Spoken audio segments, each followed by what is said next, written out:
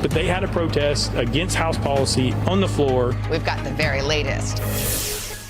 Then, keeping the faith, Broadway legend Kristen Chenoweth opens up before Easter in a revealing conversation.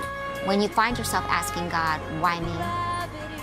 You can also then turn around and ask yourself, why not you? The Tony and Emmy award-winning actress reflects on her faith and shares a special performance you will not want to miss. Plus, changing lives. Harry Smith is shining a light on one man who made it his mission to help those in need in his community. We have a phrase that housing alone will never solve homelessness, but community will. How his selflessness and dedication has changed the lives of thousands. And opening up, Michael J. Fox getting candid in a new documentary about his rise to fame and his battle with Parkinson's. We've got a first new look today, Friday, April 7th, 2023. Starting off the holiday weekend from New Orleans, Glen Grove, Washington, Roswell, Georgia, and Midlothian, Virginia. Rush Family Spring Break From Pittsburgh. Celebrating milestones 60, 35, 60 from Green Bay. 43 days till we say I do. Sending love to our mom in Compton, California. Shout out to Dreher High School In Columbia, South Carolina. here to celebrate Grandma's 75th birthday on the Today Show. We are back now, 8:09 on this Good Friday with our special series, Finding Faith. Yeah, in honor of Holy Week Savannah, you got to catch up with one of probably your most favorite people, Miss Kristen Chenoweth. Oh, she's a legend. You know, she was just down the street. She met us at historic St. Patrick's Cathedral. Honestly, we could have talked for hours. Kristen, of course, needs no introduction. She's a Tony and Emmy winner and has transformed Broadway with her starring roles in Wicked and You're a Good Man, Charlie Brown. Well, she credits God and her faith with helping her get to the main stage. And as a Christian, she believes it's her mission to share God's love. And whether that is on the Broadway stage or walking down the streets of New York, she's finding a different kind of voice. I can't believe we're here. Can you believe we're here? You got your start singing in church. I did. Not a church like this one, though. Oh, no. Mine was in Broken Arrow, Oklahoma, and it only had about 1,000 people in membership. But God was a huge part of my life, and how I found my gift was through church music. What does it feel like to sing a great hymn like How Great Thou Art and be able to sing it like you? It gets me back to my roots. Whenever I sing, you mentioned great is thy faithfulness earlier, and great is thy faithfulness, great is thy faithfulness. The echo. Morning by morning, new mercies I see. Take my mic down. Never. You have a song in your heart, and you should sing it. Maybe not as loud as me. Definitely not as loud as you. I I'll just lip did. sync. Would you say you first found your voice in church? Yeah, I was in the choir, little kids choir, and they were having an audition for an adult solo. And my mom said, you can't, you're a kid. I said, let me just go try out. So I went, and I got the solo. And I love to sing for all kinds of faiths because I believe that we worship a God that is loving. And if I can spread that joy as much as I can, then I'm going to try. Because that was one of the things God told me when I was a little girl. I get these impressions on my heart. I don't know how else to explain it. It's a still, small voice, and when I get that impression, it's like a handprint, like, yes, that's correct. It's interesting about God's voice because it's hard to describe, but I often find it is saying something that is unexpected and feels outside ourselves. And that's, for me, how I know. It's not just my inner thoughts. Yeah, I remember Savannah even talking about my adoption. And I've just started talking about it recently because I got the impression in my heart, this will help other people. Kristen was adopted as a newborn. Her adoptive mother happened to be in the hospital the same day she was born for an operation that would leave her unable to conceive.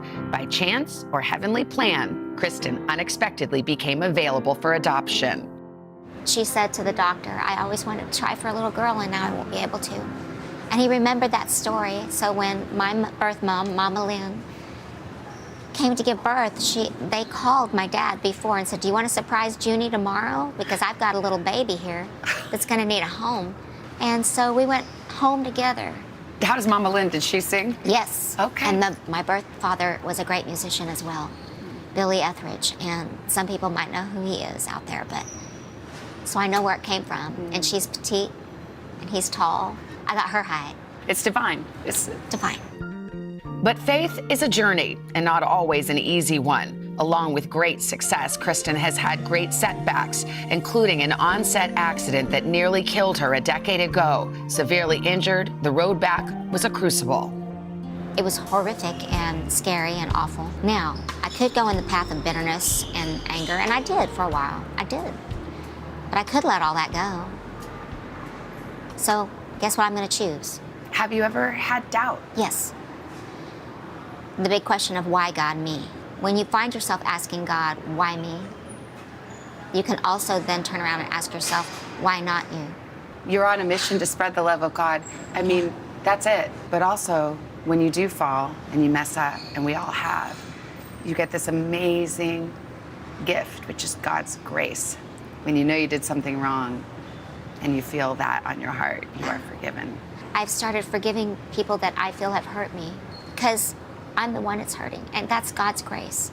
He says, see, my child, if you'd done this the whole time, you wouldn't have carried that on your journey.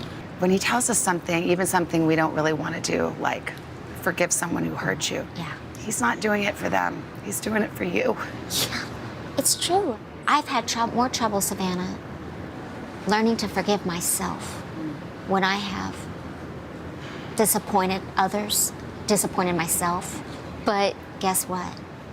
Learning to forgive yourself is the most important so that you can move forward. We don't have these conversations all that much. Not anymore. And there's a way to talk about it, I think, in love and openness. If you know what it comes down to, we're all God's children. That's right. I think if we thought about that more, Yeah. it would be transforming. Then we really would look at each other as brother and sister instead Yes. of the enemy. In this family together. Yeah. I think that's what God wants us to do. Too, Savannah. So on this day, Kristen Chenoweth, who God gave the voice of an angel, raised hers loud and strong, and we were blessed.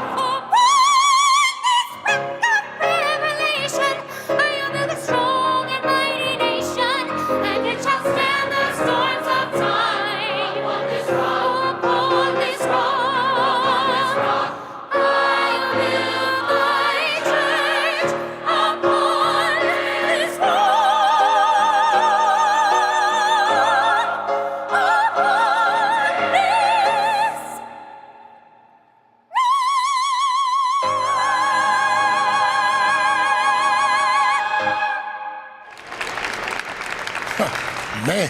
Can you know what's funny about that was St. Patrick's Cathedral. She was backed up by the New York City Children's Chorus. Tourists were just there. It's a few days Wandering before through. Easter. Yeah. They had no idea Kristen Chenoweth and the Children's Choir were going to sing. And I mean, I you can't saw believe what that a moment. octave, whatever that was she hit was like, She should oh, wow. consider a career in singing. I know. She's incredible. She's What a beautiful conversation. she's a Savannah. genuine Yeah. person, and just, she's the first to say, like, I'm not perfect. I'm not trying to hold myself up as any kind of example. I just know God loves me, and I think I'm supposed to tell other people that too. Oh, wow. What was Pretty the cool. thing that her family told her about ears and the mouth? Oh yeah, she said that she's like, Kristen, you got 2 ears, 1 mouth. That means listen more than speak. And I think that goes for all of us. By the way, I mean, you can see Kristen everywhere. She's also in season 2 of Schmigadoon, which is streaming on Apple TV+. That was awesome. Yeah. It's a great conversation.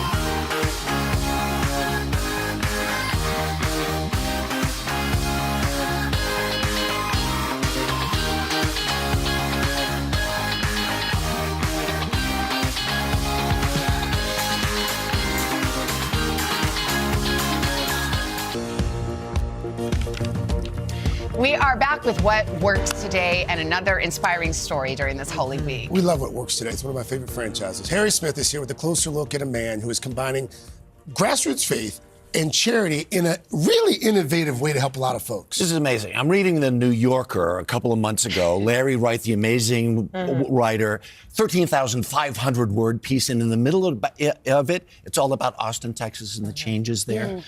Few paragraphs about this guy who is changing the lives of chronically homeless people. You got to see this. In this otherwise unremarkable area of Austin, Texas, there is a community that very well might be an answer, even the answer, to a problem plaguing cities coast to coast. And we have a phrase that housing alone will never solve homelessness, but community will. Community. It's about community. It's about people being lonely, man. We're in the middle of the Mobile Loaves and Fishes Community First Village with founder and CEO Alan Graham. What started with a few used trailers has now grown to scores of tiny houses. There will be more than 500 units by the end of the year. How do I qualify to get in here? Unaccompanied male or female, no children, Yeah. with a disability, having lived on the streets of the Travis County for at least a year. You're moving from phase one. There's a waiting list of 160. As for rules, restrictions for drug or alcohol dependency do not exist. Zero. We live in a world where we have been experimenting with prohibiting those things for over 100 years here in the United States. And how successful are we?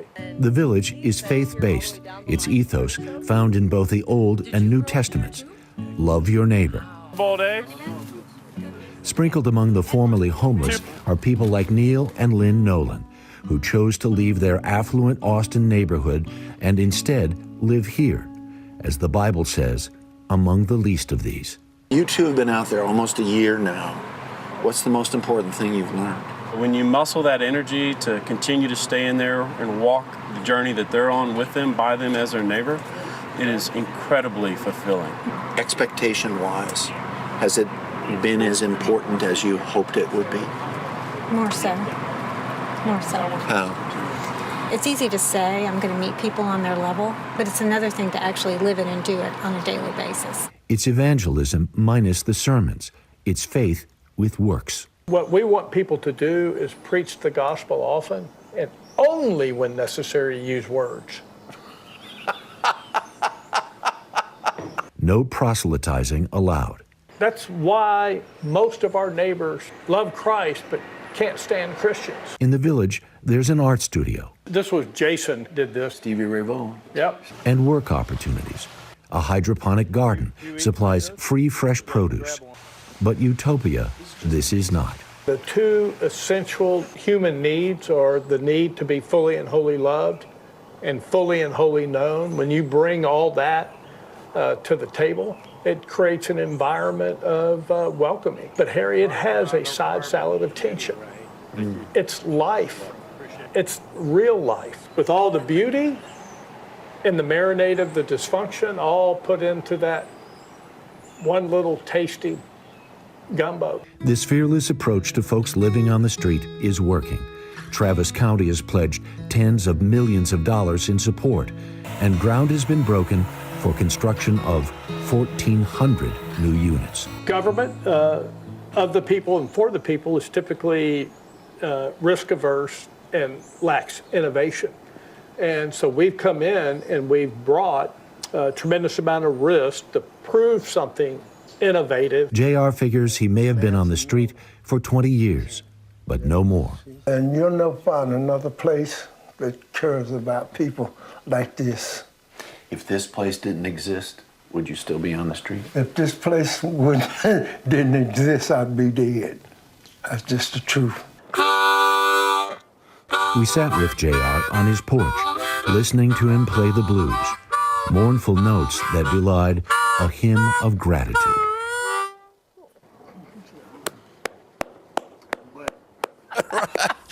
And here's the thing, people come and visit there 3 or 4 times a year from around the country to see how it's done. Yeah. And Alan, by the way, formerly successful commercial real estate guy, Yeah. he and his wife live there too. Wow. right in the middle of it all. They should take that to scale, Harry. Yeah. Well, it's scalable. Yeah. It's That's scalable. what they call walking the walk. And It's one thing to talk. This is serious walking. the walk. Wow. Yeah, it And Harry, really of all the is. stories you've done, you label this one. It's one of the best ever, right? Yeah. 'Cause one of the other things he says is so amazing to me. He said, you know, the people who come here to live, they love Christ. They just don't like Christians. Faith and works. Oh, that was really Faith and good. works. Way to go, way to go. All right, Harry, coming thank up you. next, guys, tech gadgets with a catch. Some of them will actually get you outside so you can enjoy all the things we love about spring. But first, this is Today on NBC.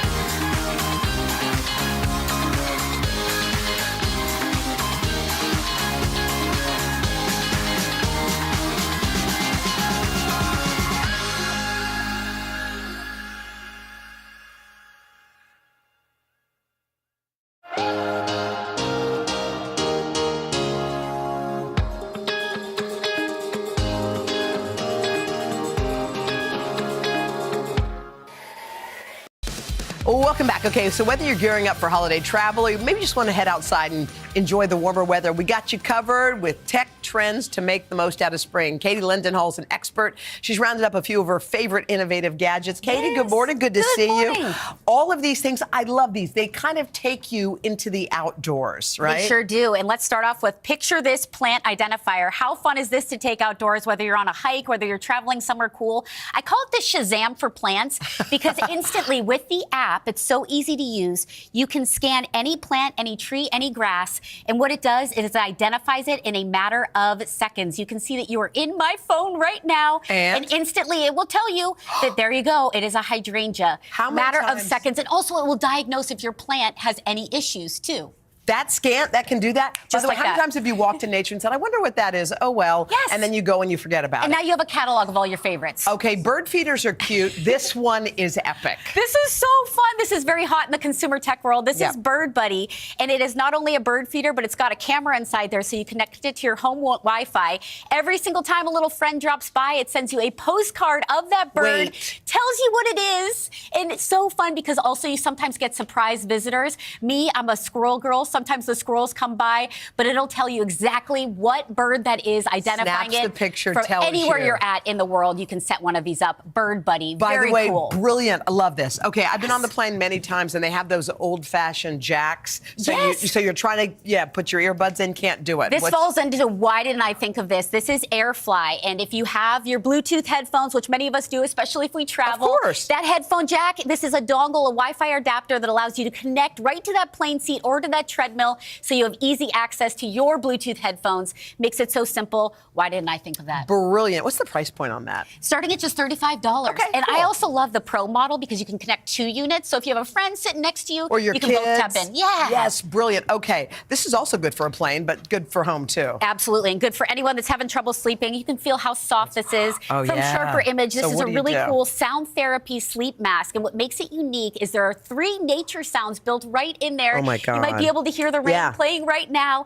but also you can connect it via Bluetooth to any of your music as well. So it's going to block out the light, is comfortable, lasts 8 hours, so you got plenty of battery life, but good for any spring travel or anytime you need Yeah, good you can sleep. put white noise in or anything you need. This one down here, Katie, is wild. Everybody Okay. is loving this in the studio. This is Moleskin, and this is an easy way to digitize and organize your notes. Okay, so wait, just You for a can second. see- Look what Katie's going to do. She's going to Yes. write on this notepad. And instantly- look what's happening. Hold on. Look what's happening on the digital screen. Let's take the shot from in here. So Yeah. cool, because as I'm taking the notes, it is popping up right on the iPad.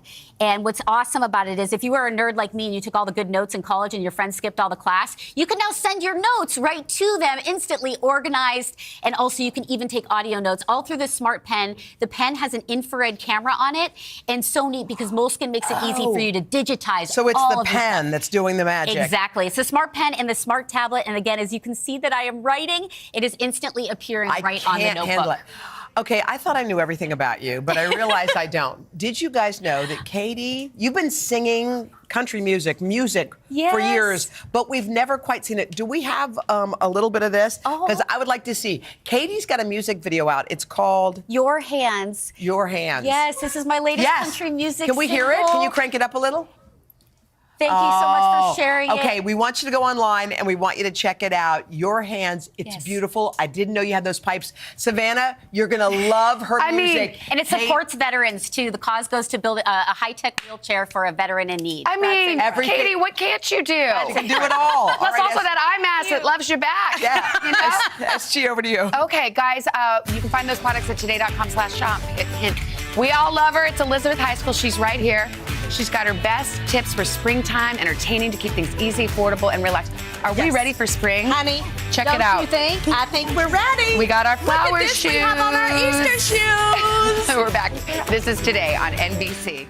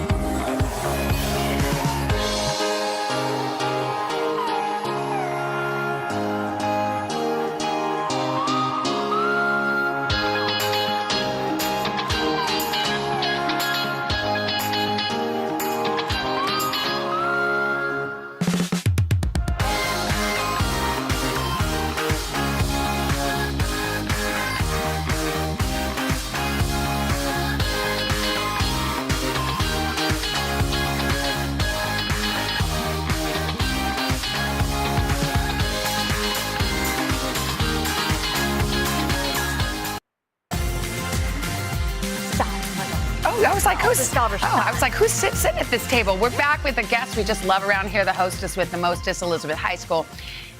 She's actually the hostess with the mostest because she is now hosting the premiere of Today All Day's new series, Celebration Season. It is filled with tips for planning the perfect stress-free spring gathering. And she's here with a preview, some advice we could all use this weekend.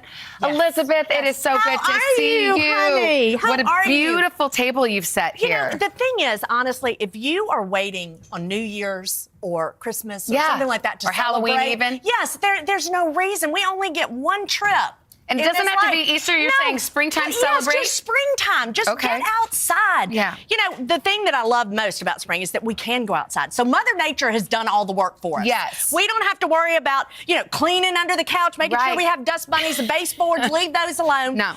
Just go outside. Everything's green and beautiful. And do as much as you can ahead of time. Okay, so you want to do outside. What's the best way to save money? Okay. Number one, we're going to keep it small. Yeah. The bigger the guest count, the higher and more expensive the party is going to be. True. So you want to keep it small. And honestly, you want it to be intimate anyway. It's all about connecting with family and friends. And so sitting around one table is really, really special. The other thing that we're going to do is like these flowers here. I love cut flowers. But in the spring, we can go buy these potted plants, and then I'm going to take these. Not only are they going to last longer, I can then take them outside and plant them. Okay, good. Yes. The other thing is use what you have or borrow from a friend. So like on this table, I didn't have enough of my grandmother's china here, so we added this blue, and and that's fine. And then you say invest in a white tablecloth. Okay, this is brilliant because look, if you end up buying a really bright striped tablecloth, you're stuck with it. Yeah. But if I have a white table, then I can do a runner. And look, this is paper. Oh, this is a It's paper runner. It's I love paper. those paper runners. You could even do it with wrapping paper. Okay. It doesn't matter. Yeah. It's wonderful. Okay, what about picking your food and what you want to serve? It needs to be seasonal because that way it's going to be less expensive. Okay. And so, like even with right now, asparagus are incredible. And when you use something that's in season, you don't have to do a whole lot to it. Yeah. So marinated asparagus, you can do those, a couple of days before, add the marinade right before, and your guests are going to love it. Now, what's like the etiquette of, hey, let's have a potluck? Or is it rude to say, like, do you want to bring dessert? No, I'm going to tell you what's rude. People usually offer, I'm going to tell you what's rude. If they don't ask you, what can I bring? I know. Then they were not raised right. I know, and that's just the way it is. I even have a book called What Can I Bring? I know, That's how much I believe in Okay, but what if they don't ask? If they don't, then you're going to suggest it. And that's also another way to keep it. Now, look, if you know Aunt Edna, if she's got cats all over her Nobody counters. says, Savannah, what can you bring? Because you know I can't cook. But you can bring the wine, and yes, you can cook. Because I taught you to quit saying that. Okay, you're true. You did teach me. But this is the thing, though, is, like you say, if Aunt Edna has cats and they're living all over the counters in the kitchen, you don't want Aunt Edna to bring nothing. No. Let her bring the wine. Yes. Okay, she can bring the ice. Or even like if you were doing dessert. Napkins, A paper store-bought. goods. Is that crazy? No, I'm that's I'm just riffing here now. Well, I mean, Okay. I don't know. I'm just trying to think of like at school functions, I always bring the napkins. You bring because it's easier and I can't cook. And you can do it ahead of time. Yes, exactly. Okay. Let's talk about themes. We love a theme. We did the flowers. So this is a complete multicolored theme, and that can be a theme. You could do an all pink party. That's a theme. The bottom line is you want to pick a theme and stay with it. Yeah. I think a lot of people get overwhelmed, but if you keep coming back to your theme, it's going to be a beautiful, cohesive party, and it's not going to be stressful, and that's what this has to be because, you're inviting people that you love to your home. They're not there to inspect your house or make sure that your guest towels are all folded properly. Plus, we're doing the party outside, so they're not going to find They're not coming inside. Dust bunnies, They're yes. not coming with the Easter inside. Bunny. Yeah. Okay. So the other thing, so look at this table. So I have my grandmother's napkin rings, and again, I love these, but I don't have a lot of them. So I even just took a ribbon here and tied this. So if you don't have napkin rings, use a ribbon. Use what you have. Yeah, and you know what? You don't expect it to be all matchy-matchy. It all kind of just flows. Is that because you have like a dominant color? How do you do that? Because sometimes mismatch looks mismatched, and sometimes it looks put together like this. Right. Well, they're all in the same colorway. They're all in that same family. right. So we have our purples, we have our greens, and we have all of our blues, and of course we have our pink. Can we raise a glass to good health, which you have? Yes! I know. Hallelujah. I mean, that's something to celebrate right Prayers there, honey. answered, my friend. Elizabeth High School, we love you so much. Don't forget, you can catch her on Celebration Season today on Today All Day.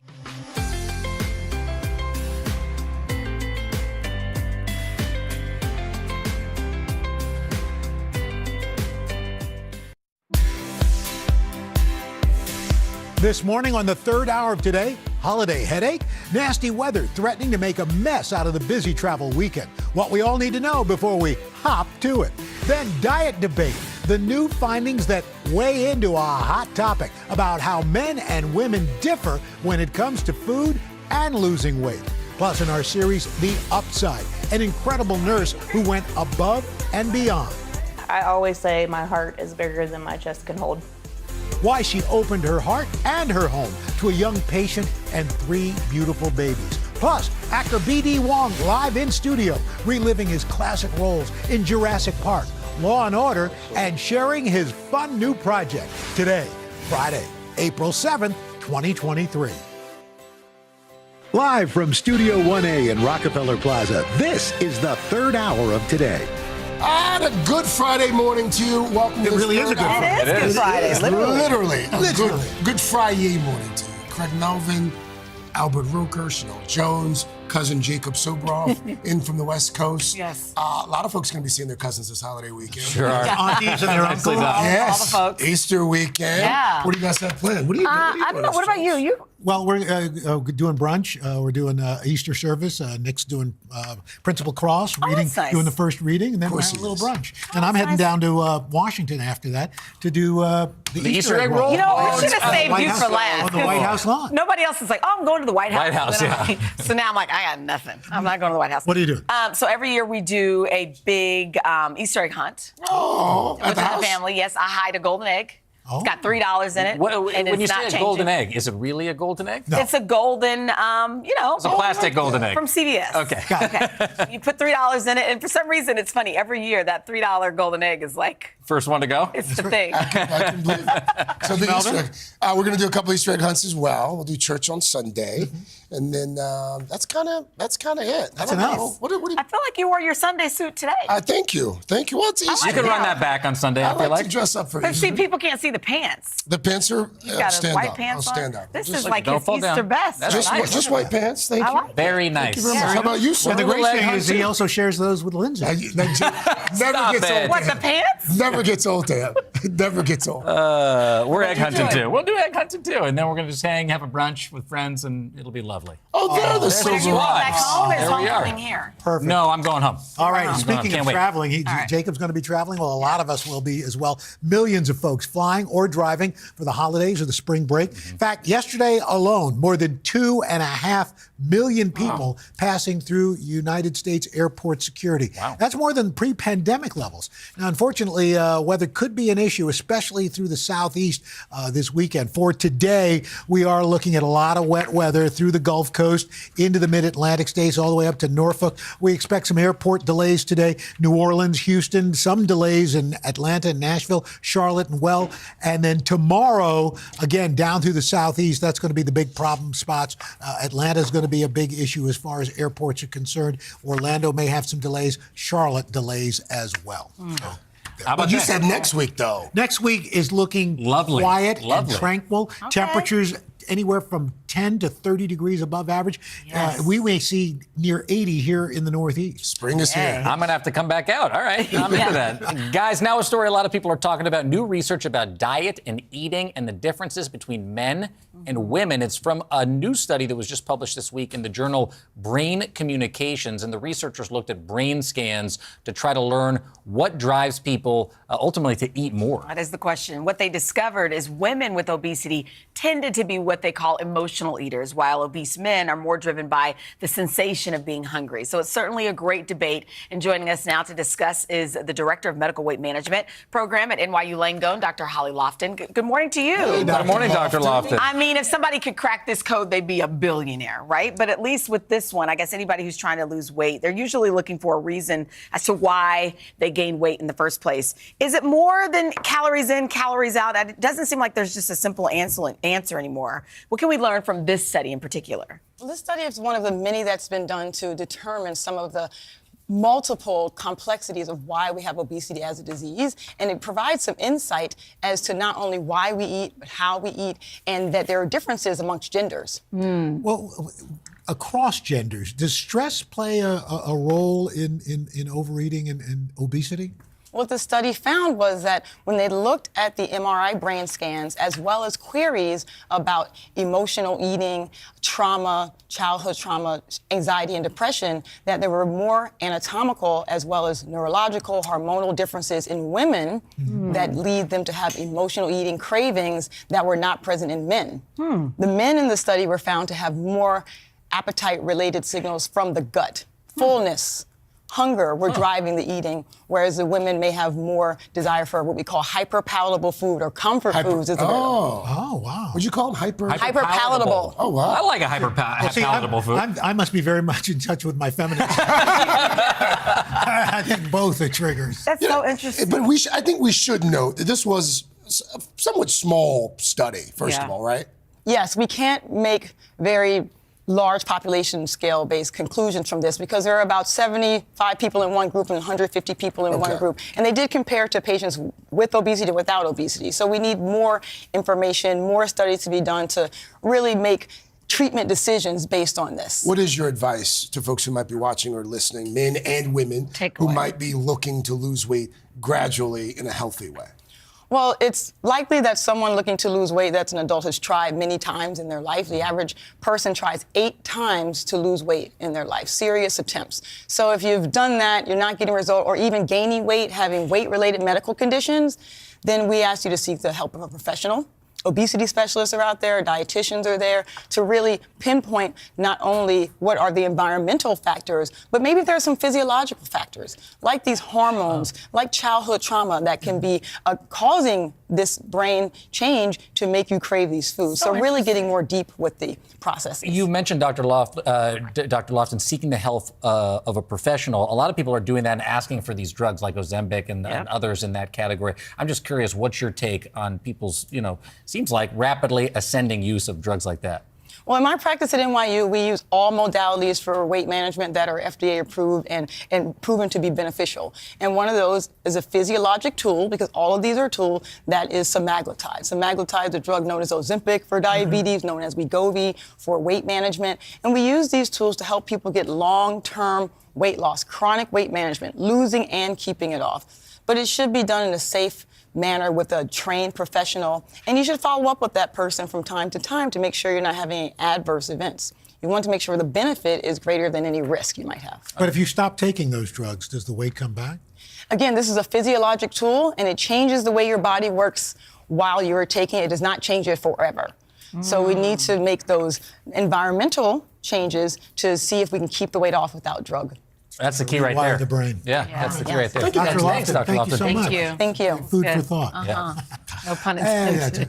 it was. Oh, was it? Oh, yeah. Up next. It's a deliberate Sorry, pun. Doctor. Up next, we're keeping the health theme going in today's checklist. Moves you can do to avoid some common injuries as we all head outdoors as the weather gets nicer and get active, including the Monster Walk. Dun, dun, dun, dun. Third hour of today. We'll be right back.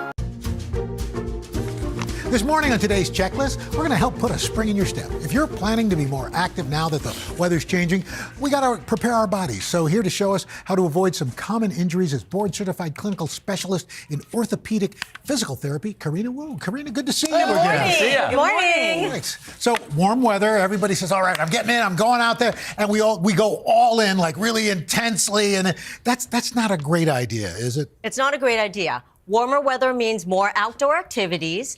And what happens is the people they're overdoing it. They're doing too much. So the most common injuries we will see are everything from the low back down. That includes pulled quadriceps, hamstrings, and calves. That's just walked into my office just this week. Oh, my goodness. And what happens is with outdoor activities, there's a lot of repetitive lower body movements, and the body needs to propel itself catch the body weight, absorb forces. If you are not conditioned, you're not trained, it's the last run of the day or the trip, that is when you get these soft tissue strains. So you do physical therapy. So are there any exercises you can do to either prevent that or keep that from happening, heal it on the other end? What can we do? Dynamic stretches are a great way to warm up and to prevent these springtime injuries. Okay. Dynamic stretches are great. They bring blood flow to the muscle. They help prepare the body for the activity because they oftentimes incorporates the movements of that. You said sport. dynamic stretch. Dynamic. Okay, so we're what's- Let me back up. I have heels. We Okay. are Maybe we start moving. with some hip circles. Yeah, Yes, show us we the hip do. circle. So we start with hip circles. That opens up the hip joint. You can do this too, Chanel. Yeah, okay. You don't have to do. Yeah, I'm like, Yep. I'm messed up today. You'll be fine in those heels. Okay. So hip circles, this opens up the hip joints and loosens up the muscles That feels around good. the hips. Oh, yeah. Correct. May not look great. I was going to say, look. No, these are great. But In the they- white pants, everything looks great.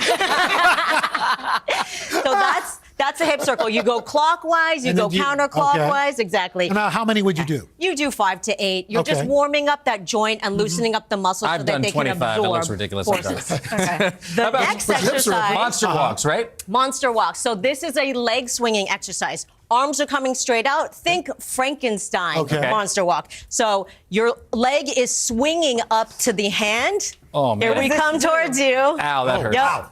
And so Oh. you're going to get Greg, a you got big lift. stretch. Look at that. Greg's got his Big fingers. stretch. Keep I your didn't think those torso hands would upright. stretch like that. Oh! They're stretching. Oh. Big stretch from the What does that glutes do? all the way down to the calves. Uh-huh. It's a big stretch on the posterior chain, they call Okay. it. If you can't kick that high, what's the modified? So then this would be great for abbreviations and modifications. Just go within your range. Feel Oh, for okay. that first resistance. You don't have to do it like the pros Right. do it. Why you put your That's hands when up? you get What's that about? Because it's for balance. I see. Little counterbalance, and it helps keep your torso upright. Okay. That's a So good you one, 'cause you isolate to the actually kinda feel glute that down one. to the calf. Now, this next one is something Craig would like to do to me. A butt kick. Okay. You are trying to kick your own butt. Oh, So what's the heel fun in is that? coming up to the butt. That's not happening. It's a stretch to the front of the thigh, which Ooh, is your quad, and it quads, turns yeah. on your hamstrings. and Show calves. me again. So we are doing this. Oh. So really, literally, try to kick yourself in the butt with your heel. Got it. So you could do it walking, Yep. like a little bit more stationary, which works the range, or Feels you like a could stretch, turn you know? on and bring the blood flow because you're literally doing it quickly. Okay. Like this, okay? This is a big one with track and field people. All right, so this Okay. final exercise, you have something to help with balance a little bit. This one is a big stretch from the low back all the way down to the tips of the toes. It's a walking toe reach. So you're going to step out with a heel down, straight knee, reach for your toes, and pull up those knee-high socks. So pull them up. touch Oh, your yeah, that's toes, a good really one. reach forward, and drag Oh, I your can feel hands that. against the sides of the For your calf. hamstring or? Hamstring, Calves, calves, I feel gets that your in the calves, nerve too. because you're bending forward on this one. How often should we be doing these? These are great for warming up for activity, but stretching could be done daily. Okay. Oftentimes people are a little stiff when they start stretching, That's so true. work in your range, know your limits, and don't ease into it. Gradual return is always a safe bet. Hey, doctor, you mentioned a lot of people are coming in with injuries. What can you do to speed up recovery from some of these injuries if you've already pulled something? So if you've already pulled something and you're not seeing a healthcare provider, rest, because soft tissue injuries are what you are using all the time. So rest, ice for swelling, kinesiology tape helps for support, pain reduction, and fluid movement. How do you know ice versus heat? Oh, sorry. Good question. If there's swelling and it's an acute injury, which means sudden and a lot of sharp pain, you want ice because ice numbs it and reduces your perception of pain. Okay. Rice. Rest. Right. Ice. Well, actually, it's a different acronym now, but we'll go into that later.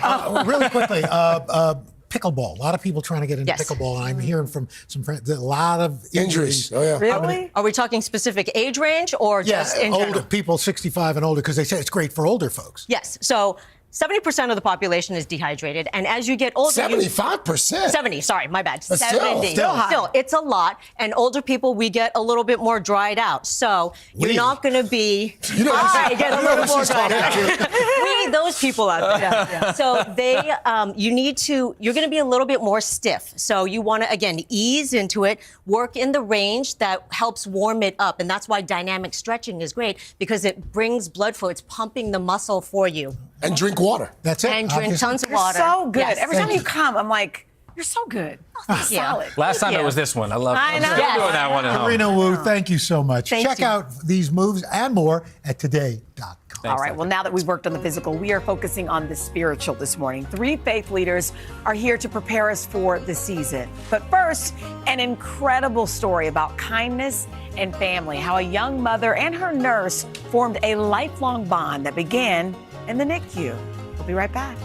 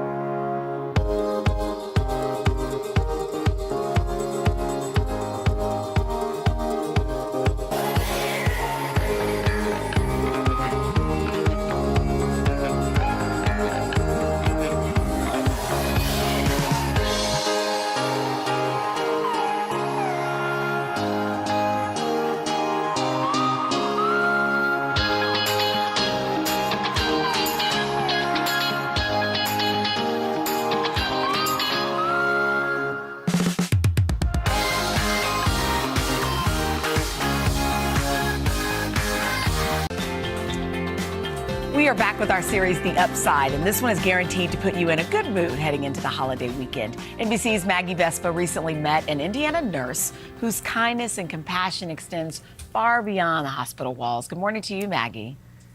Hey guys, good morning. Just wait until you meet Katrina Mullen and get to hear her incredible story. Her family and friends, full disclosure, all told her she was nuts. But she tells us after decades caring for new, scared, and sometimes teen moms and teen parents, she was inexplicably drawn to this small family enough to make a huge change. There are some homes where the moment you walk in, you're part of the family. In this Indianapolis living room ruled by 3 toddlers. That's what happens when you have a big family. Katrina Mullen phrases it differently. You're part of the chaos. Chaos Katrina never dreamed of. It all started back in August 2020 when a timid 14-year-old Shariah Small first arrived at Community Hospital North, pregnant with triplets. Tell me about the first time you saw Shariah. I knew this backstory of that she was a young mom, and I just thought, man, how hard that would be. I was a teen mom. Katrina, a seasoned NICU nurse, was drawn to the teen who gave birth largely alone to 3 preemies. Soraya, Serenity, and Samari, born at 26 weeks, weighing less than 2 pounds each. The NICU is loud, it's scary, there's lots of alarms and wires and beeps and IVs and ventilators and all these things that I knew she didn't understand what was going on, and then she has it times 3. Katrina's instinct was spot on.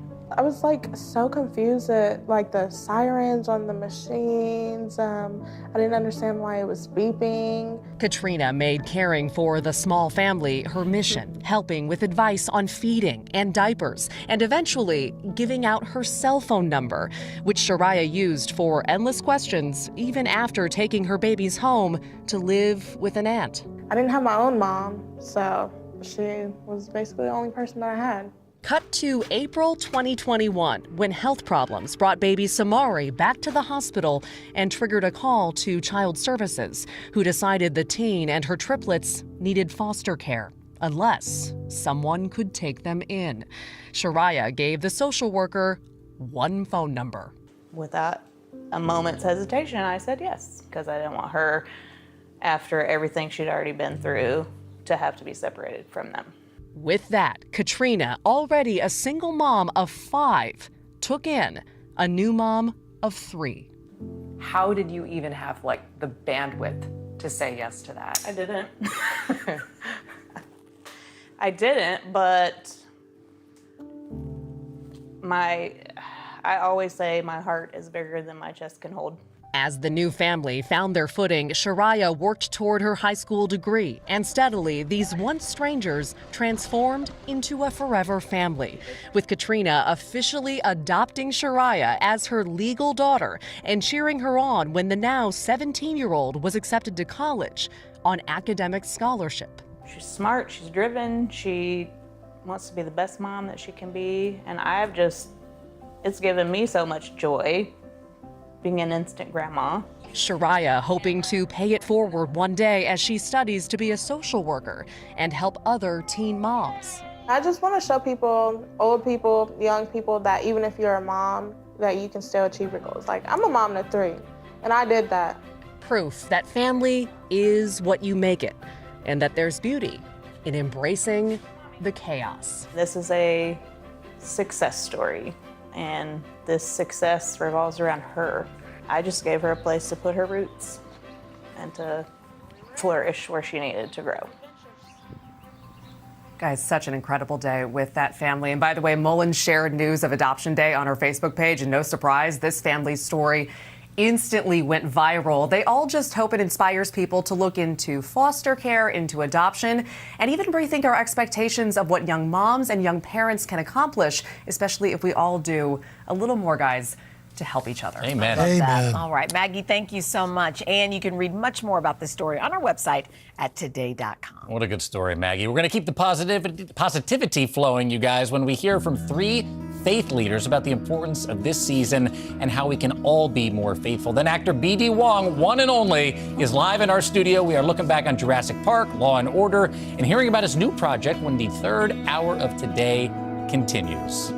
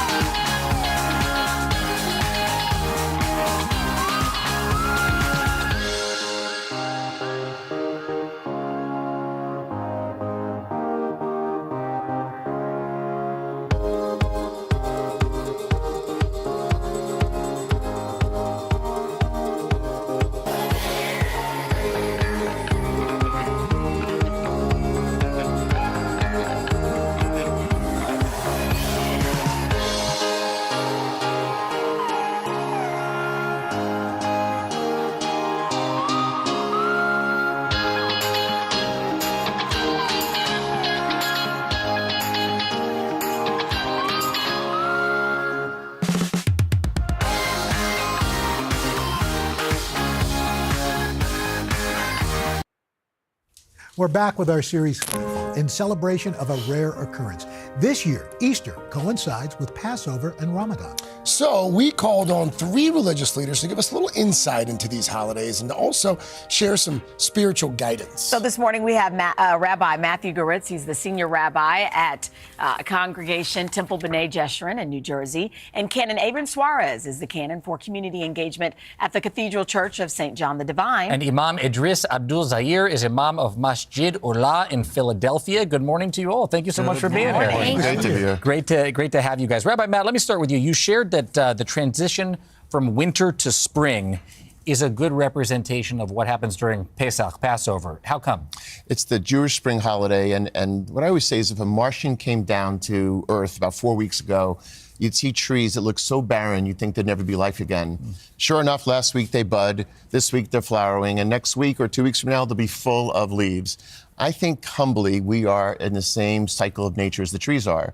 So we've had a barren winter, right? We've had gun violence, we've had ravaging storms, we have polarity that's out of control. But the truth is, just like the trees were once barren and they flourish, we also, after a dark day, can reboot, we can renew, we can be reborn, and we can rejuvenate. What a beautiful analogy. What a beautiful analogy. You want to convert now? Come on over, Chanel. Come on over. We each get something like a notch in our belt for everyone. By the way, if you're Jewish, you got to wear a blue suit and a blue tie on this couch. I'll work on it. I'll get mine next time. Canon Ava, you know, for Christians like us, my pastor he frequently talks about it being the most important holiday for Christians, the most important Sunday. How does it unite the Christian faith, Easter?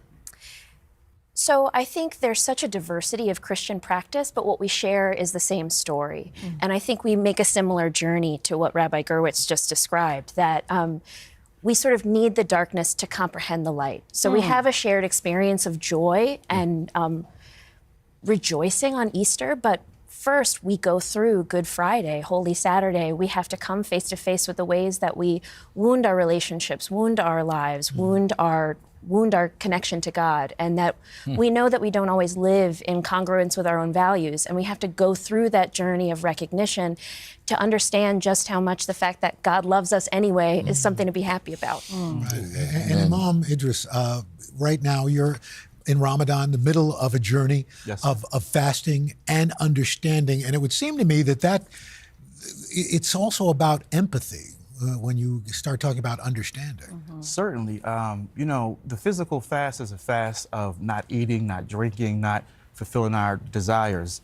But it also is one of self-restraint. And what that looks like is empathy towards those that, on a certain basis, don't have a guaranteed meal at the end of the day, don't know where the next drink of water is coming from. So it really taps us back into our common humanity, looking after our brother and our sister. And so part of that practice is not just that fast of the physical, but also to restrain ourselves spiritually, and then tap into our common humanity by serving in the community. So we have, a host of events where we feed those that are food insecure, and make sure that we are answering the needs of our neighbors, because ultimately that's what God in service through us looks like, faith in action. Yes, it does. Go Yeah, ahead. it's so good to have you guys here this morning. The reality is I remember Easter Sunday growing up. It was like the most crowded Sunday of the year. It was like Easter and maybe, I don't know, not even bigger than Christmas for a lot of us. So for the people who want to say, okay, yes, we're going to do it this holiday weekend, but how can we incorporate faith into our everyday lives? So it's not just this, a few times a year we remember, I've got to be better. I know this is high drama. Ramadan, Easter, Passover, same time, sacred intention all over the world. But I think if you can't just do it once a year. So I think one is gratitude. I wake up in the morning, if I'm breathing, if I smell, if I taste, if I see, I stop for a second and say, check, thank God. Two is yearning, where I feel like, and I don't mean, yearning is not wanting or needing, it's the deepest yearnings of our soul. What do we really want by way of balance and meaning and purpose in this world? And by making ourselves yearn, we make ourselves vulnerable and open to God. And third, I would say, is that faith is not magic. Everyone thinks that God swoops down and casts a spell in the world and it's all going to get better. Well, look at the world. It hasn't gotten better, but we are God's messengers. We are God's angels. It's up to us with compassion, with generosity, with love, with devotion, and maybe with God as the wind at our back, that we, in partnership with God, bring God's dominion here down on earth. Well said. Faith is not magic. Ken and Ava, I know that there's one skill that you feel we could all benefit from regardless of our faith. What is that? Oh, gosh. Well, I guess it depends on the day. I think we see in the story of these days, the high religious drama of this season, solidarity between one another, shared stories. And particularly in the Christian tradition, we see last night at Maundy Thursday, we celebrated that before the Last Supper, breaking the one bread, sharing the one cup, Jesus washed his disciples' feet. And so there's an expression of humility and that we are connected to one another. We truly are one. And so we have to be present to one another in solidarity with one another, listen to one another actively. Imam, in this season of Ramadan, what is your message? Well, it's a message of hope. There's a verse in the Quran that says, verily with difficulty there is ease. And that's with difficulty, not after difficulty, right? And so what that message is that, difficulty, hardships, and trials come to strengthen our spiritual muscle. Many of us go to the gym and take, pleasure in taking weights and strengthening our bodies and putting muscle on. But difficulty and trials help us to strengthen our spiritual muscle, to be able to overcome and to be able to see our way through dark times, difficulty in life and challenges. And so Ramadan is an exercise in that. And we see the triumph at the end of the month when we can finally eat again. It's interesting that each of our faiths end with a meal. It would seem that we could understand each other more if we invited somebody from a different faith That's what we do. to our meals. We all know how to eat. Yeah, we know how to eat. Especially on this show. It's so great. I was going to say, what a beautiful, beautiful way to head into this Thank weekend. Thank you all so much. Thank you for being Thank you. And that is our show for today. Our control room. Coming up, we are catching with award-winning actor BD Wong, looking back on some of his classic roles, and we'll find out what he's working on now. And then later in Today Food, we're going to see how peanut butter just makes it all better.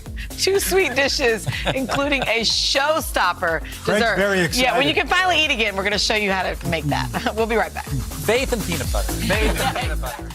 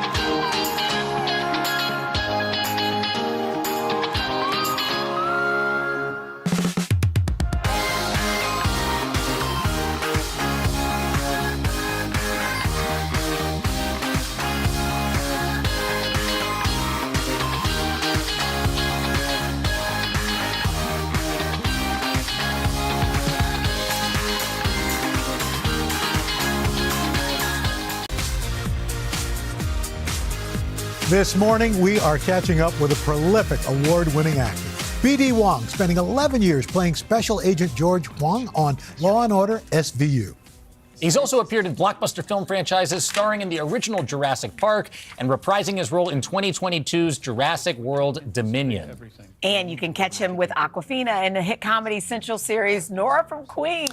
Yes, we said he was prolific. BD, also busy behind the scenes, too, as a director as well. My God. My goodness. Morning. I've always loved being a director, and I've been concentrating on it more now, and it's been really, really great. Thank you. Good morning. Busiest man alive. Welcome back. Thanks. So last time you were here, if I'm not mistaken, it was around the same time as the last Jurassic World was coming out. Yeah. It's funny because my son and I, we just watched Jurassic Park, like the third one, last week. He'd never seen it before. What do you call the third one? That's true.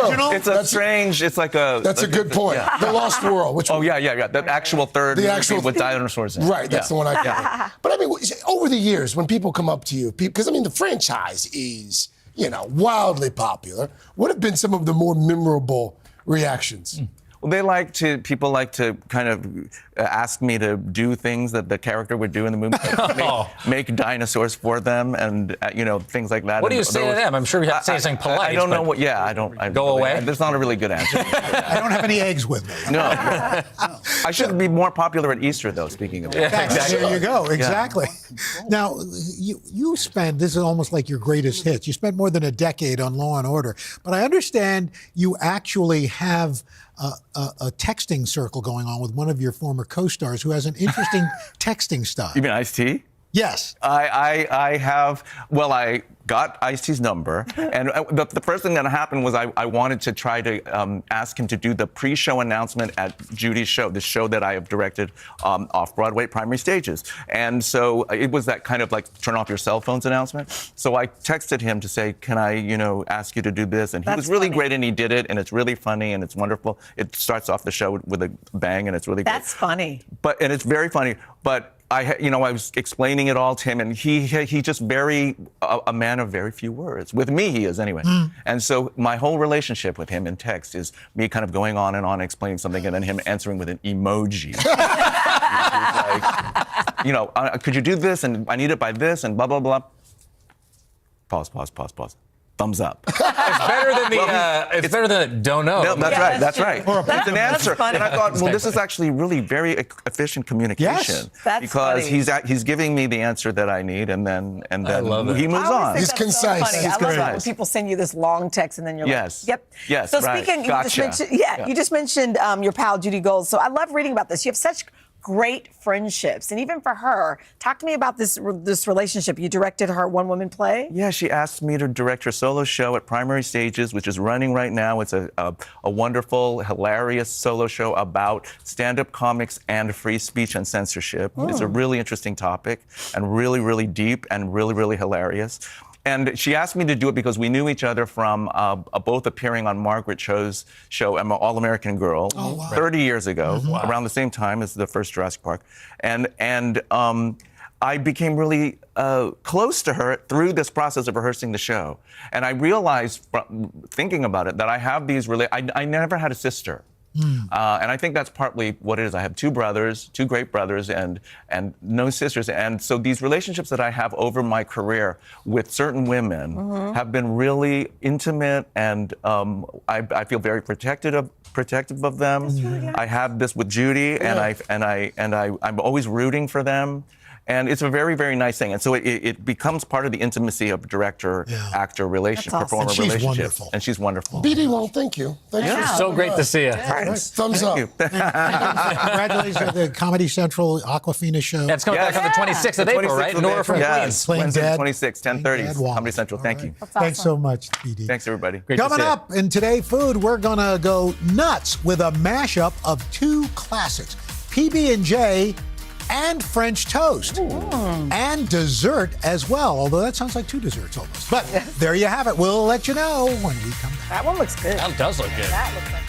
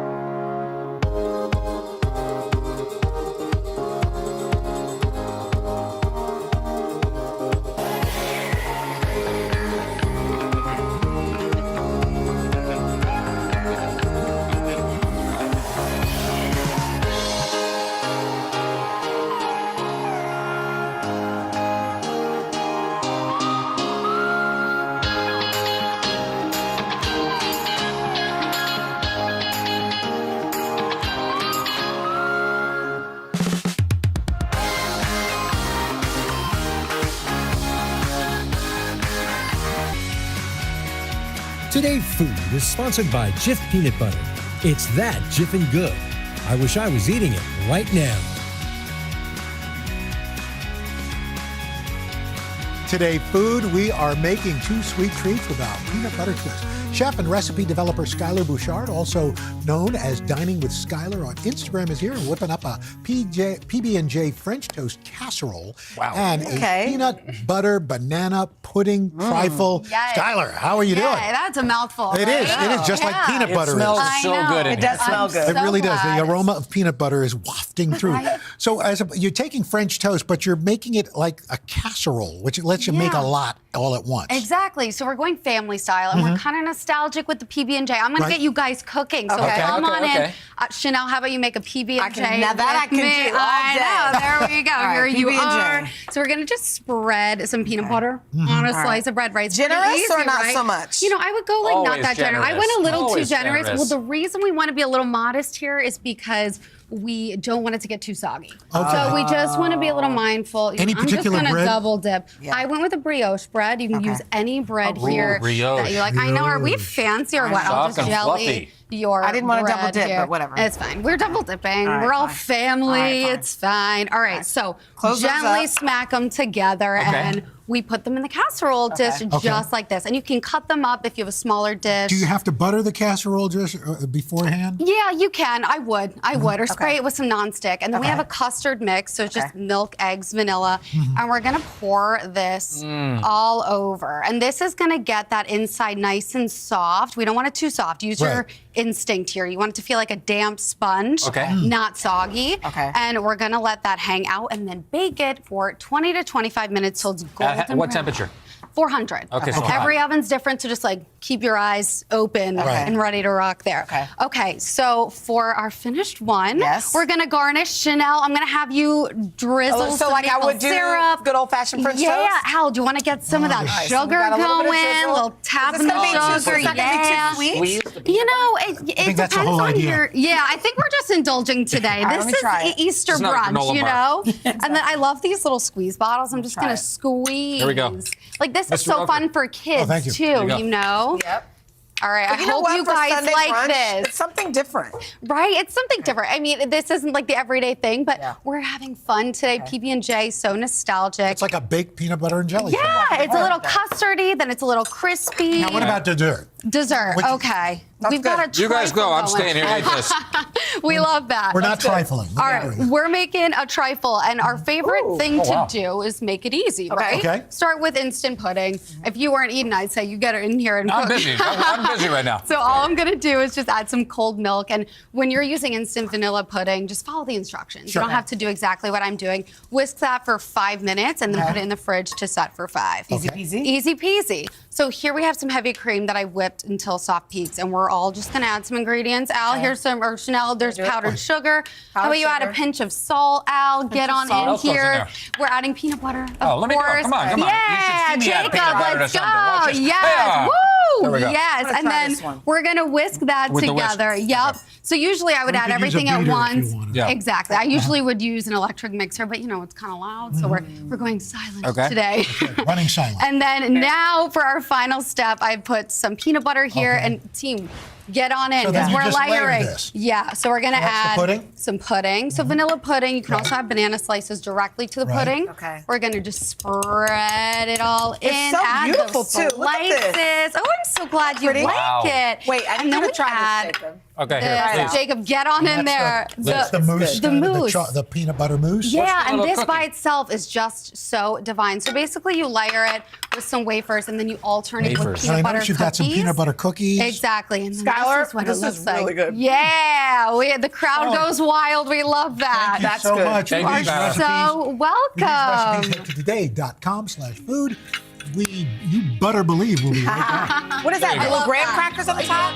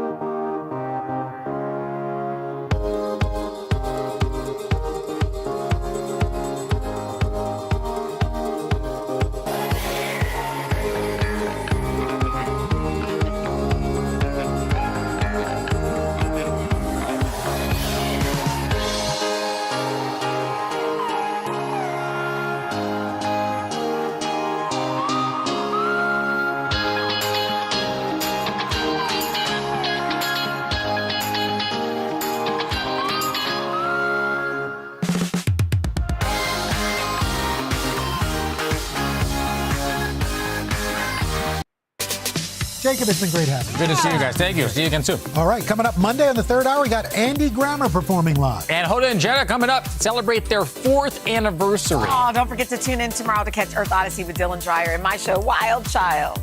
Two of the best shows on TV. That's right. Have a great weekend, y'all. Happy Great Easter. Bye.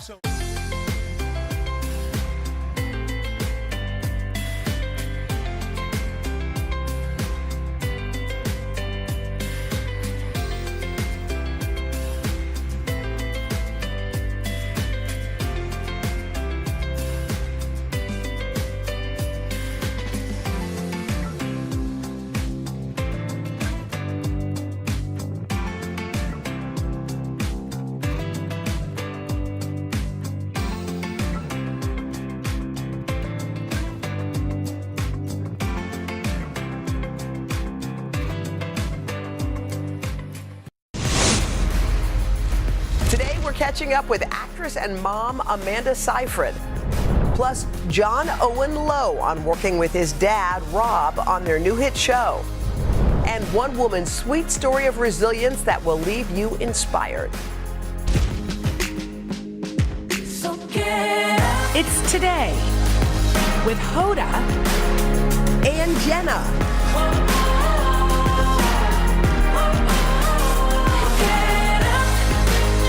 It all starts right now. Hey guys, it's Friday, April 7th. All right, we're listening to Old Town Road. This song is so good, you know, by Lil Nas X. Remember, And you there's kind of a- made it popular. Till I can't no more. By the way, my favorite genre is rap and country mixed Fusion. up. And if you go, there are certain places where you can go, like, you know how Pandora will play, if you pick one song, it plays 8 million songs Yeah, that are just totally. like that, so you never have to venture out of your Totally. little comfort zone.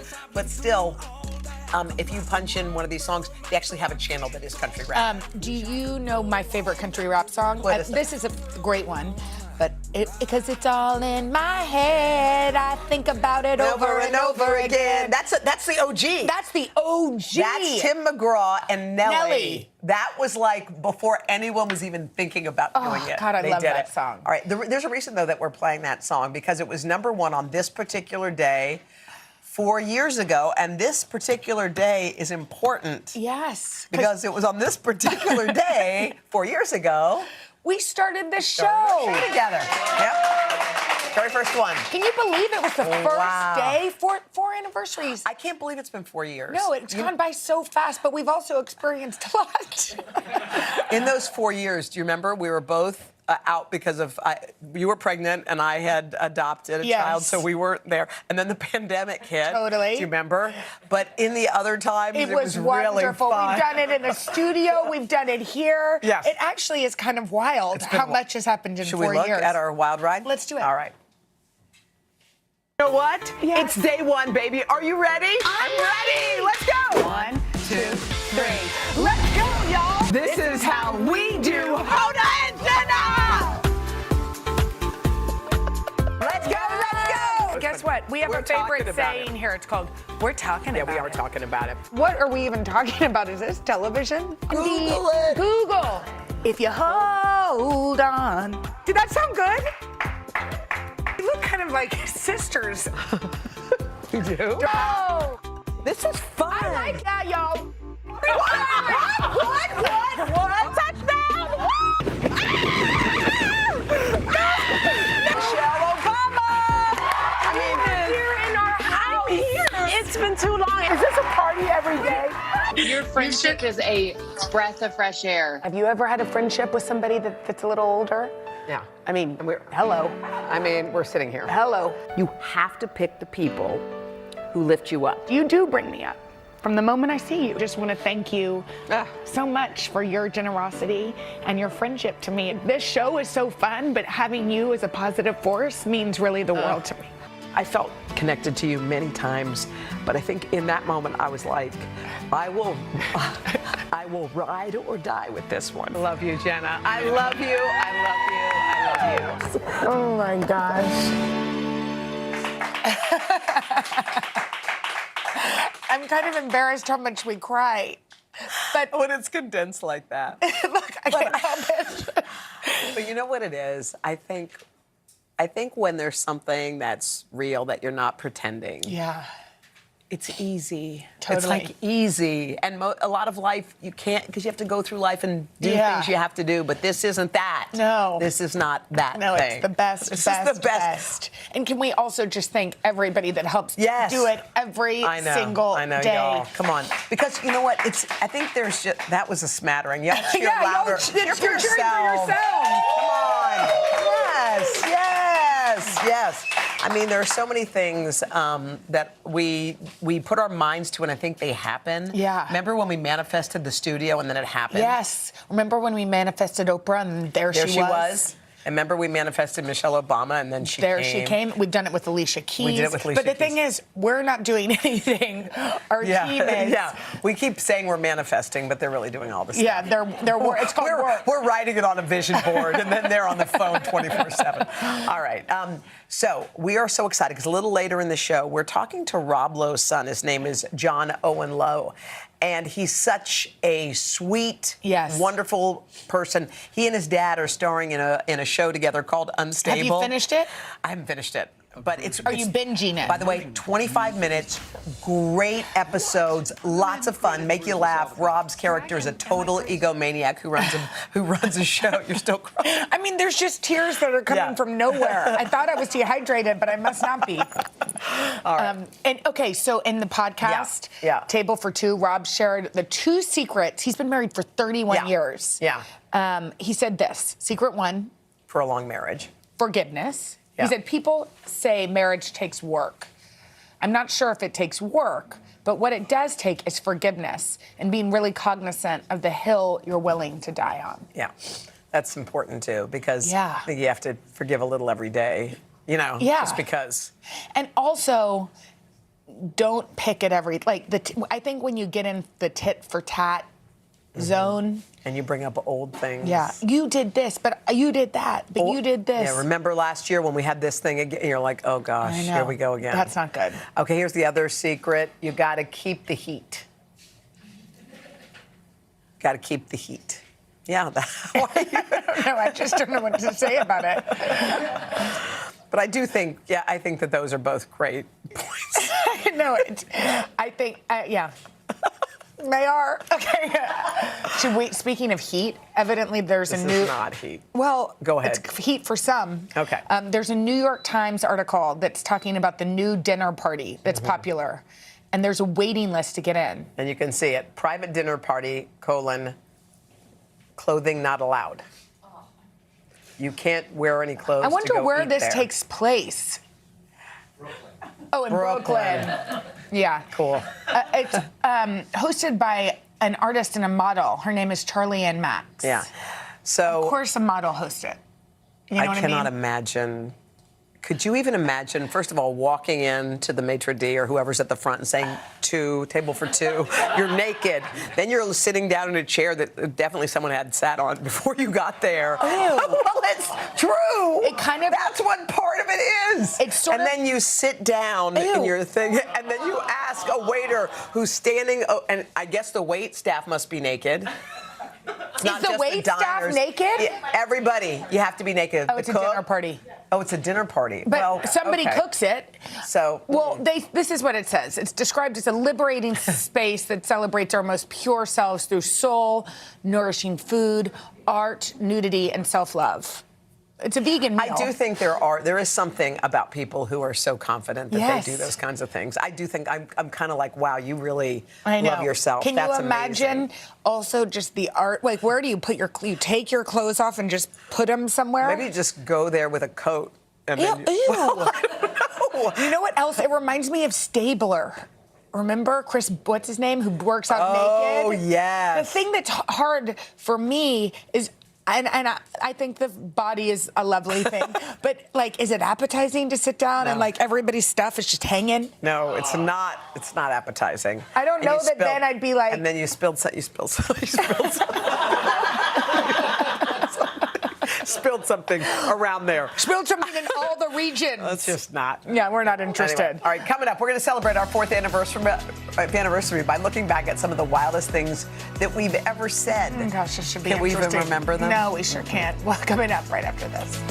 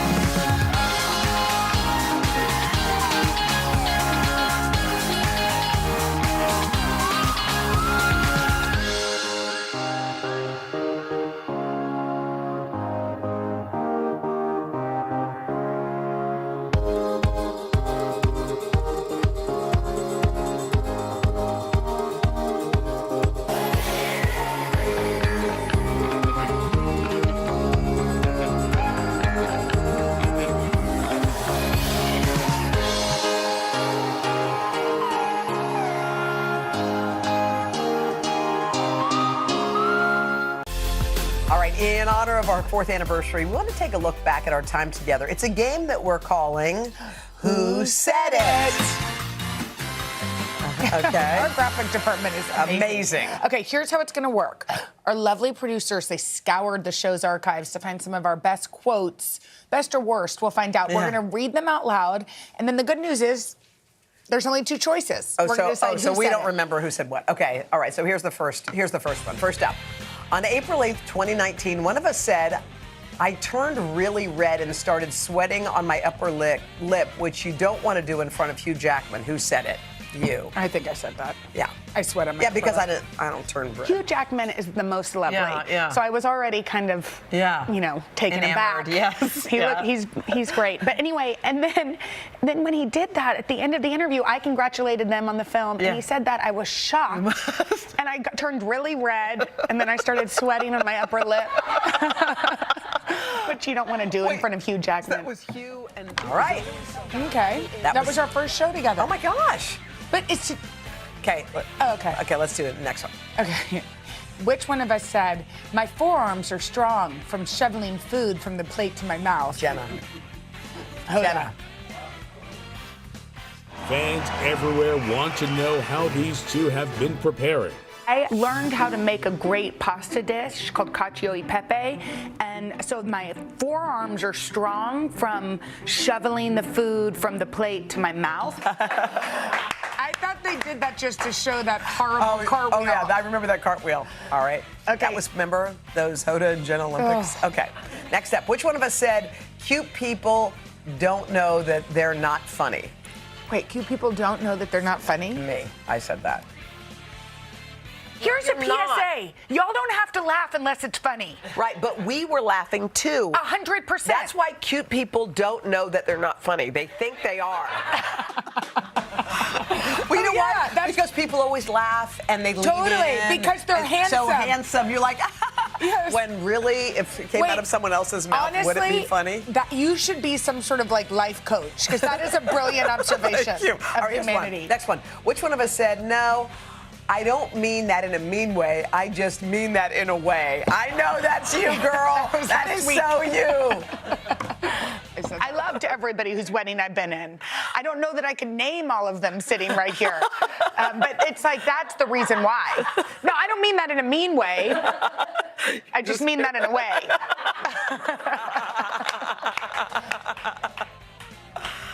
All right. One of us said this. Well, everyone's a zaddy to me. Come on. Did you say that? I don't think so. I think it was you. Who's your favorite zaddy? Well, everybody's a zaddy to me. I mean, come on. I mean, if 34 is a zaddy, then, you know. Wait, everybody's a zaddy to you? I guess so. Okay. All right, last but not least, October 27, 2021, one of us said, I know this one. My one was you. God, are they trying to make tears just leak? Don't y'all stop with the crying. It's embarrassing me. Okay. I was here for years doing a lot of different things, and I worked really hard. And I had producers say, well, you're a correspondent. That's where you are. And that was good. That was what I wanted to be. I wanted to tell stories.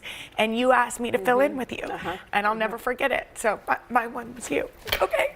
All right. Oh, gosh. Oh. All right. That was beautiful. What a great 4 years. It's been and so it's been good. so fun. So good. Okay. There's many more. I wonder how many tears we've cried. A lot. Okay. All right. We got some special anniversary gifts. That's so hear. sweet. Bri. Oh, thank you. Oh, what does this say? Open it. Okay. Oh, cool. We're talking about it. Oh, sweet. Now I don't have to say it so much. I can just wear it. All Thank right. you, guys. Coming up, guys, she's an actress, singer, and mama of 2. Yeah, we're catching up with Amanda Seyfried right after this.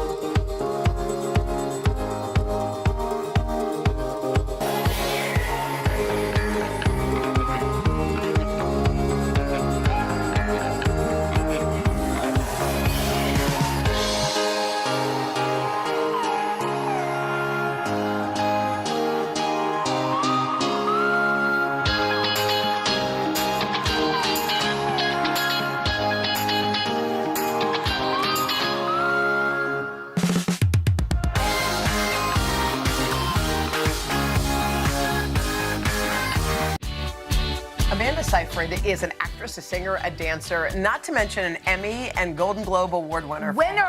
For her portrayal of Elizabeth Holmes, the founder and CEO of Theranos. That was in last year's hit show, The Dropout. Yeah, now this mama of two is taking on a playful new project, which we cannot wait to talk to you about because it's so much fun. But we just mentioned, you won. You won a Golden Globe, except for you were not there. Spoiler alert. Where were you? Because you were busy. Well, tell us where you were. I was busy. I was busy working on my first Broadway musical adaptation of Thelma and Louise, which no one thought, oh, that should be a musical, except some very genius people.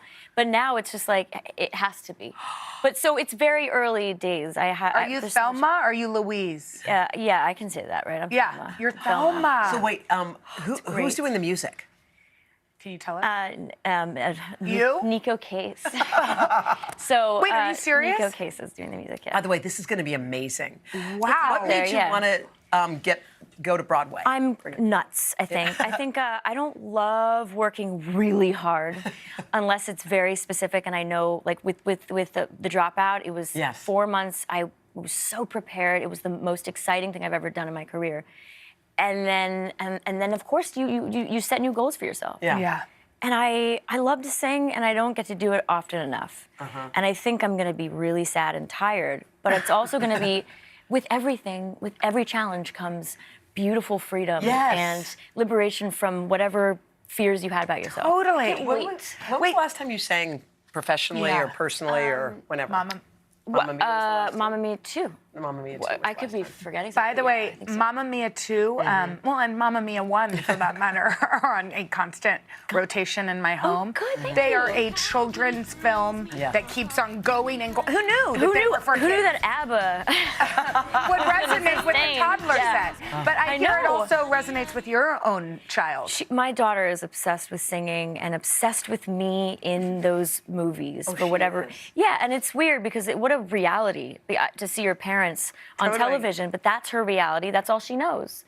And my son's starting to get it and see, Mom, when I won the Emmy, I spoke to my daughter through the TV, and that was, whoa. She cried, and then she was like, I don't want to go to bed, because I told her to go to bed, and I just thought that I was just engaging with the family, because I could, and how fun. Yeah. But it backfired big time. So tell us about the kind of mom you are.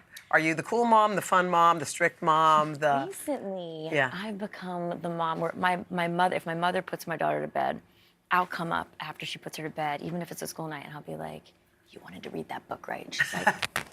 and I was like... And then I'll hear my mom's footsteps come up the stairs, and I'm like... And so I don't know what I am sometimes, but... That sounds a lot like my husband. Really? Oh, yeah. Like, once I've done the hard work of putting them to bed, he's like, who wants to wrestle? What a guy. I can relate. Okay. Oh, God. You were creating something very cool with your childhood best friends. Yes. First of all, how did this come about? It was the pandemic. Yeah. Remember the pandemic? We remember it. Very well. Remember when we were in our houses? These are your besties? Yeah, Anne and Maureen. We met in kindergarten. What? We're super tight, and we were discussing how much stuff we have, and a lot of it is junk. Yeah, to be totally fair. plastic. What are we doing to these landfills? Yeah. Like, it's got to stop. And I'm listen. They want something, and I buy it, and I don't want to be that person anymore. No. Yeah. And so Anne had created this like cute little Cape Cod thing out of a refrigerator box because she is creative, and it was beautiful, and we were marveling at this little playhouse that she made out of a refrigerator box, and her kids loved it. And there was like even little shingles that she cut out. Wait, is that huge? No, that's not it. That's not it. That's what the we product. Made. Cool. So it's basically like it's we wanted something where we didn't have like guilt over our environmental footprint. Totally. It's made out of reinforced heavy-duty corrugated cardboard. There's nothing like it on the market. This is why we had to make it. Cannot believe I'm sitting here talking about it. I know. Does it feel crazy? Yes, it locks into place. It folds. It comes flat. It's not that big, but it's there's no guilt with when you buy it, and you can fit. I can fit in there with both my kids. I want to be able to look at it and feel zen. Yeah, totally. So we kind of just built our dream house. And, it's called the Amanda Dream House. Yeah, and also we're trying to. It's incredibly sustainable because it's recycled material, recyclable on the back end. everything about it is great for the world. And also, everyone sold plants a tree with EarthDay.org's Canopy Project, which we're collaborating with because you got to do it. If you can, you have to. Yeah. That's your responsibility. If you're going to create a product, it's a business. This is a business. And for your kids and for you, you also have to have some kind of back-end deal where you're giving back. And Totally. it's By the way, so that's fun. awesome. Wait, we're so Awesome. How do you we're get so it? Just into online? this. Where do you It's get it? direct to consumer, yeah. It's What's we're the website? pre-ordering today, Friday. Okay, what's the website? Make It Cute Kids. Make it cute, kids! Oh my gosh, you're so sweet. And Thank you. Thank you for having me. We love I love having this. you. I love this. We Thanks. love having you. This is so, and you'll have to come back when you're in Thelma mode. Oh yeah, I'll be back in a couple months. Okay, good. I've got another show coming up. Oh, good. We can't wait. All right. I'll be here. Thank you, Amanda. Thank you, guys. Coming up from the new hit show Unstable, John Owen Lowe.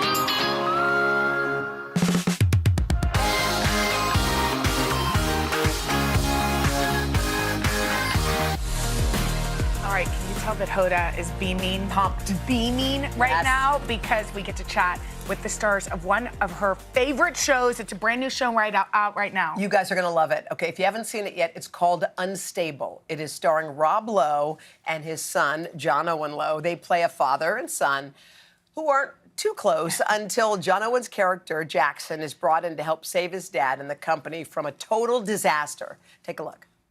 You'd love it here.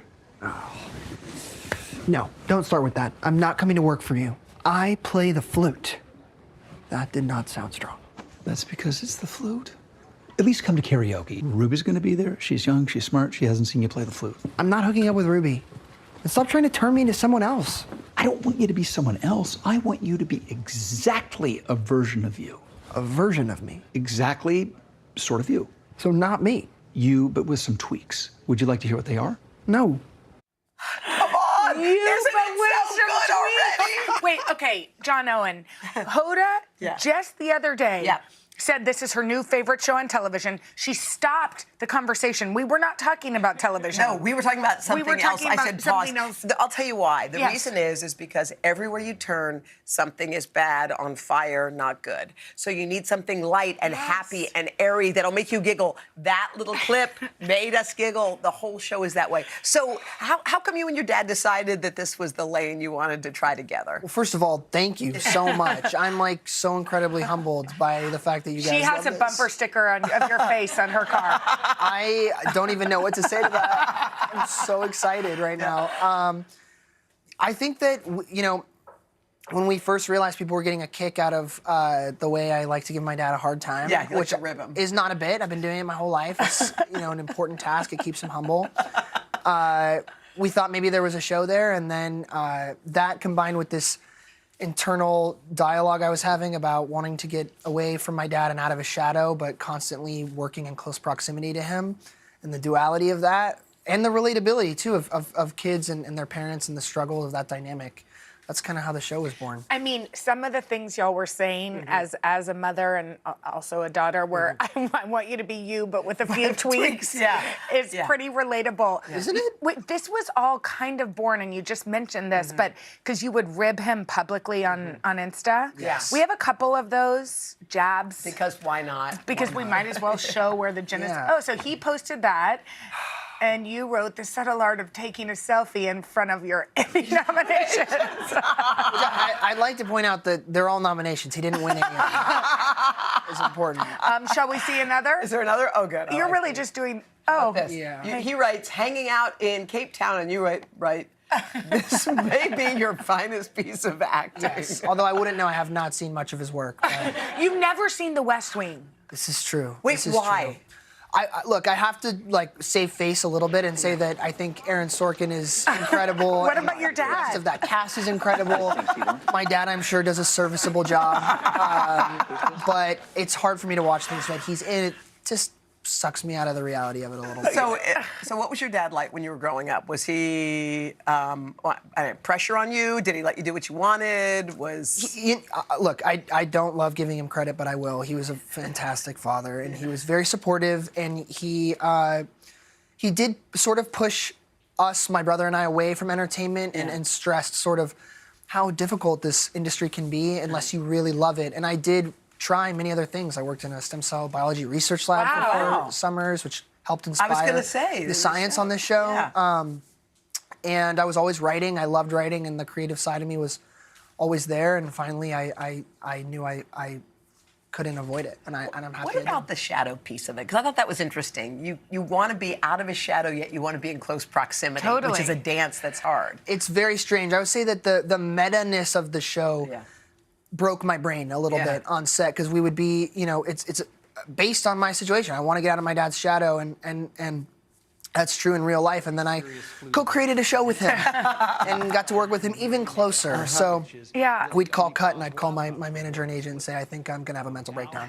It's so interesting because I feel like that's based on love. I mean, I can relate a little. But like my favorite stories are the ones where I got to speak to my grandfather, and yet I didn't necessarily want to, follow in line with what they were doing. Yes. But don't you think that's because there was such unconditional love in your house? The truth is, yes. The roasting and the jabs is our love language in a weird way. And I will say that no matter what comes of the show, the fact that people like it is a cherry. But I got to do this with my dad, and it exists forever, is very sweet. And we tell each other all the time, we'll have this forever. We can look back on this. Wow. Yeah. Well, you're executive producer, co-creator. You're writing, you're doing all the things. We wish you the best. Yes. It's such a fun show. We hope people check it out. It's really great.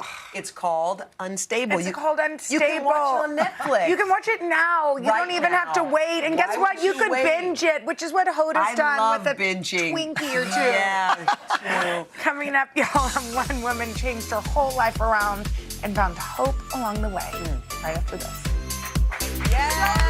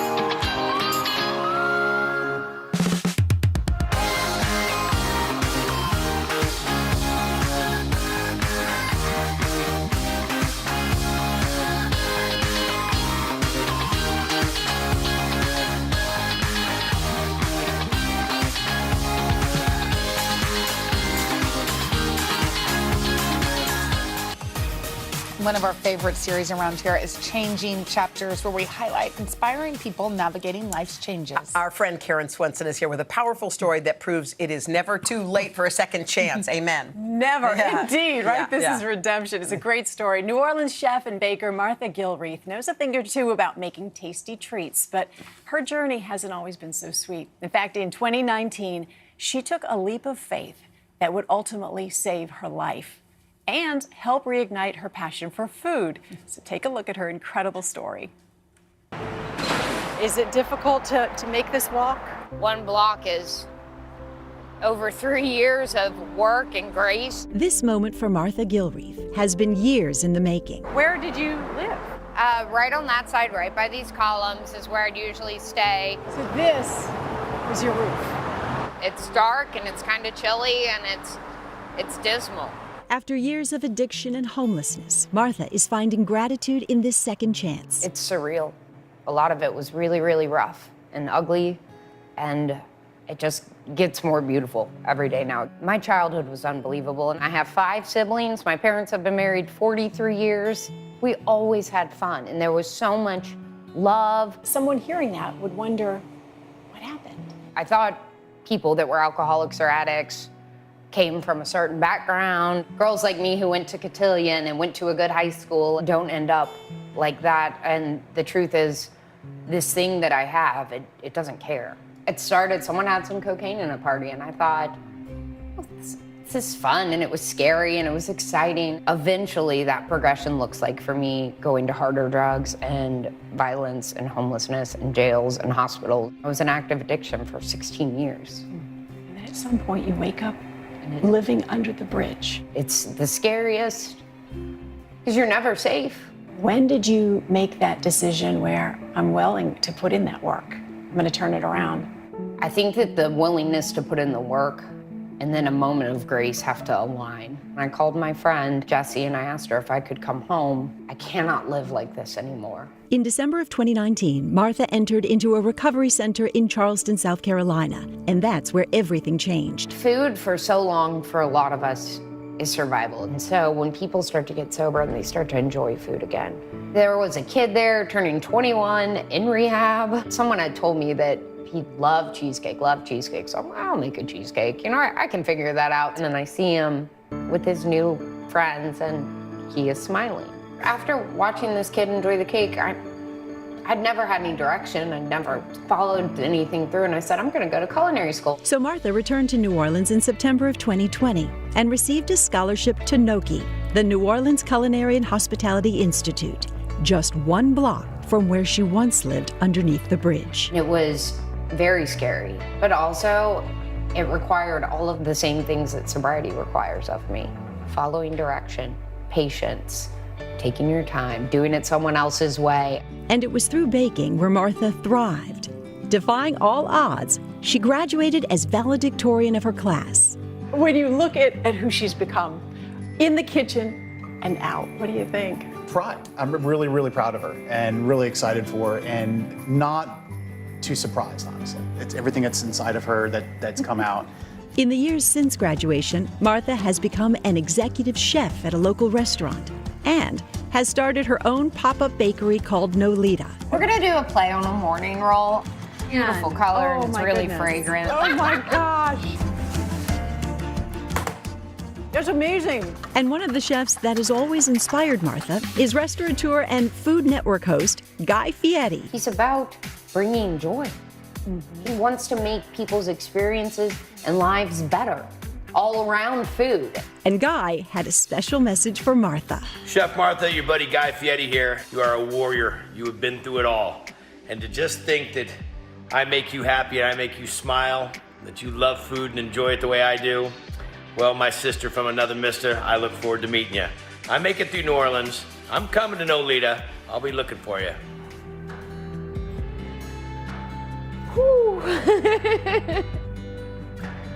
A lot of surreal things have happened to me lately, but that's at the top of the list. Whew. Thank you for that. What's next for you? I don't know. And I think that's the exciting part. One day, I hope Nolita becomes brick and mortar. What food does for us is its service to making memories And so if someone could come in Nolita and then 10 years from then say, oh, that's where my dad used to take me. I just want to keep being hopeful and grateful. If there are any parents watching, I just want them to know that their babies can still come home. There is always hope. And that's her message. Wow. There's Oh always gosh. hope.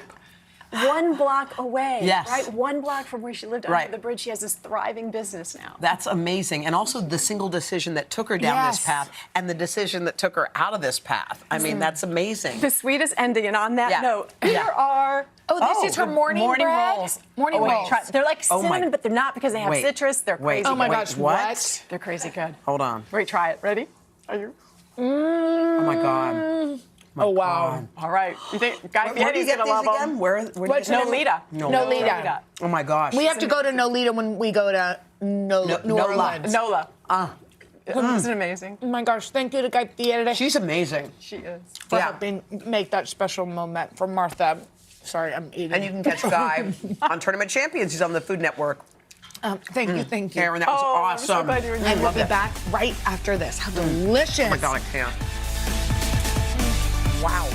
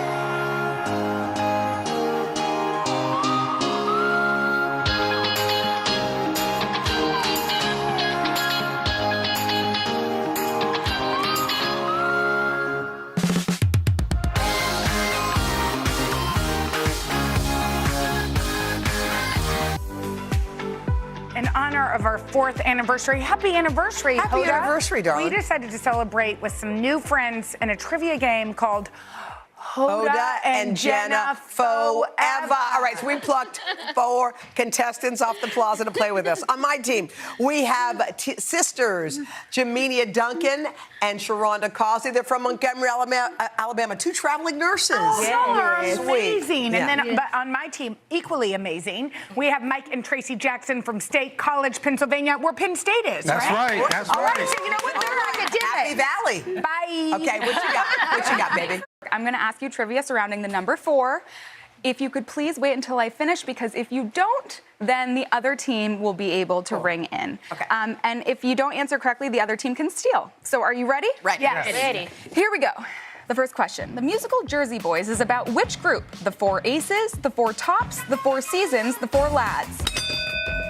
I think that's Jenna.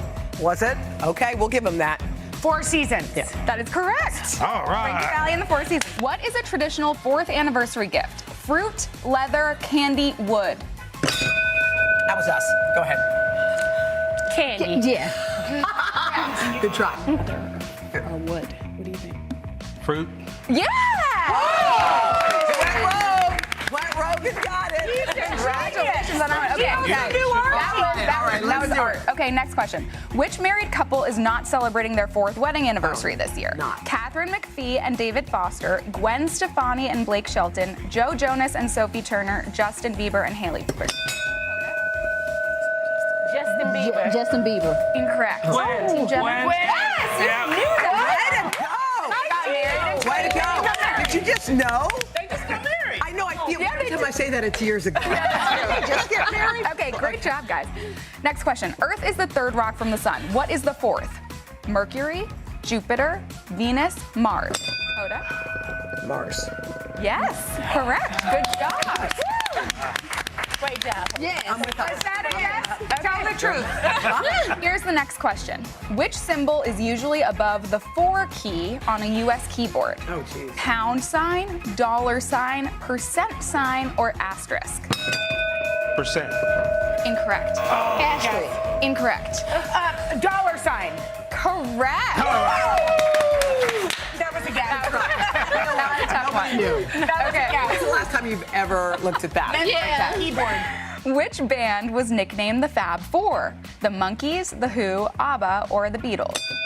Hoda? Beatles. Yes, correct. We knew that was coming. Okay. Team Jenna wins. Congratulations. Congratulations. You two are getting a $400 gift card. Way to go.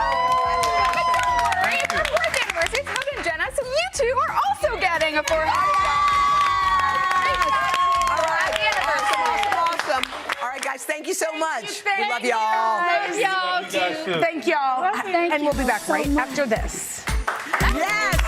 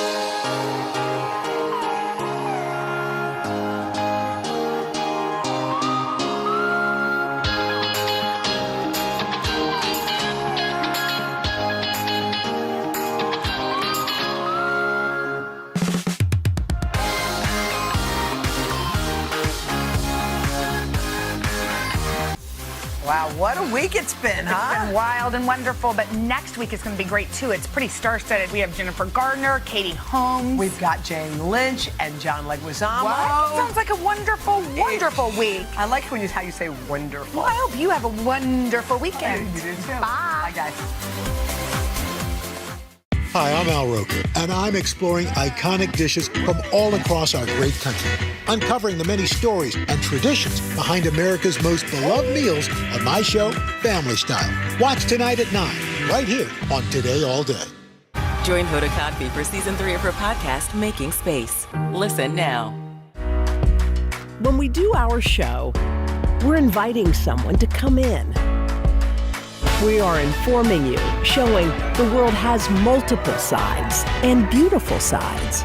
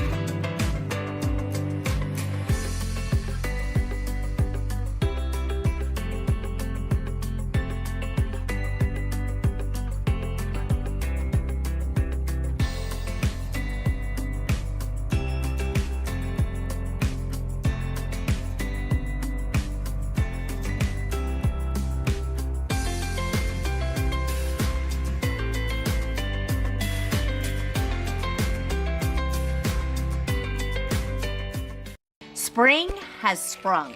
You're cordially invited to join me, Elizabeth Heiskell, for an outdoor brunch in my hometown, Oxford, Mississippi. Honey, I've catered many brunches over the years, and let me tell you, I've learned a trick or two, and I'm gonna share them with you. From creating an event that's simple yet elevated, to building a menu that's easily plated. pouring simple sips that will leave you feeling just fine. You don't have to go overboard to have a good time. These tips will make planning oh so fast and will have you making memories that will last. So let's get to it. We've got a lot to do. Welcome to Mississippi. We're so excited to have you.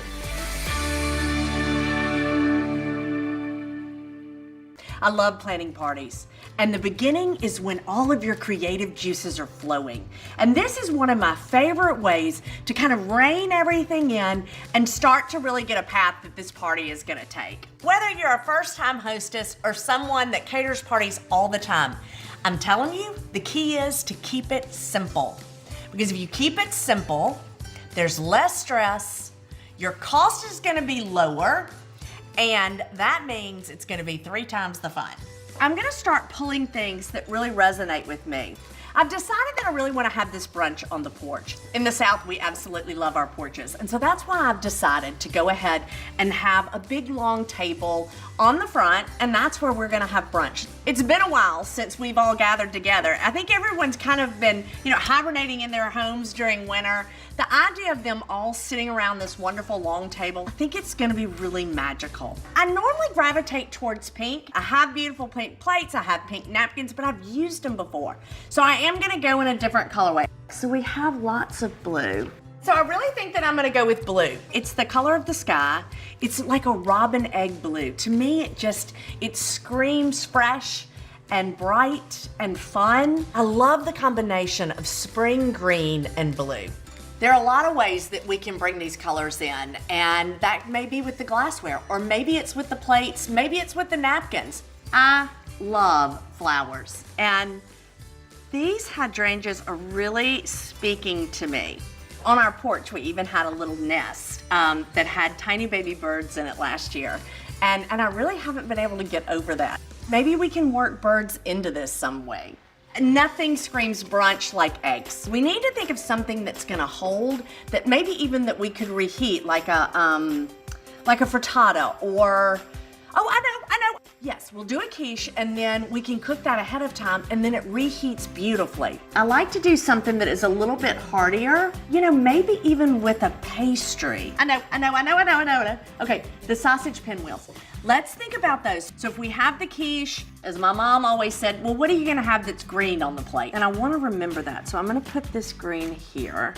Asparagus are in season right now, so that might be kind of fun. I feel like the salad is gonna look better on the plate. And then the dressing that's left over, we're gonna make that into a guest gift. So we can add that into something. Maybe a baby mason jar with a lid, and then put that maybe at the door when they leave.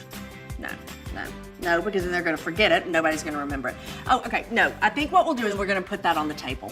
Yes, honey, we are getting ready. We are almost there. Then we need to think about dessert, and spring is strawberries. And I'm thinking I'm just gonna buy a pound cake. We're gonna cheat that, and that's okay.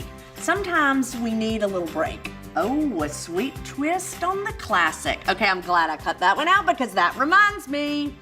We need to think about a cocktail. Honestly, I'm kind of tired of mimosas. I love them, don't get me wrong, but I want to do something that's a little bit unusual and fresh. Yes, so lemons. So we'll do lemons instead of oranges, and we're gonna do my lemon sparkler. Still, we're gonna get those bubbles, that same festive feel, but just a little different takes. Okay, I'm really loving the way that this is looking. I think our menu is perfect. Lots that we can do ahead of time. We've committed to the blue and the spring green. So now that we've got this, another way that I get inspired is going to the fabric store. You can get a great deal on remnant fabric pieces, and then I'll use that for the table runner. That way you're not committed to spending a lot of money on a tablecloth that you may only use once. This one seems a little bit too busy to me. And then of course we love the birds. So I really do think that this is gonna be it. I absolutely love this. I just don't think that there's anything more spring-like than this runner. We're gonna come up with a schedule, and that will include everything from shopping to cooking, and then those final touches, the day of the party. We've drawn out our inspiration, and now we have a plan. So let's get to work. We've selected our runner, and we know it's gonna be the focal point. We need to make sure that it's pressed and ready to go. Once those are pressed, Then we can pull out all of our plates, all of our glassware, and go ahead and find a spot in your home that you can leave all of this ready to go on the morning of the brunch. This is the perfect time to pull out those things that are special to you. For me, that's my silver strawberry baskets and colorful glasses. For things that you don't actually own, you can always borrow them from a friend. We know we're gonna give our vinaigrette as our guest gift. And this is the time when we have to decide, what are we gonna put that in? Let's go ahead and get those things ordered and ready. This is also the time to go ahead and make your cook list. A cook list is a perfect way to manage your time in the kitchen. I'm gonna put the sausage pinwheels at the beginning, and then it will lead all the way up to the day of the brunch. This is the point in time when you can go ahead and pull your vases out, get them washed, and make sure that they're ready for the flowers. But listen, don't think that you have to break the bank when dealing with flowers. The secret to making a store-bought bouquet amazing is to cut it open and then use individual flowers and group them according to their color. These little vases are also perfect because you don't have to do a lot to them. Just a few buds and you're finished. And coming up next, we're gonna work on our menu.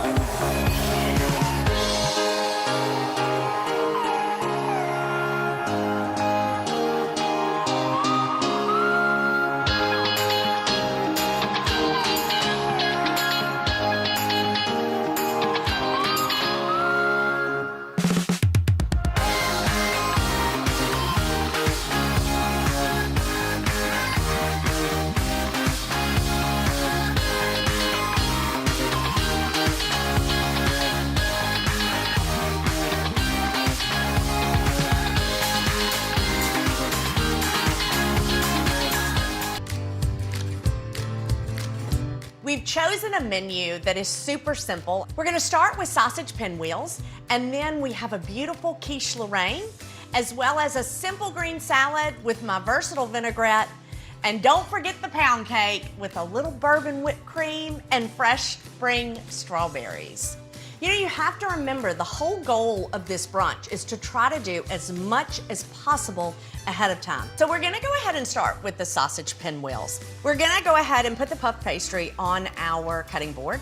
So we just wanna flour our puff pastry just a little bit, just so that it doesn't stick to the roller. And I'm even gonna put a little bit of flour on my rolling pin. So we're gonna roll this out until it's just about the size of our rolling pin. And that's gonna be perfect. And now we're gonna take our sausage. So this is just breakfast sausage. It's not been cooked. And you know, I'm sorry, hands are sometimes your best tool. What you wanna do is just get a thin layer, and it needs to be even, so that when we do get ready to roll this, we don't have any spots that are too thick. So you wanna make sure that you're leaving a border. Really about an inch all the way around will be perfect. So now we're gonna sprinkle our cheese on top, and then a few green onions. Just a sprinkle is really about all you need. So we're gonna roll this up on the longest side, and what you wanna do is kind of roll and press. Roll and press. You wanna make sure that you're evenly rolling this, and then I'll just kind of smush these ends down here. And now, as you can see, we have our little seam here. Just take your fingers and press it. And so now we'll just wrap it in plastic wrap and stick it in the refrigerator. It's gonna chill overnight. And then right before our guests arrive tomorrow morning, we're gonna pull it out, we'll slice it, cook it, and everyone is going to love it. We're gonna go ahead and start on the quiche Lorraine. So we're gonna start with a purchased pie crust. And I'm not embarrassed about it or ashamed to admit it. We've got a lot of things to do to get ready for this party, and this is just a little time saver. We do want to flour our pie crust. So just give it a nice sprinkle, and then I'm also gonna sprinkle my rolling pin. And then we just wanna roll it out a bit. And so we will take our crust, we're gonna place it into our dish. So now you can see we have plenty of extra dough that's spilling over the side so that we can make a gorgeous ruffled edge.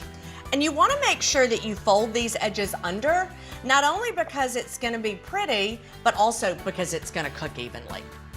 And now if you'll take your 2 fingers and almost make a little V, and then you take your thumb here.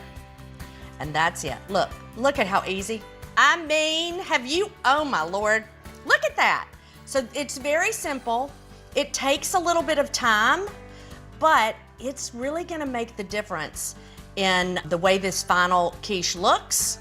And your guests will never guess that this crust was store-bought. But these are the little details that will make all the difference in this amazing brunch.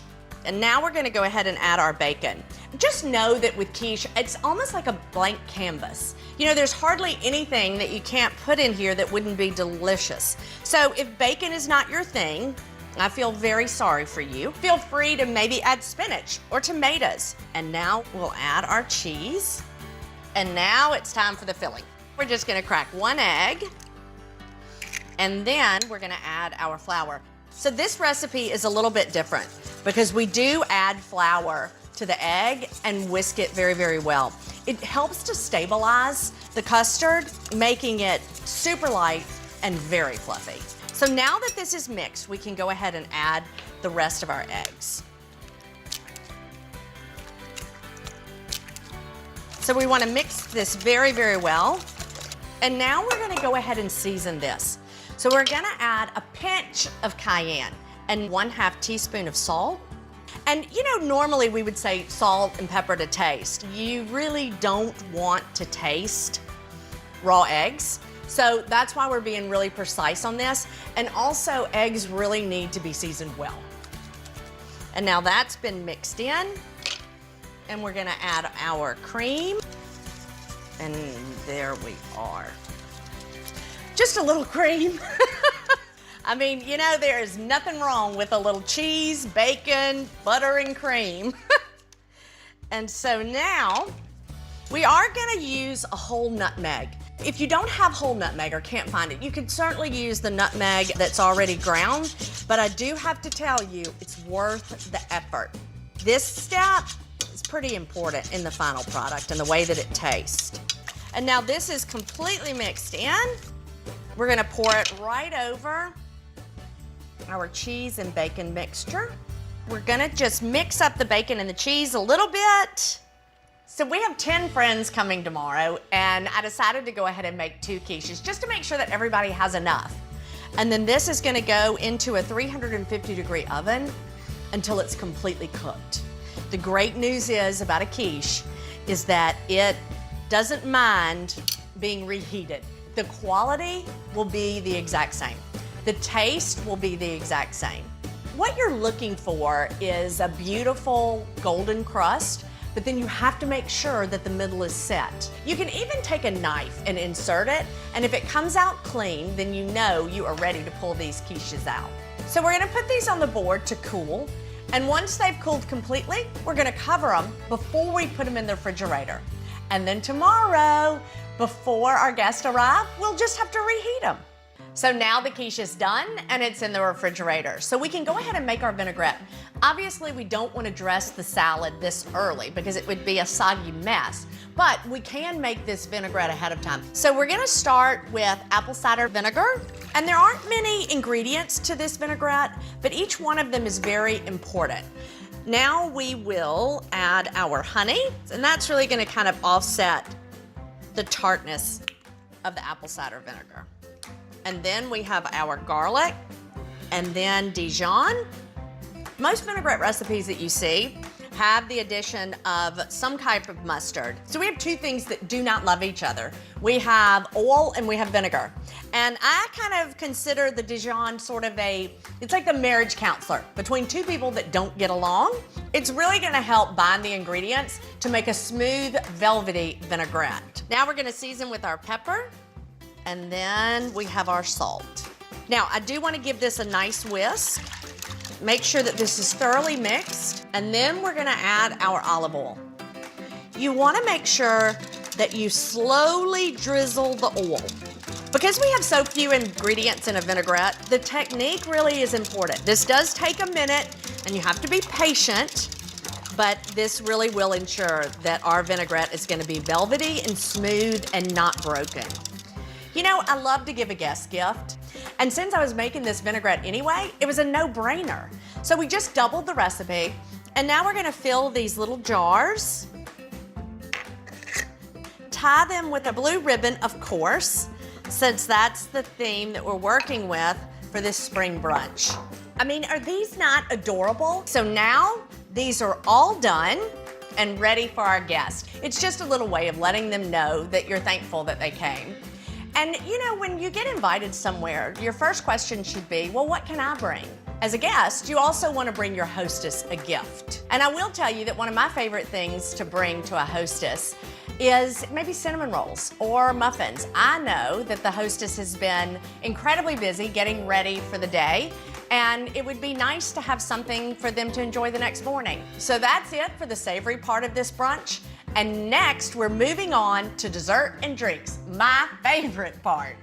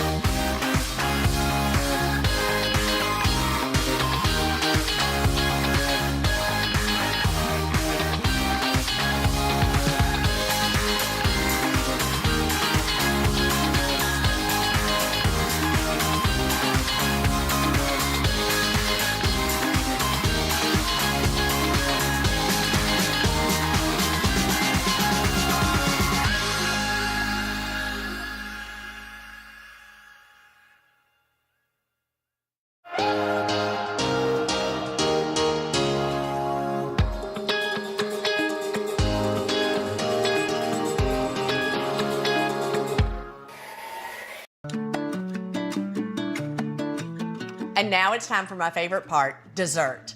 We're making a pound cake with bourbon whipped cream and macerated strawberries. We're gonna start with the whipped cream.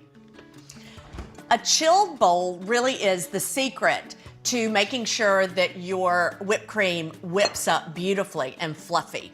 So we have our chilled bowl. We're gonna add our heavy cream. And then we have powdered sugar. And now we'll add our vanilla. And then we're gonna use a hand mixer. So we're gonna start slow and then gradually take the speed up. So as if heavy cream and sugar aren't enough, we're gonna add a little bit of bourbon to this. Just put a little bit in the whipped cream, a little bit in our mouth. Oh, that's good. We're gonna whip just a little bit more. We really wanna whip it till it's just a little bit under stiff peaks because we're gonna put this in the refrigerator and let it chill overnight. And then tomorrow, after the guests arrive and we're about to serve dessert, we'll pull it out of the refrigerator. We're gonna give it a good whisk and re-fluff it. So now we're gonna cover it and put it in the refrigerator until tomorrow. So now that the whipped cream is finished and in the refrigerator, we're gonna go ahead and start on our berries. I just think that there's hardly anything more perfect in spring than strawberries. And this is one of the easiest ways to prepare strawberries. We're just gonna remove the tops of the strawberries, add them to our bowl, and then we want to bring in our sugar. So we're just gonna give this a nice dusting of sugar. So you wanna make sure that you mix this well and that the sugar is evenly distributed over the strawberries. That way it's gonna make a really beautiful syrup that's gonna be fabulous when we get ready to top this pound cake. Okay, that looks beautiful. We'll go ahead and cover it. So the good news about these strawberries is that they really need to sit overnight in order to create that wonderful syrup, which works perfectly for our stress-free brunch because we can do it ahead. So now we've got these covered and they're gonna go in the refrigerator. We're dusting this store-bought pound cake with a little bit of powdered sugar, and that's gonna make it look even more homemade. We're trying to eliminate any steps for tomorrow, so I'm gonna go ahead and slice the pound cake. Now, I don't want it to dry out, so all I'm gonna do is make these slices and then cover the cake as well as the cake stand. And then tomorrow, all we have to do is take it off the stand and put it on the plate. That's so easy. And now we'll use our clear wrap to wrap the entire cake stand. And then we can put this aside and it's done until tomorrow. And now comes the fun part when we get to test our cocktail recipe. So this lemon sparkler is in my cookbook, Come On Over, and it's super simple. One of the things that you want to remember when making a cocktail for a party is that you really need to test it a day or two before, just to make sure that you have your measurements precise. There's nothing wrong with a little taste testing. So we're gonna start with lemon sorbet, and I love these melon ballers for this because you get just the right amount in the bottom of the glass. Now we're gonna add the limoncello. The key to a really good cocktail is making sure that your measurements are precise. So that's why we're gonna use a jigger for this. And now we'll top with champagne. Not everyone cares for alcohol, and when planning a party, you need to consider all of your guests and their needs. So we will leave one of these that we'll make into a mocktail. So instead of champagne, we're just gonna do a lemon seltzer that will be lovely. And the garnishes, they're really one way to elevate a simple cocktail like this. I love to finish it with a little bit of mint and maybe even a little lemon twist. And now for the very best part, the taste test. Oh, honey, that is absolutely perfect. Now that the menu's complete and the big day's almost here, we'll be back with a few finishing touches.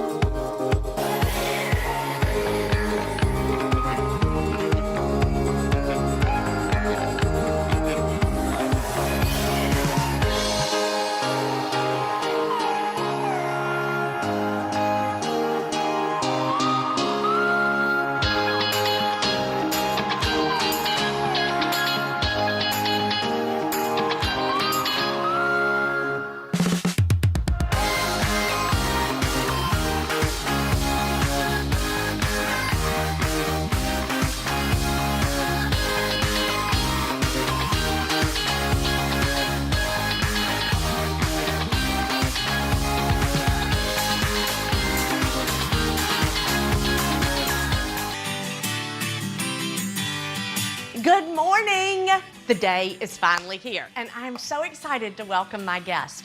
We've done most everything ahead of time, so this isn't gonna be stressful. So let's go get the pinwheels. Now we just have to unroll them and then slice them. And then we take these and put them on our sheet pan. Once we finish these, we will brush it with an egg wash, which will help it to brown really evenly, and we'll go straight into our oven. So these will go in first since they're gonna take longer. The quiches aren't gonna take very long to reheat. So now we'll go ahead and get our quiches out and get those reheated. We wanna make sure that we really cover them well before they go in the oven. Otherwise, they're gonna continue to brown, and that is not what we want. Now we'll go ahead and pull our beautiful salad together. When you're dressing a salad, it's like the toothpaste in a tube. Once it's out, you cannot put it back in. So we're gonna start slowly. Now, the taste test. It's absolutely perfect. You wanna always be able to taste the lettuce. We have beautiful spring greens, and everybody wants to taste them. Now that the salad is made, we can go ahead and get our whipped cream. We wanna fluff it up a little bit. Do you see how the peaks are just falling over? That's the exact consistency that we want. These have got to stay chilled until right before we serve. We'll go ahead and pull our strawberries out. They've been sitting overnight. And so what we want to do is give them a nice stir. Oh, y'all, that syrup. Oh, there's the doorbell. That must be Annie. Hey, Annie, how are you? Good. Oh, it's so good to see you. And what'd you bring me? Nothing. Oh, my Lord, I'm so excited. I asked her to come over and help with a few last-minute details. So now it's just the flowers, and we are done. Perfect. Didn't these turn out cute? I love them. Oh, it's just looking so pretty. I just love it. It's party time, and I'm so excited. Hello. Oh, you're my first guest. Oh my gosh, it's so good exciting. to see you. Thank you for having us. Once your guests arrive, all you have to do is pull them out of the oven. And so we'll just top with a little bit of fresh basil, and that adds that pretty green. Does that not make all the difference? Okay, guys, come on, let's sit down. Come on out and take a seat anywhere that you like. This is lovely. This is gorgeous. Look, your flowers are beautiful. Y'all got lucky. So here we are. I hope y'all are hungry. This is my versatile vinaigrette recipe. We did them in these little jars for y'all to take home, so you'll have a little keepsake. Oh, that's so sweet. Isn't that sweet? And here is our quiche. Lucia, would you like me to serve you? Yes, please. That's really good. You know, I just feel like we've all been kind of, huddled in our homes during winter, and now that the weather's nice, I just wanted to get all my friends together. I've been missing y'all. So fun. Dude, who would you want to have brunch with if you could pick anybody? You. Me? Oh. That was cute. I know. Okay, so I don't know about y'all, but I'm ready for dessert. So beautiful strawberries and bourbon whipped cream. Those look so good. I don't know the last time I had pound cake. This is so good. Yeah, I know. It's delicious.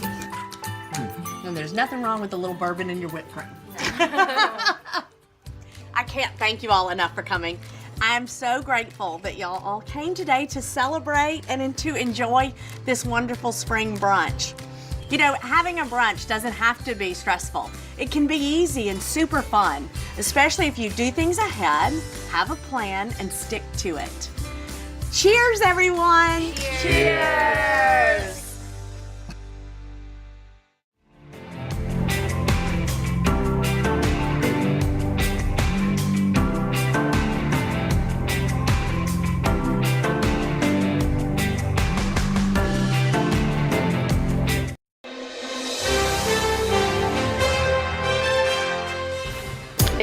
time for Today Food. With Easter Sunday coming up, many of you may be serving ham for dinner. Well, Atlanta chef Deborah Van Treese has something a little bit different. She's the creative director and the owner of Twisted Soul Cookhouse and Pours.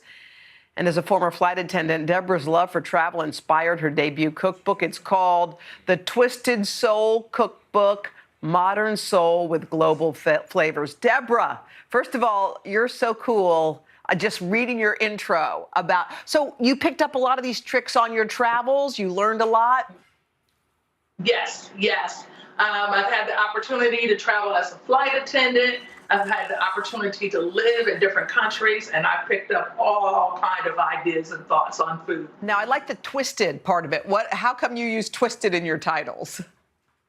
I use twisted because I'm a little loco. No, seriously, it's because it's a little bit of a twist on soul food. In my opinion, all cultures have a soul food, and that's a little bit of a twist on what you normally hear. And I try to infuse those different cultures in the traditions of mine. Okay, well, let's do a twist on a ham. A lot of people are familiar with making a ham, but your twist is you involve some Coca-Cola? A little bit of cola, some ginger, some cool things. Come on over, let's talk about this. Okay, so, typically I would do this with either a ham or ham hocks, but it's very, very easy. We've got ginger, some onions. We just put all of this, ginger, onions, garlic, and we saute it for about 5 minutes. Stir it all up. We've let it heat up for about, like I said, 5 minutes so that the onions start sweating a little bit. And then we just start dumping things in there. I've got dry mustard. I have some Chinese 5-spice, which is a little bit different from most hams. Some star anise. I've got a kumquat marmalade that I made, but you can use orange marmalade. Kumquat, nice. If you choose to do the kumquat, it's definitely in the cookbook, the recipe. And then some red pepper flakes. Heat. And some cilantro. Okay, that's interesting. And then I use Diet Cola because I want to control the sweetness just a little bit. So is that, it looks kind of flat. Oh, no, it's not. Okay, so you put it in like it's right out of the cans. Okay. Like it's right out of the can. Yeah, it really doesn't matter. I'd let this simmer 15 minutes. I have pre-cooked the ham just a little bit, and just to be certain, I've got a bone-in ham, which is a very budget-friendly ham. It's bone-in. It's completely cooked. I've let it simmer in just some water, softened it up a little bit, and then just remove some of that fat. Okay. Get down to about 1/4 of an inch. I'm going to take and score it. Score it. Oh, and why are you doing that? It's so that the flavors of the marinade will get all down in that ham. Okay. And also, it makes it look kind of cool. It does. That's that tic-tac-toe thing going. That's that tic-tac-toe thing. All right, so once I've got it scored, this would be simmering. We take this whole ham, stick it in a Dutch oven if you don't have a Dutch. If you don't have a Dutch oven, you can use a roasting pan. And then I just kind of take a little bit and just glaze it over. Okay. I'm going to stick that in the oven on 350 degrees. This is super, super easy. That's amazing. So how long do you cook it in the oven? I'm going to cook this one because it's about 7 pounds for about 1.5 hours. It's about 12 to 14, 15 minutes per pound. Okay. So I'll let that go. And if the top doesn't fit because the ham's too big, that's okay. That's okay. Okay. That's okay. Stick Because it the in. ham's going to actually shrink as it heats through. The pot's going to fit. Okay. What does it look like when it's all done? Okay, let's go over here. Okay. So we've got our whole setup here. So this is our ham. You see the nice color on it, the glaze. We've got some green beans just because it's Easter, and that's what my mom always fixed. I have a little extra glaze. I'll kind of serve this over some arugula greens also. And another cool thing we've got is some bacon and praline mac and cheese. What are you talking about? Yum. So we've got our mac and cheese. With bacon? Our beautiful ham with bacon and pralines. I can't. No, you need to stop. We can't take it. Okay, Deborah, thank you so much. Best of luck. Enjoy your Easter, and thank you for sharing the recipes. For these recipes, you can head to today.com/food. And if you want Deborah's cookbook, it's called The Twisted Soul. We see it. Go to today.com/shop.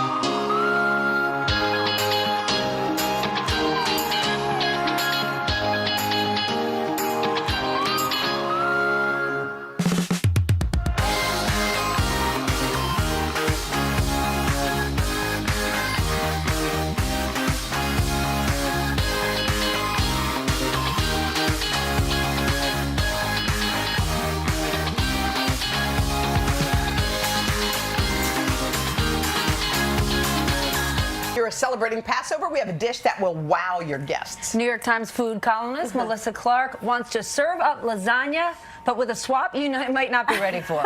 All right, cool. So this is a great idea. Yeah, so instead of using noodles, because you can't use noodles during Passover if you observe, we use matzah, and you put them in the layers just like you would no-cooked lasagna noodles. It's so easy and it's so good. Okay, exactly. all right, so how do we get started? So first thing we're going to do is we're going to make a little marinara sauce. Okay. Really simple. I've got some sliced garlic here.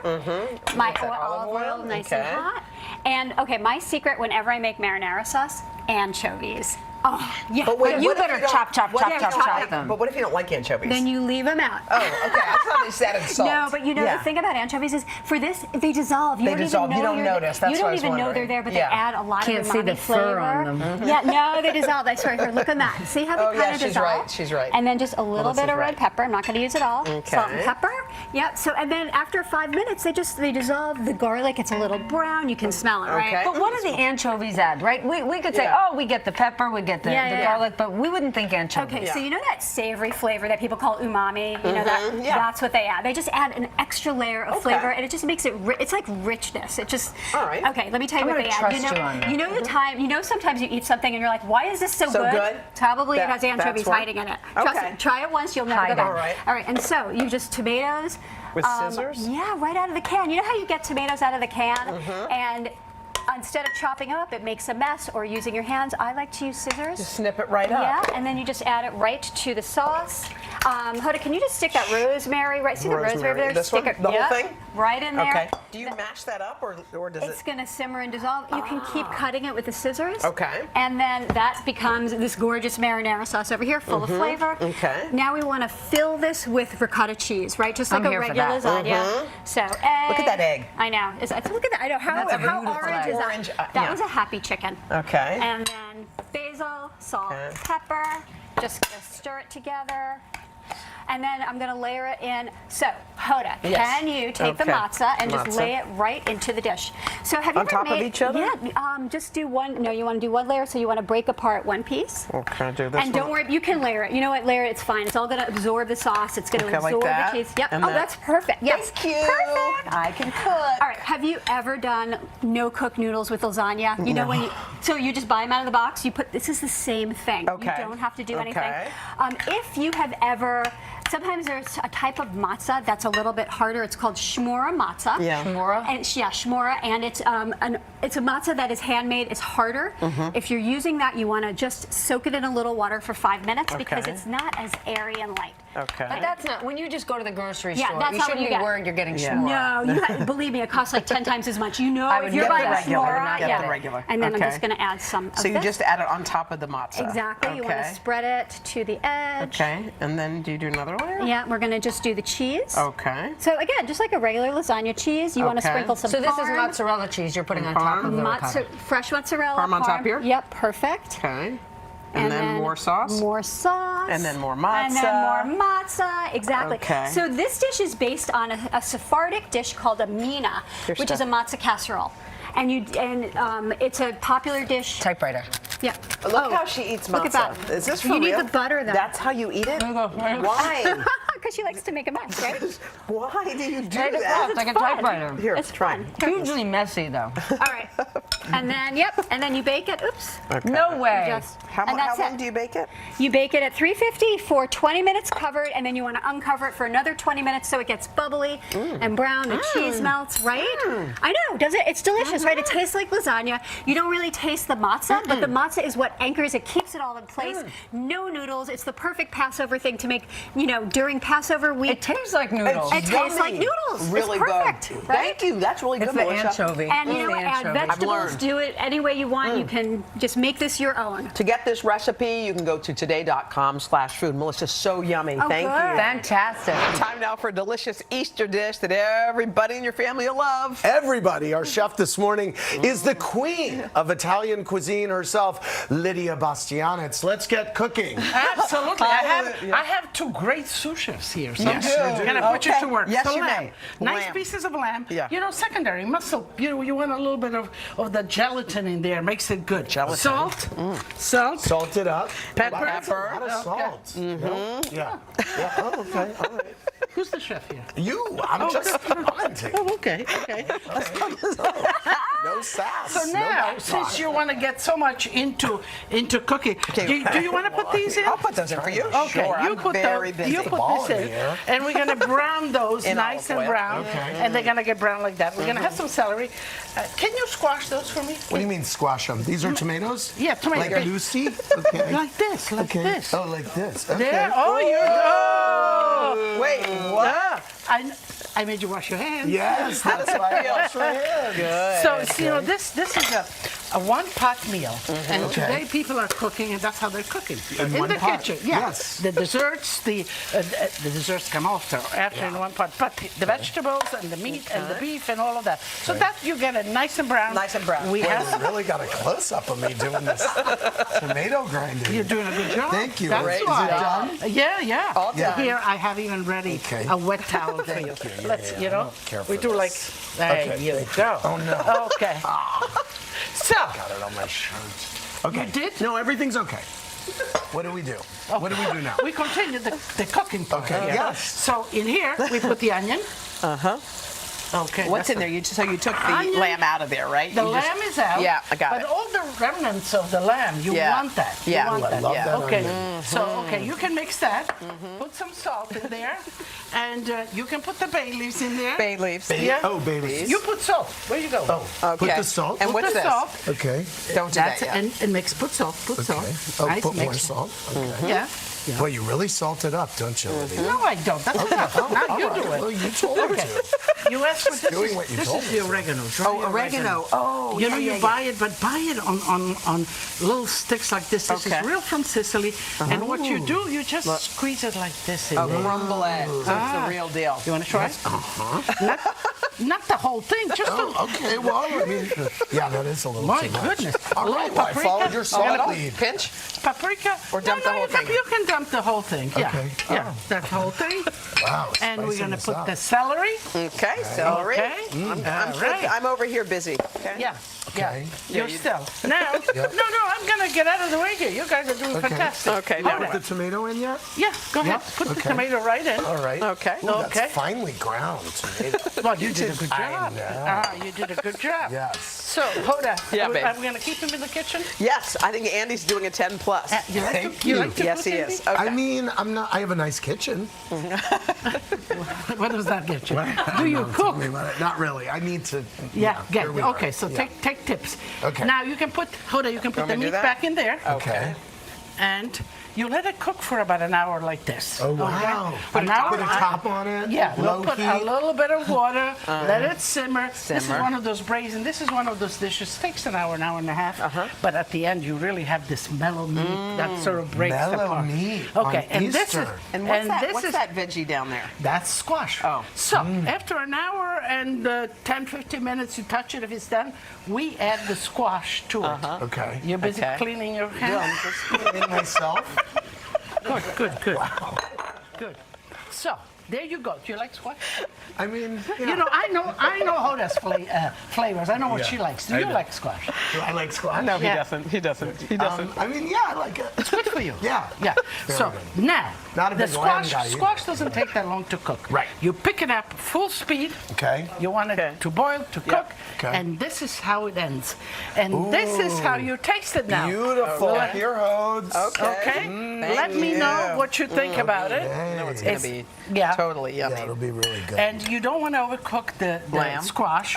The squash, the lamb, you want sort of fall up. You like Yummy. it? Very good. I'm not a big lamb guy. That's You're great. surprised. It's very good. I'm not surprised. Okay, come this way. Let's go Yum. dessert. Okay. Let's go. Ooh, yum.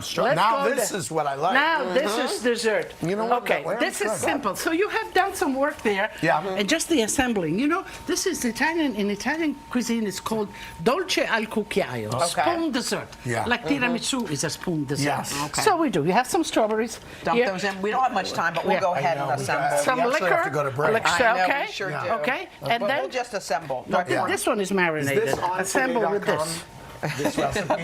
Here. Huh? So you put strawberries, those And the cream. Let me. Right. Okay, I think we got to go to break, but the recipe is at today.com/food.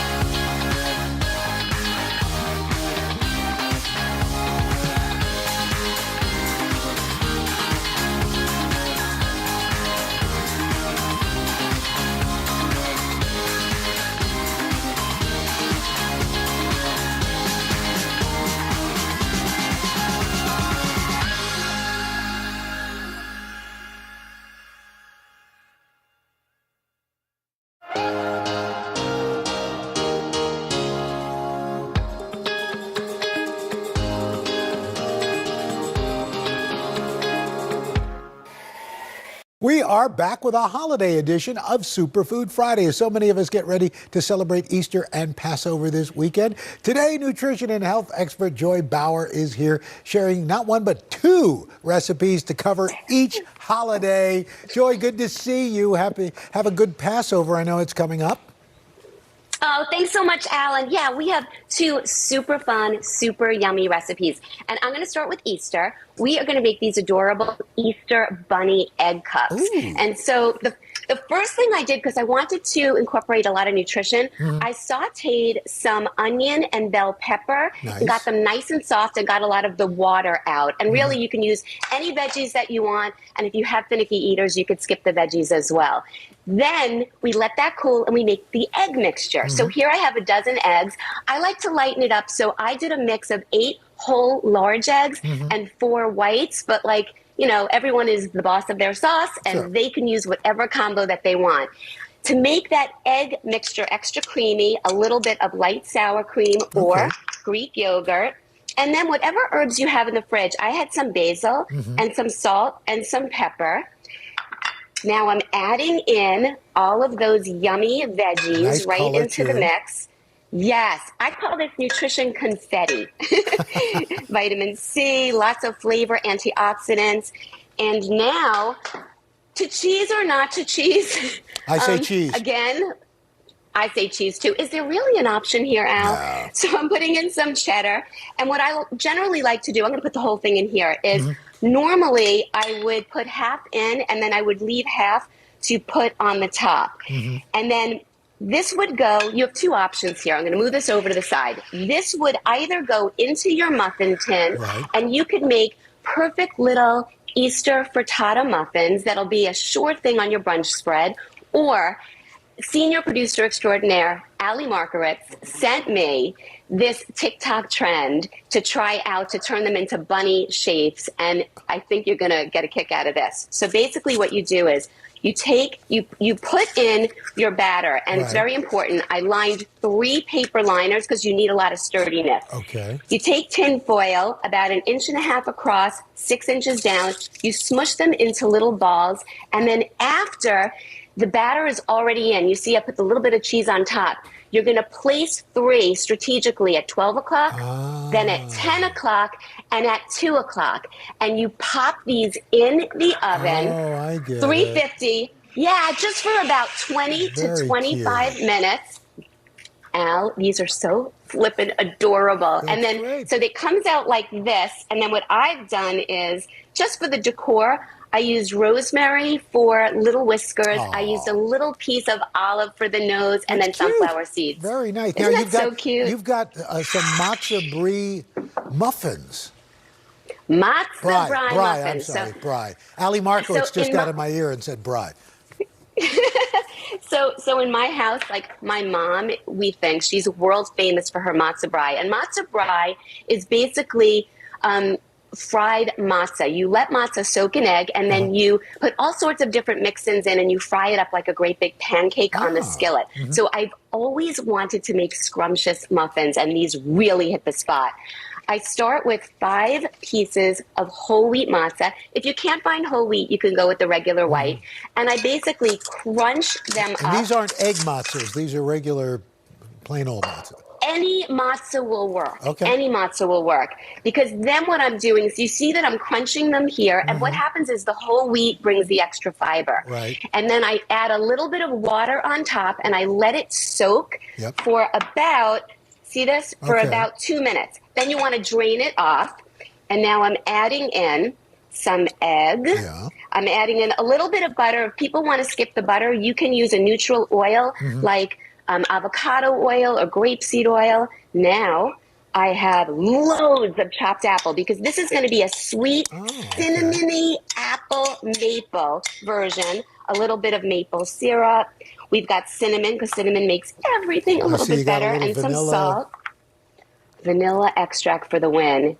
And then you mix this up, and I'm going to show you what this looks like. Al, oh my goodness, we cannot get enough of these. And I also have a savory version that I'm going to show on Instagram. Joy, those look fantastic. Thanks so much. You have a great holiday. We can't wait to see you here in the studio. That's what we're looking for. And I'm wishing everybody a wonderful, loving Easter and happy Passover. Thanks so much, Al. Okay, take care, love Joy. you. For these recipes, we love you too. Head to today.com/food.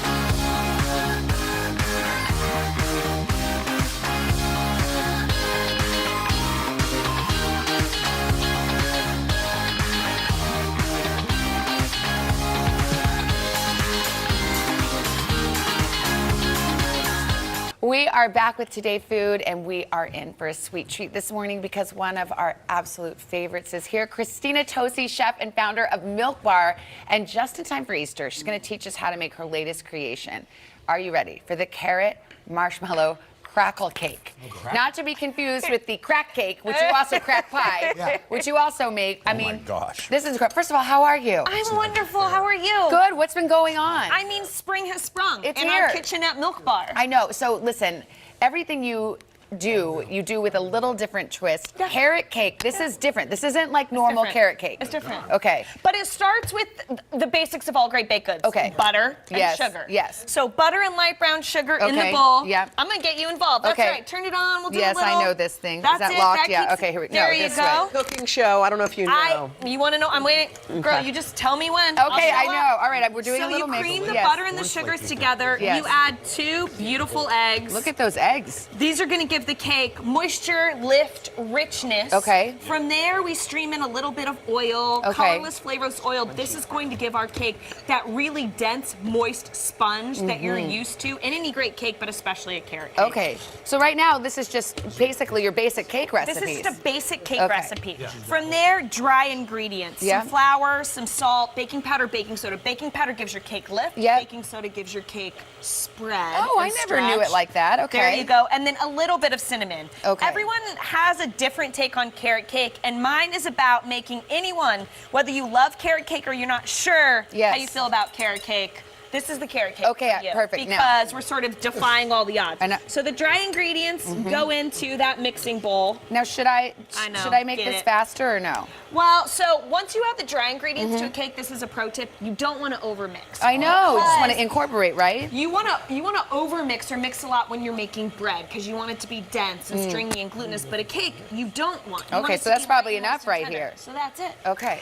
Oh, whoops. Oh, way to go, Samantha. Don't overmix it. Wrong way. Okay, don't so overmix. From there, we shred some carrots. Okay. Fresh carrots shredded down. Yep. This is a fun place, by the way. If you don't have carrots at home, you can use any sort of root vegetable. Like Believe it or what not. else? I mean, this is Turnip? going to sound weird. Turnip, thank you, Hoda. Wow. Turn up, Hoda, turn up. Turnip from downtown over there. Celery root, beets. Hoda just turned up. I know it sounds crazy, Rutabaga. but it's rutabaga. There you go, Al. Like, Okay. bring one or more root vegetables in. How's it tasting, guys? It's not even Oh my fair. God. Are you dying? It's out of Okay, bounds. This is the All right. latest. So I know you're like, okay, you It's did it. carrot Okay, I'm gonna get in there. So we fold the carrots fold it. into Okay. that All cake right. batter. Okay. What's Yeah. the crunchy stuff? So the crunchy stuff Hold on. is what we call our like brown butter crackle. It's this bowl here. It's everything. Oh my gosh. Okay, Okay, bring so that there's over that here. carrot that folds So we in enough? baked Okay. the cake Yes. Yeah, you in can just eat that. advance, and Okay. then this is where we start to talk about our flavor story at Milk Bar. So this cake you can get at the bakeries all over the U.S. You can get online. We'll ship it to You your can get it right now if doorstep. you don't want to do all this. That's right. We got Okay. you at milkbarstore.com. But basically, we cut the cakes out into rounds, and then we start to build the cake. I mean, that is so fun. Okay, so layer And our one is cake, and then what do we add? Cake. Then, so I'll put the cake down. Oh my You're God. going to go, I know, get in there. What Just is take it? a little nibble. So it's Oh cake. my gosh. It's milk soaked. This is the crunchies that they're Okay. talking about. Oh my gosh. It's That's basically bad. like a brown butter Rice Krispie treat What's that, made just milk? into a What are you layer doing, of cake. just soaking it? This is just a little That's bit the of secret. milk to That's the keep pro the tip. cake Yeah. nice. It's a That's pro the tip. bow thruster. Yes. So you're Like making a Milk cake Bar. at home. Maybe you overbaked it, whatever. It's Yes. a little bit of cake Little soak. okay, and then so our this next. is marshmallow fluff. I mean, I can't No even cream cheese Guys, how does it frosting. taste? We're just making a layer. Marshmallow fluff. Okay. Get in there. You spread it around. No cream Then cheese I'm gonna frosting, cut- okay. No cream cheese frosting. Okay, I'm trying to This spread is like the right amount of sweetness. okay. It's all about that crackle, Okay. that brown butter, those toasty I did a notes. terrible job of this. You Okay. want- Oh, we're out of time. Okay. wanna What's know this orange thing though? What's that? This is carrot marshmallow Oh, okay. fluff What's that orange? frosting. Okay. So we top it with some caramelized Crispies, some mini All right, I gotta try this. marshmallows Get to tell try the the flavor crunchy story. part. Okay, let I me know see this part. is a big moment, I know. my friend. It was a Get the huge crunchy. moment. What do you? could just I like sell the this. crunchy. Okay, what is it? Please tell me they're part of your cooking show. They're like It's so your good. Oh fan my club. gosh, would you That's what's die? next level. I think we have to get Christina, I'm going to tell you now. I don't like carrot cake. I love this. I don't think I can make It's it. Incredible. I've ever had. Recipetoday.com/food, or you can buy it at Milk Bar. Oh my God.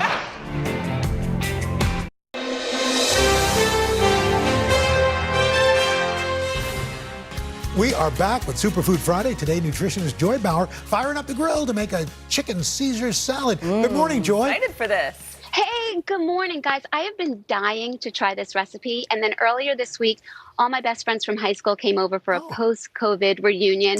And we devoured this. Actually, I have to give a shout out to Tappan Zee High School in Rockland County, my alma mater. All right, so But we tested it for you all. So how do we get started? That's right. So basically, I have here 2 romaine hearts. It's the easiest thing ever, and you're going to slice them, keeping the root intact. So I'm going to show you, because when you keep the root intact, it's going to help the leaves to stay together when you grill. So let me hold this up and show you what I've done here. Just like this. Nice. Right. And now I lay them out, and what I'm also going to do, I have a large chicken breast that I butterflied because I want the chicken to cook at the same time that my lettuce will grill. And all I do is I mist both sides, and then I add a little bit of salt over the top. And a little bit of ground black pepper. It's as easy as this. Now, normally I would flip them over, and I would do exactly the same thing to the other side. And I'm going to take you over to my grill, because I put it on the grill just for about 3 minutes. That's it? And you're going to see what they look like. 3 minutes. Oh, I'm so sorry. 3 minutes per side. Okay. 3 minutes All per right. side. Quick. Oh, unless you want to have chicken tartare. So this is beautiful and charred right over here. You want to be careful. I have long tongs to take off the lettuce, because you want them to stay intact, because this is all about presentation. You can see the smoky, charred goodness that is on these lettuce leaves. And I'm taking my chicken. I'll put it over here. So simple. I know, it looks so good, Joy. That's the best part. So and then how do you assemble?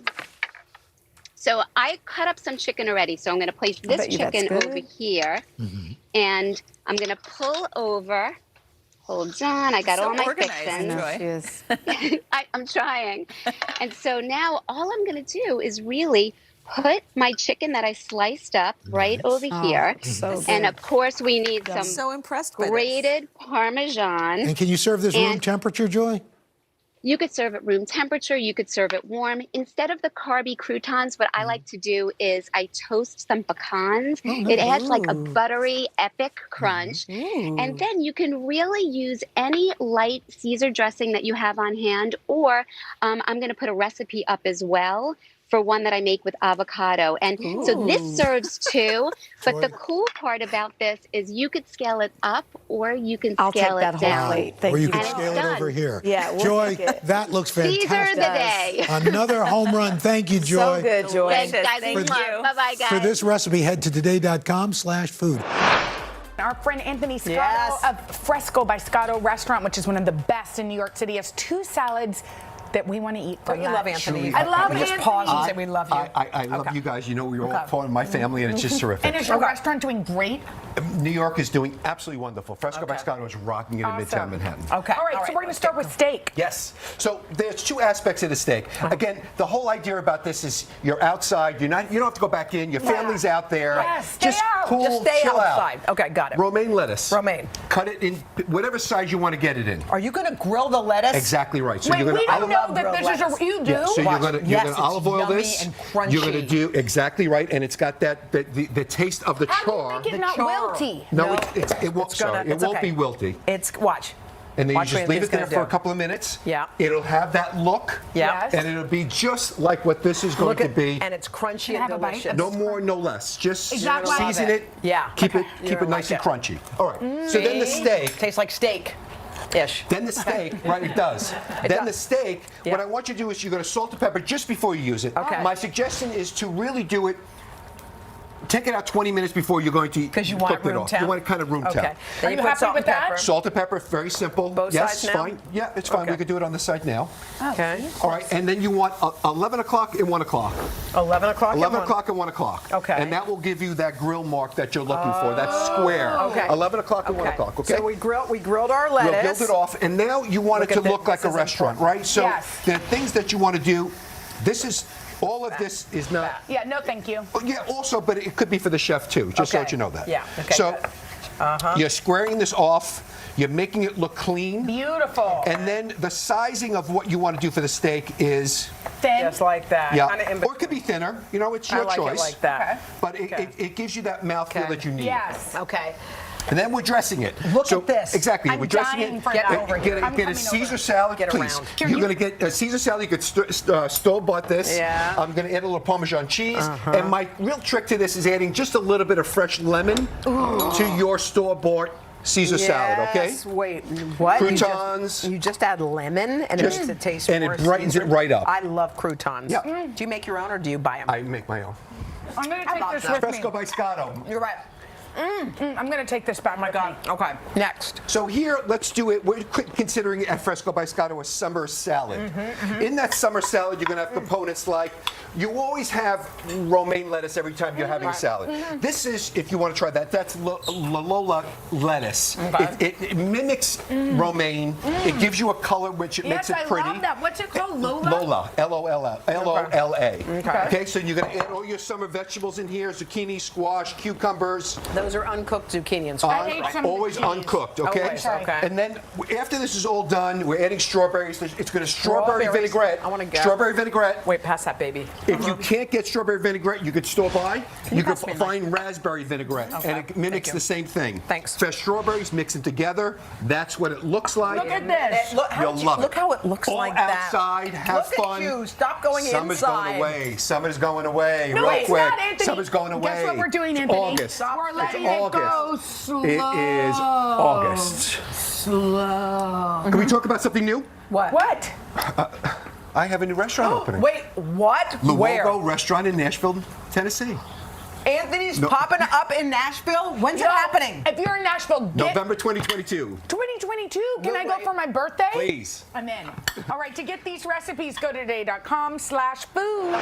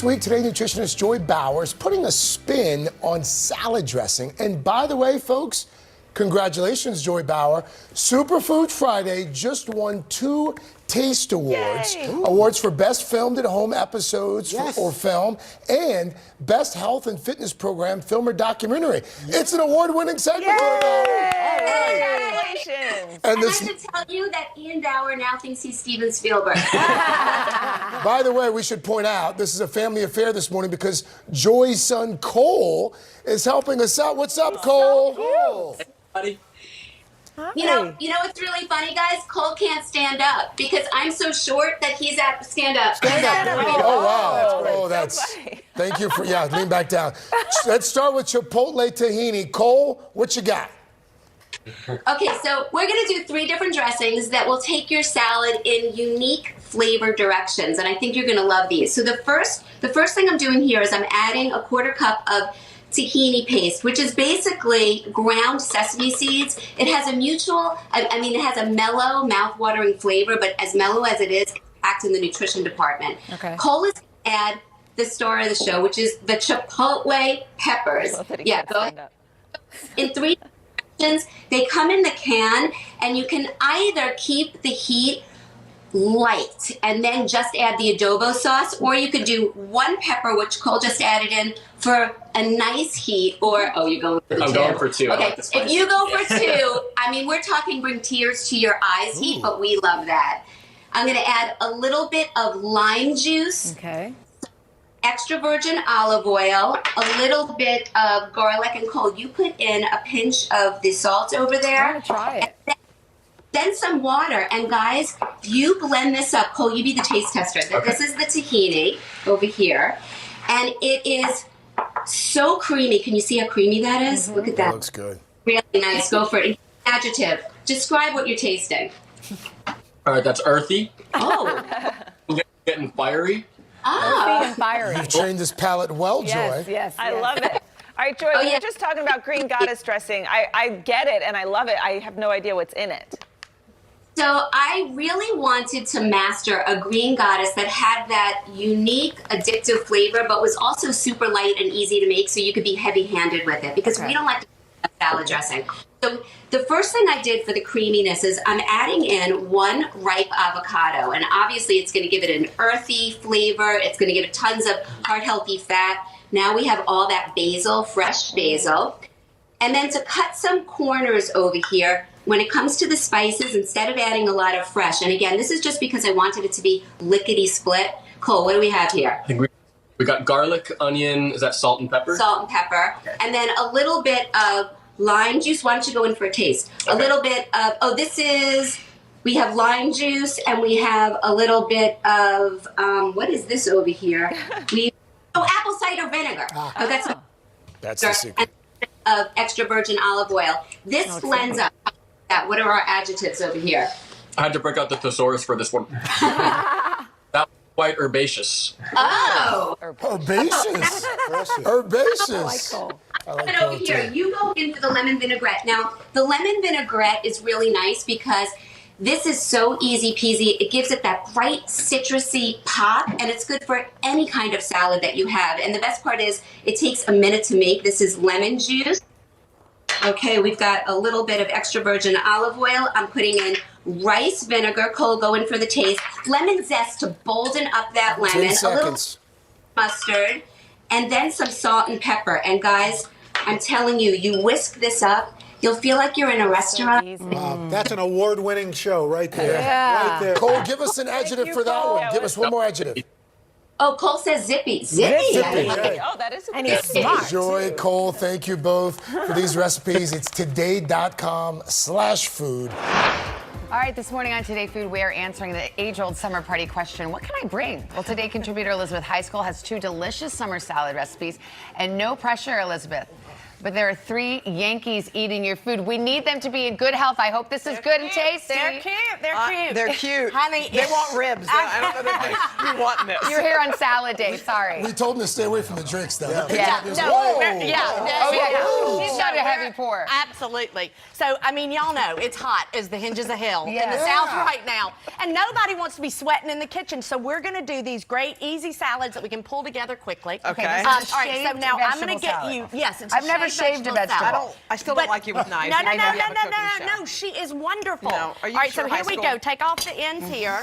Very Don't good. be so snappy about and then it. we're going to shave it just like this. Oh, okay. Careful. Look at you. Okay, Maddie. Okay, Maddie. You got it. Yeah, okay, keep going. Yeah, real So now we go in here. Now, with our mine don't look fennel. like it. yours. You're making. And then with our fennel. Oh, You're come not- on. mine I looks had like I'm such peeling high it. hopes. All right, let's move on over. Let's move to the fennel Is then. this the Okay, you fennel? move to the Okay, fennel. yes. All right. Now, if you don't keep love shaving. fennel, Oh, you're better at that. if Okay. you don't love fennel, you can always use celery. That's a great option. We're gonna put that in there, and then we're gonna start making our dressing. You're moving Y'all so keep fast for shaving. us. Okay, Y'all yes, keep shaving. going. All right, we're So shaving. we've got a little bit Okay. of honey. We've got some Dijon. We also have got some lemon juice. Okay. And then we're gonna slowly drizzle the oil in here. The oil. I knew. I Drizzle was the waiting. oil. I was waiting. Wait, Yankees love it. Y'all like it? Pause for Yankees reaction. Okay, what are y'all doing? What do you think? Delicious. You know, and that's the thing. I mean, really, y'all forget Feels it. like Listen, summer. we need to drink. Yes. That's not fair. They're drinking, and I want to drink. I know, but they got a game. When's the next game? So these Tonight. Tonight. No, they're going to be mad. I'm going to be the Take reason. his If they get, no, they got drunk on the Today Show. Please win, or we're going to have angry Yankees fans. These out are the window. virgins. No, I Okay, don't keep want going. No, they're not. Okay. So now we're gonna. Oh my God, that is isn't it raw. wonderful? It is a peach and Aperol They taste great. margarita. You know we love a margarita. Okay, this is beautiful. Now what do we do? So now what we do is we're gonna add pine nuts. We're adding pine nuts. We're adding Parmesan. Okay, sorry, I got distracted. We're gonna add that vinaigrette that I just made. Yeah. Let's get the vinaigrette in there. Dump it in. Yes, And the please. fennel too. The whole thing. And then yes, and Okay, then and then I'll I toss want it. you to Watch me fennel, toss.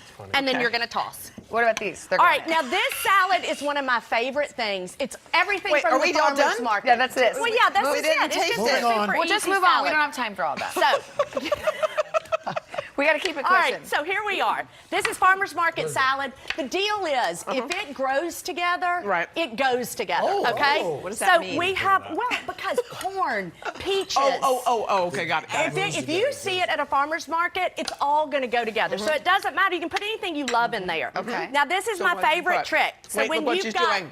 you've got all these little tomatoes. Yeah, okay? I want to see this. So we're going to put this on top, and then you just look cut at straight that. through. That's Isn't a that protein. fun? Yes. Come on. Yeah, That's so a life good. hack. That's a hack, right? So then we're going life to hack. add this in. A life hack. And then I've got smoked chicken. Now listen, you can just go to your local barbecue stand, pick up some smoked chicken, stick it in. or I mean, you can smoke your own. Okay. I think that's legal in y'all's state now.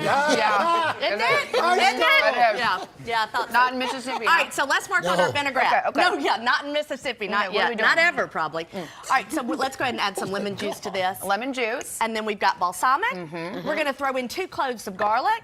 Just whole like that? Okay. Because we're going to blend it. Okay. And then a little bit of zest, which we love a zester. Yes, and what's this? And the Parmesan's going to go The in. whole thing? It's a Parmesan Wow. vinaigrette. What's the drink, Elizabeth? Yeah, The we're- drink is a peach and Aperol margarita. Yes. Fantastic. I mean, is it not one of the best things you've ever put in your mouth? so good. Yankees like it? We're out of time. like We I'm in are Italy. out of time. You're in Italy?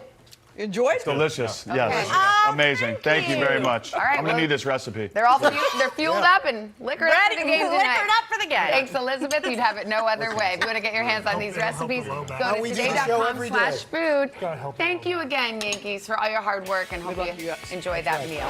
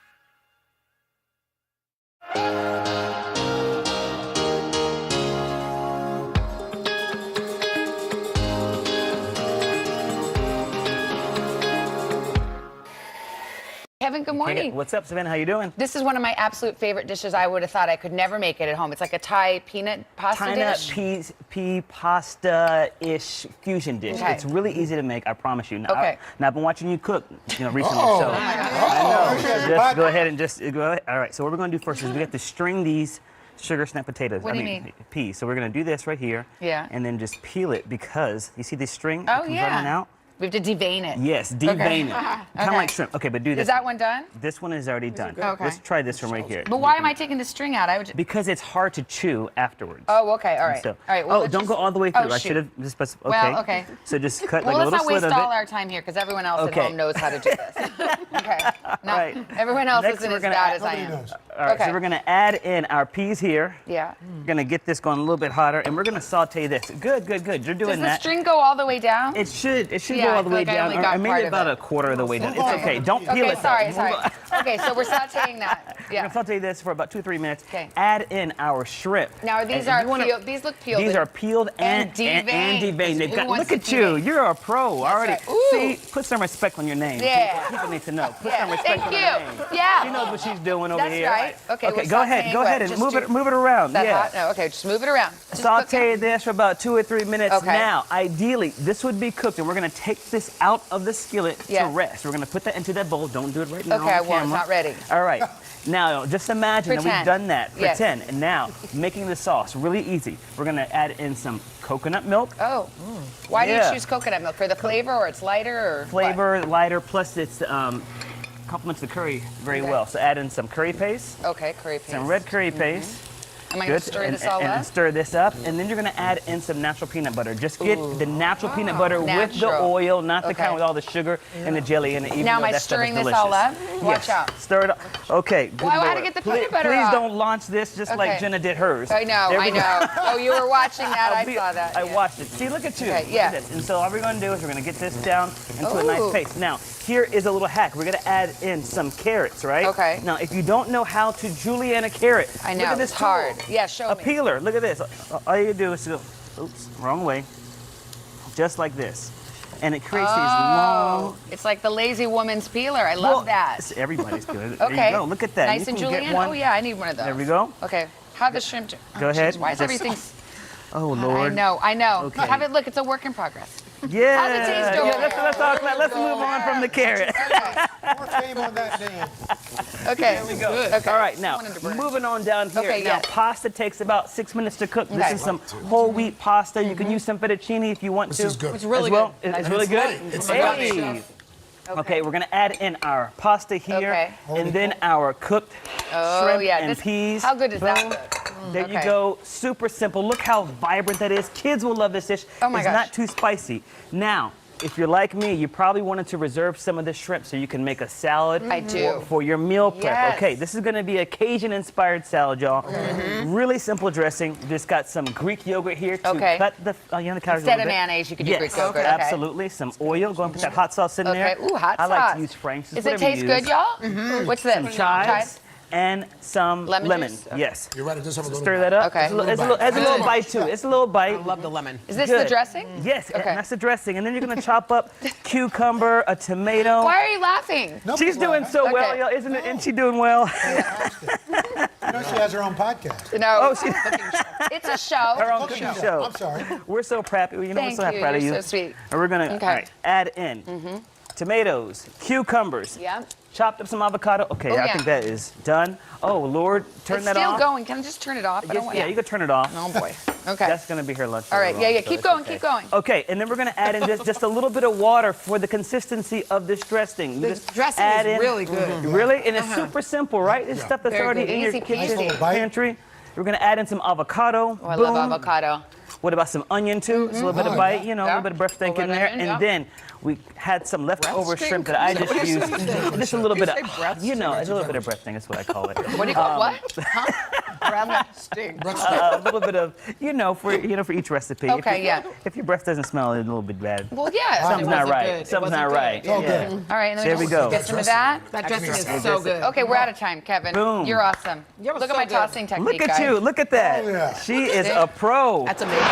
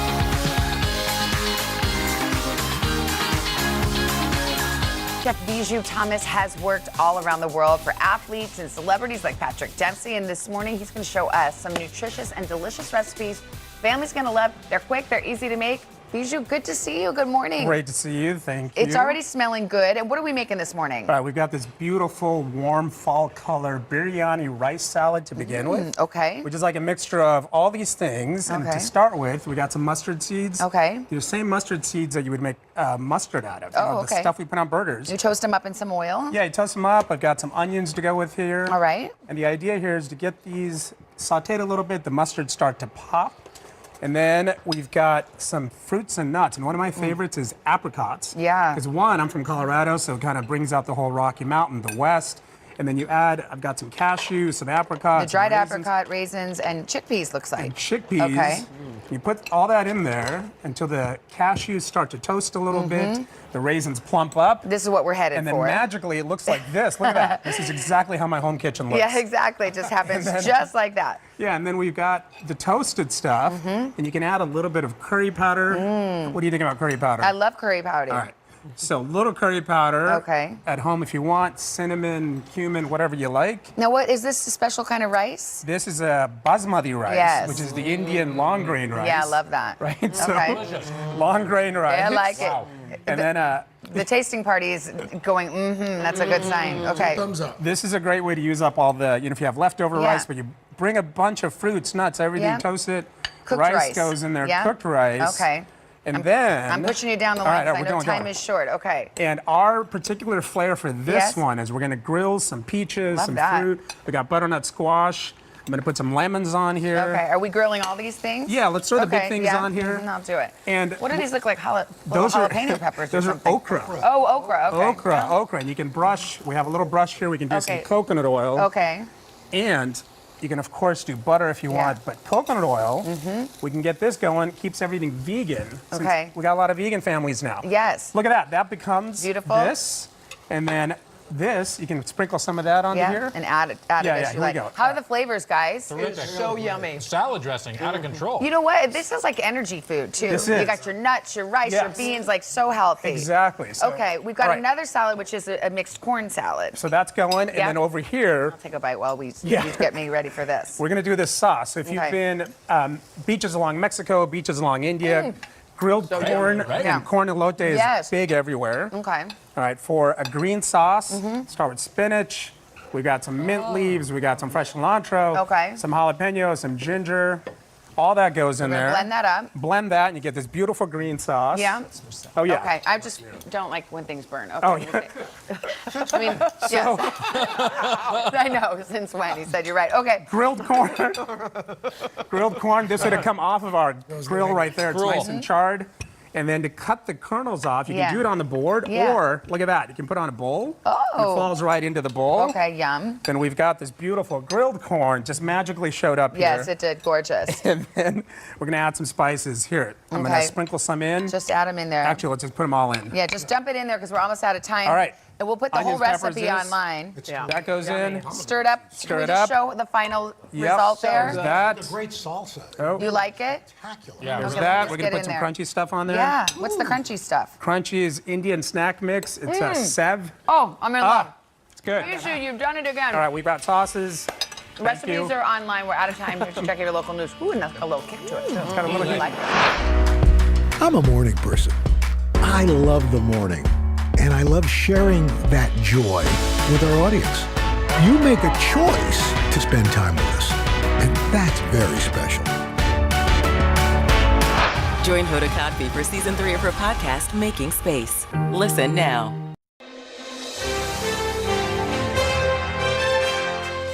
With the temperatures heating up and people starting to throw larger gatherings, it's time to get you ready to host some friends and family for a hearty meal. And who better?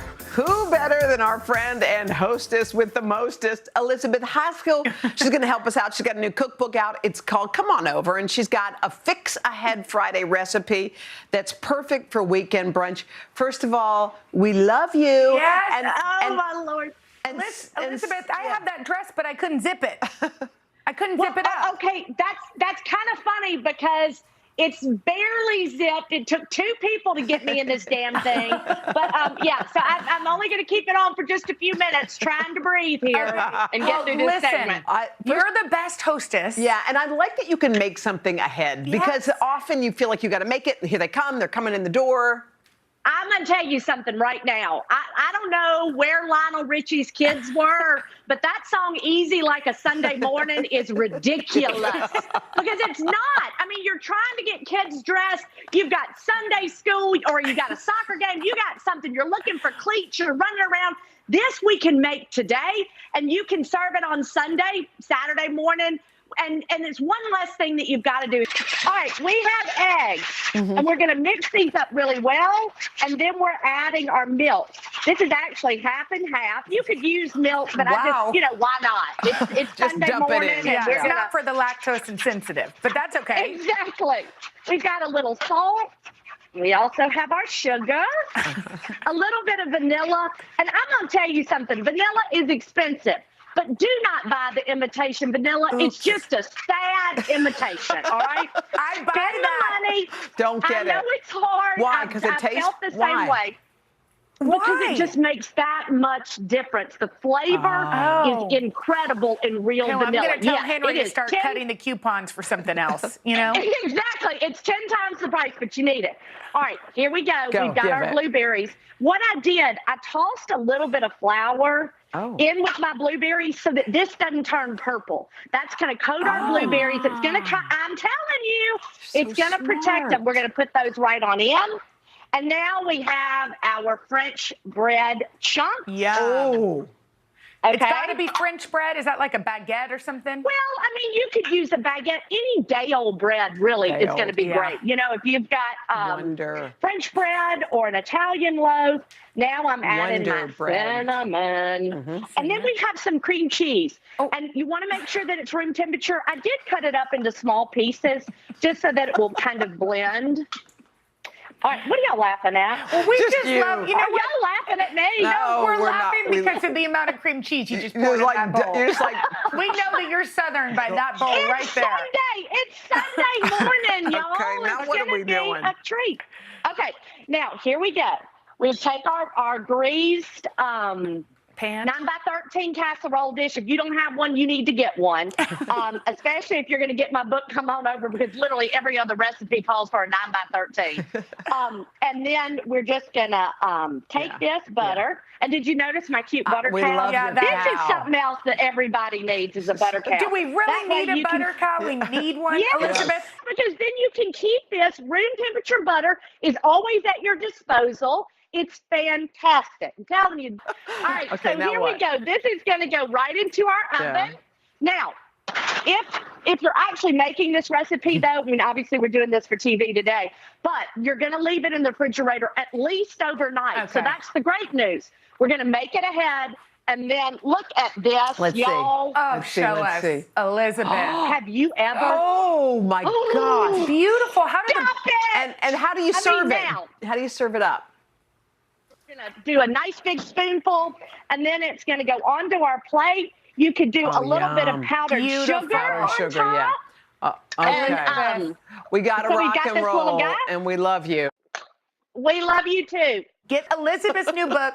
Come on over. She says you can entertain anywhere at today.com/shop. This morning, Today nutritionist Joy Bauer is whipping up a quick and easy frittata that's packed with veggies and flavor. Take it away, Joy. Hey guys, spring is in the air and it gives me the opportunity to feature 2 seasonal standouts. First up, artichokes. Artichokes are packed with fiber, and they're also considered a prebiotic, which means it increases the good bacteria within our gut to aid in digestion. Next, asparagus. Asparagus is an excellent source of vitamin K and folate, and while they're very low in calories, they are mighty potent in the nutrition department. So taking these 2 superstars, we are going to make the ultimate spring frittata. When it comes to asparagus, you're just going to snap off the tough outer stem and then cut your asparagus into 1 to 2 inch pieces. For this recipe, I'm going to saute them in small pieces so we get them nice and soft. And now for the artichokes. So for this recipe, I'm going to use artichoke hearts. And it's so simple. I drained and rinsed them from the can, and now I'm patting them dry. You want to get them as dry as possible. And I'll give it a rough chop. So now that the veggies are prepped, we are going to make the egg mixture. So here I have 8 large whole eggs mixed with 4 egg whites. And here I have half a cup of a Greek yogurt or light sour cream. I'm putting in 2 to 4 tablespoons of dill and a little bit of salt and a little bit of pepper. And you're just gonna mix this up just until the yolks and the whites blend together. And you can see I have little lumps of the Greek yogurt scattered throughout, and that's okay because all of that is going to blend and melt when we bake it off in the oven. Now we're gonna head over to the stove and saute our vegetables. I'm adding in my asparagus, and I'm also adding in some onion. So we saute these vegetables for about 5 to 7 minutes. They'll start to soften up, the onions will get slightly browned. The great thing about frittatas, they're totally customizable. It's really the ultimate kitchen sink meal. Now I'm gonna toss in a little bit of garlic, just stir it around for about 30 seconds, and I'm ready to introduce my artichoke hearts. The skillet is screaming spring and my kitchen smells amazing. I'm just gonna spread out the veggies and I'm gonna pour in our egg mixture. And last but not least, a little bit of cheese. I'm using Parmesan. Now I let it sit on the stove undisturbed just to let these outside edges slightly firm, just a few minutes. Then I transfer it right into the oven set at 350 and bake it for about 20 minutes. And that's all there is to it. I like to add little puddles of pesto on top, and then a drizzle of balsamic glaze. It is the perfect meal to put spring in your step.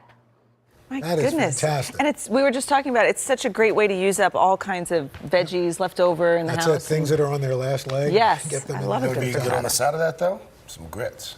Ooh, With no maybe sugar. Some grits too. No sugar, just No. butter. Salt and lots of pepper. All right, Joy, thank you so much. For this recipe, head to today.com/food.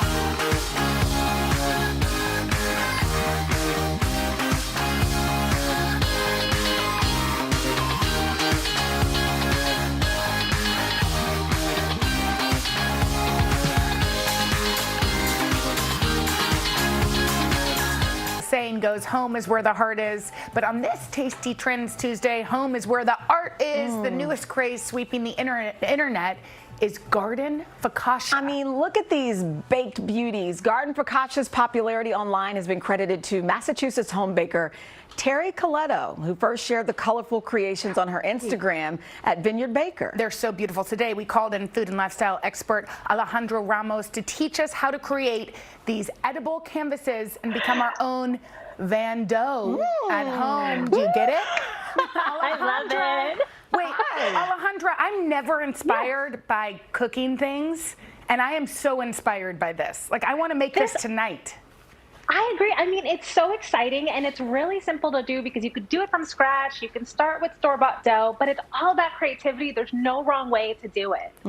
Okay, so, and they look tricky, but you're saying you have some sort of cheats that can help us, right? I promise it's super simple. Okay. So I am going to show you a from scratch dough using some flour, some yeast, a little bit of salt, and then we're just using all sorts of fresh veggies. Basically, raid your fridge, go to the grocery store, the farmer's market, get whatever inspires you, inspires your kids, and bring that home, and then you can play. So, and Alejandra, if I have to really quickly, if I can't knead, can I go somewhere and buy something where I can pop it and it rolls out? Yes, absolutely. Okay. So you can buy the popping kind, or you can buy the kind that comes frozen. You can even go to the pizza parlor and ask them for a pound of dough. They'll sell it to The you. pizza parlor pound of dough is a great trick because they know how to make their dough. That's how you get the best dough. Right. It's delicious. Okay, but not as good as your homemade. Not as good as homemade. I do like doing homemade because this lets you control the flavors, and you can go savory sweet. So I have some flour here, a little bit of yeast, a half cup of olive oil that enriches the dough, makes it really rich and luscious, which is what you're not probably going to get from the pizza dough. But once that mixes up, you get a really nice dough going.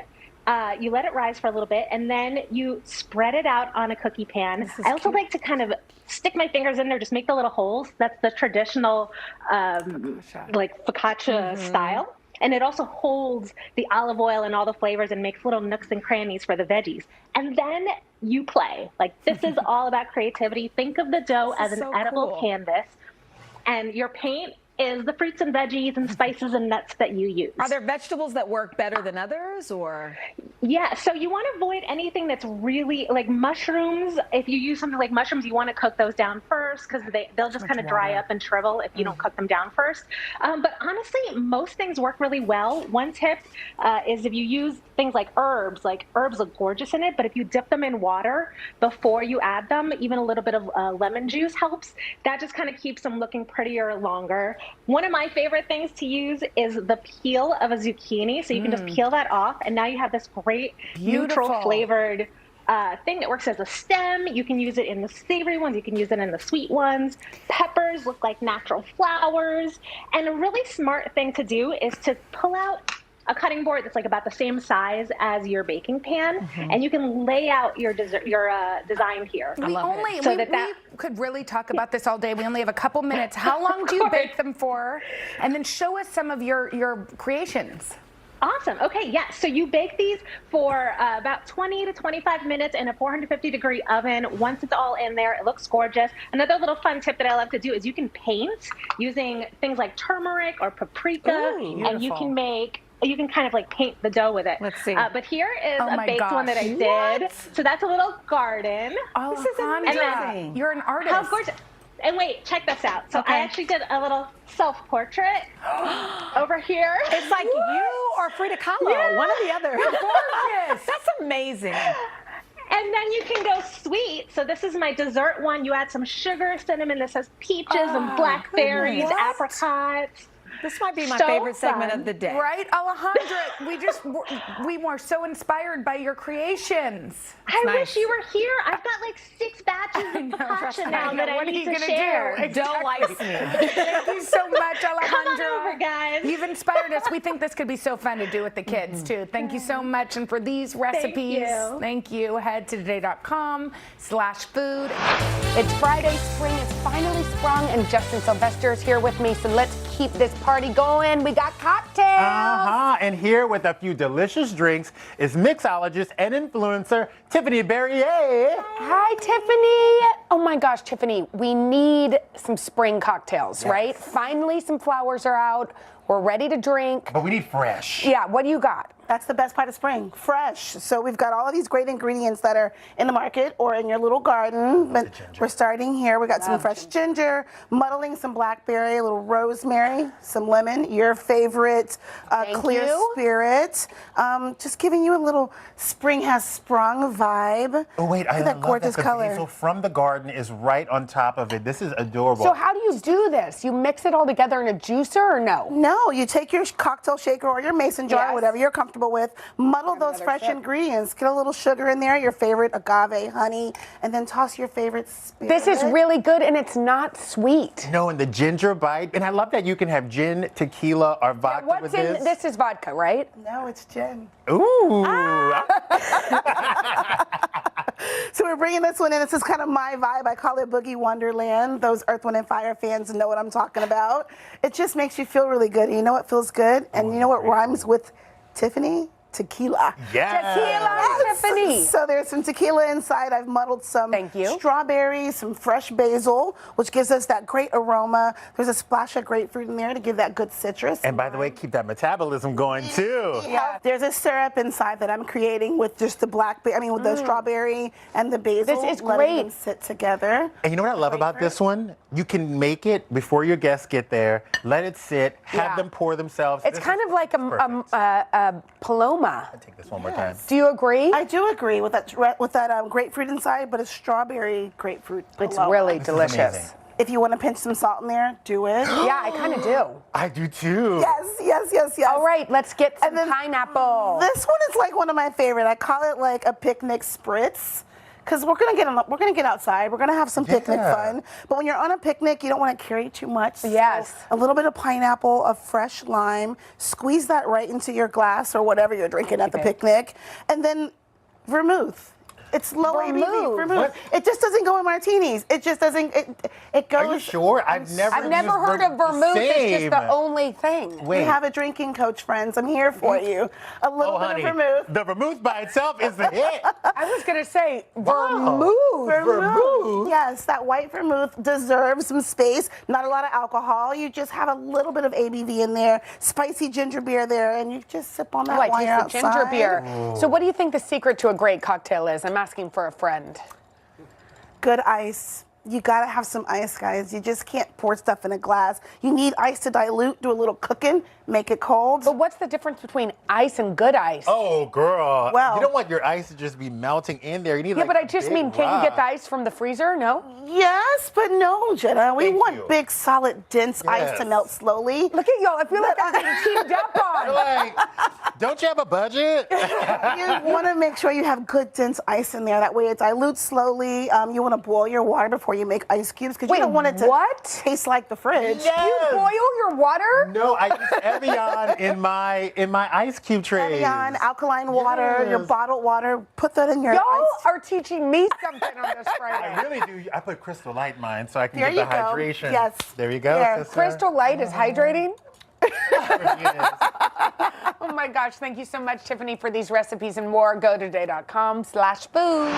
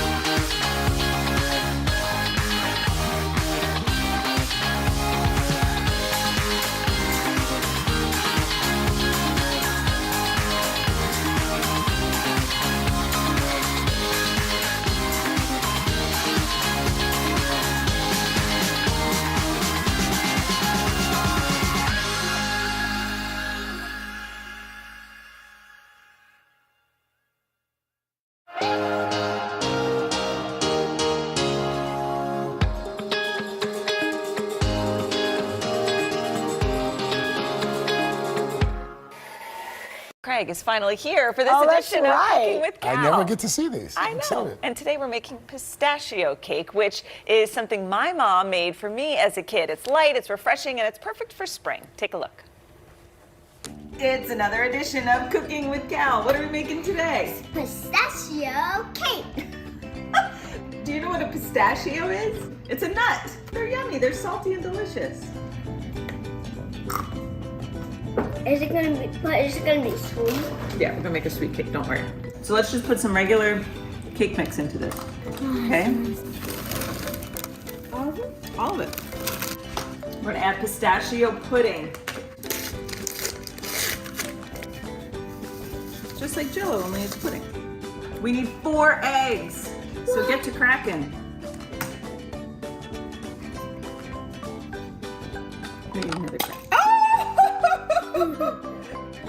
Gross! That was classic.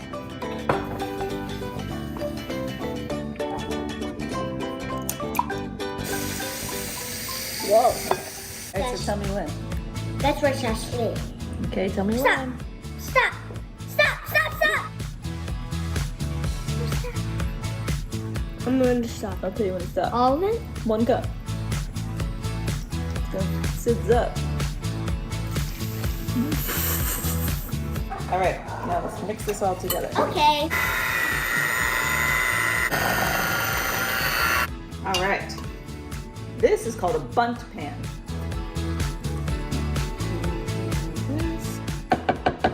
All right, can I put this in the oven? Uh-huh. You're okay here? Yeah. You got enough to keep you busy? Mhm. Okay.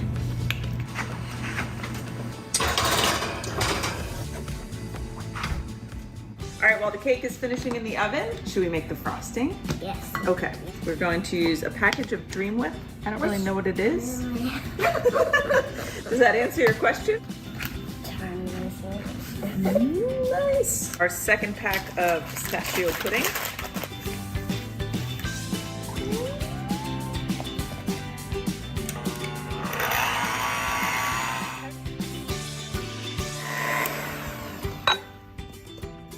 So you see these little peaks in here? Yes. That's how we know it's done.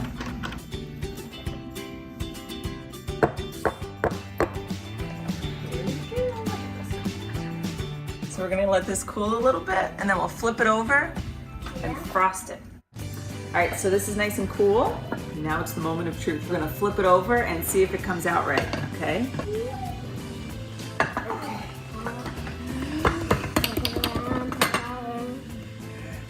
No, it's not coming out! Here, let's try this.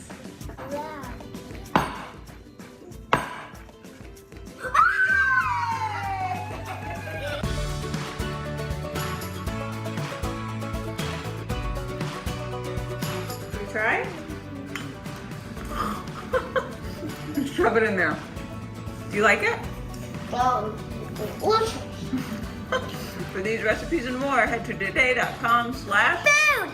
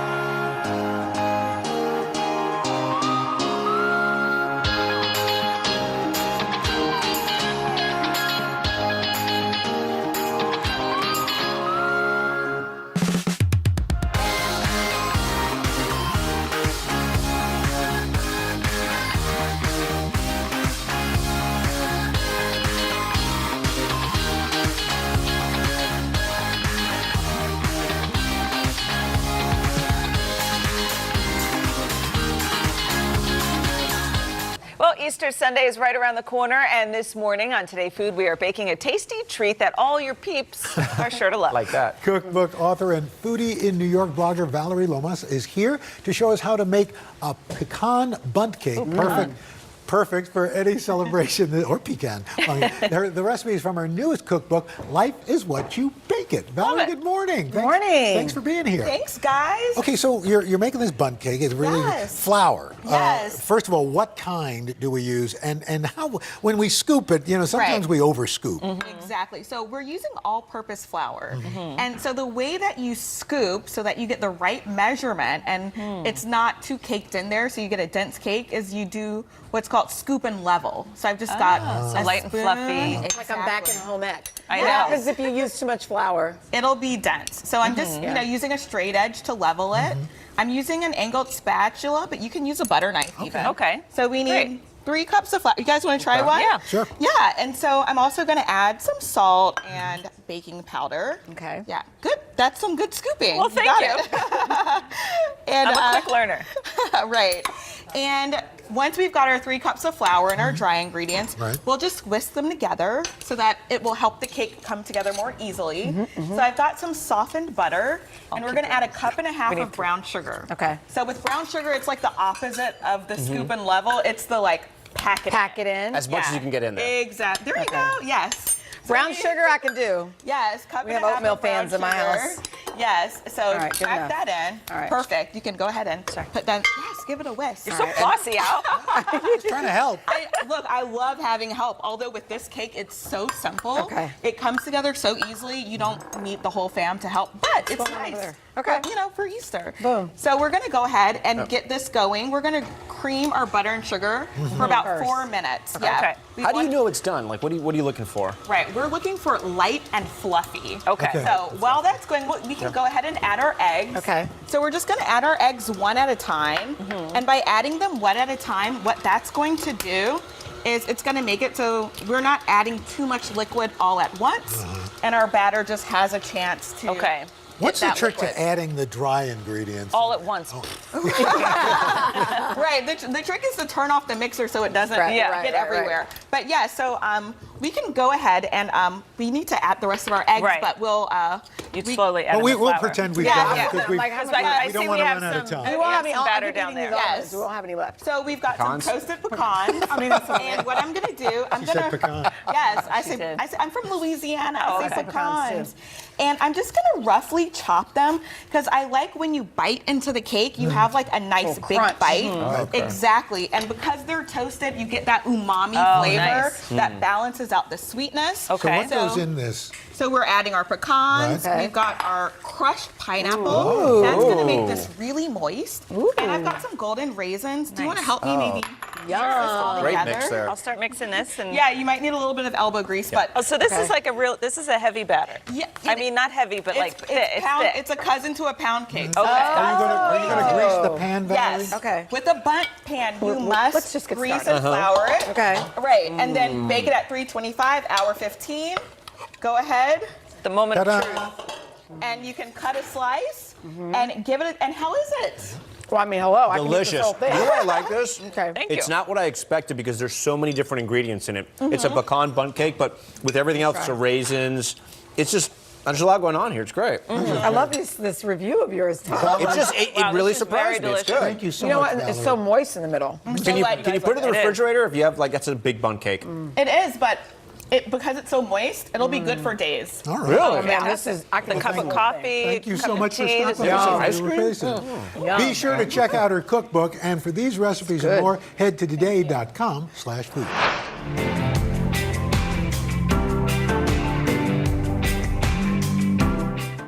Spring has sprung. You're cordially invited to join me, Elizabeth Heiskell, for an outdoor brunch in my hometown, Oxford, Mississippi. Honey, I've catered many brunches over the years, and let me tell you, I've learned a trick or two, and I'm going to share them with you. From creating an event that's simple yet elevated, to building a menu that's easily plated. Pouring simple sips that will leave you feeling just fine. You don't have to go overboard to have a good time. These tips will make planning oh so fast and we'll have you making memories that will last. So let's get to it. We've got a lot to do. Welcome to Mississippi. We're so excited to have you.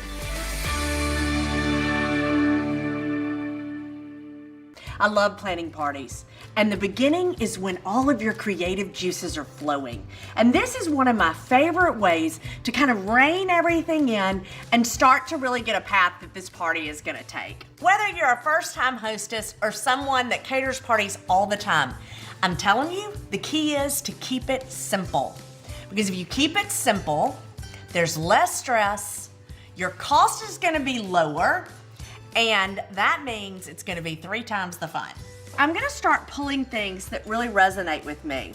I've decided that I really wanna have this brunch on the porch. In the South, we absolutely love our porches. And so that's why I've decided to go ahead and have a big long table on the front, and that's where we're gonna have brunch. It's been a while since we've all gathered together. I think everyone's kind of been, hibernating in their homes during winter. The idea of them all sitting around this wonderful long table, I think it's gonna be really magical. I normally gravitate towards pink. I have beautiful pink plates, I have pink napkins, but I've used them before. So I am gonna go in a different colorway. So we have lots of blue. So I really think that I'm gonna go with blue. It's the color of the sky.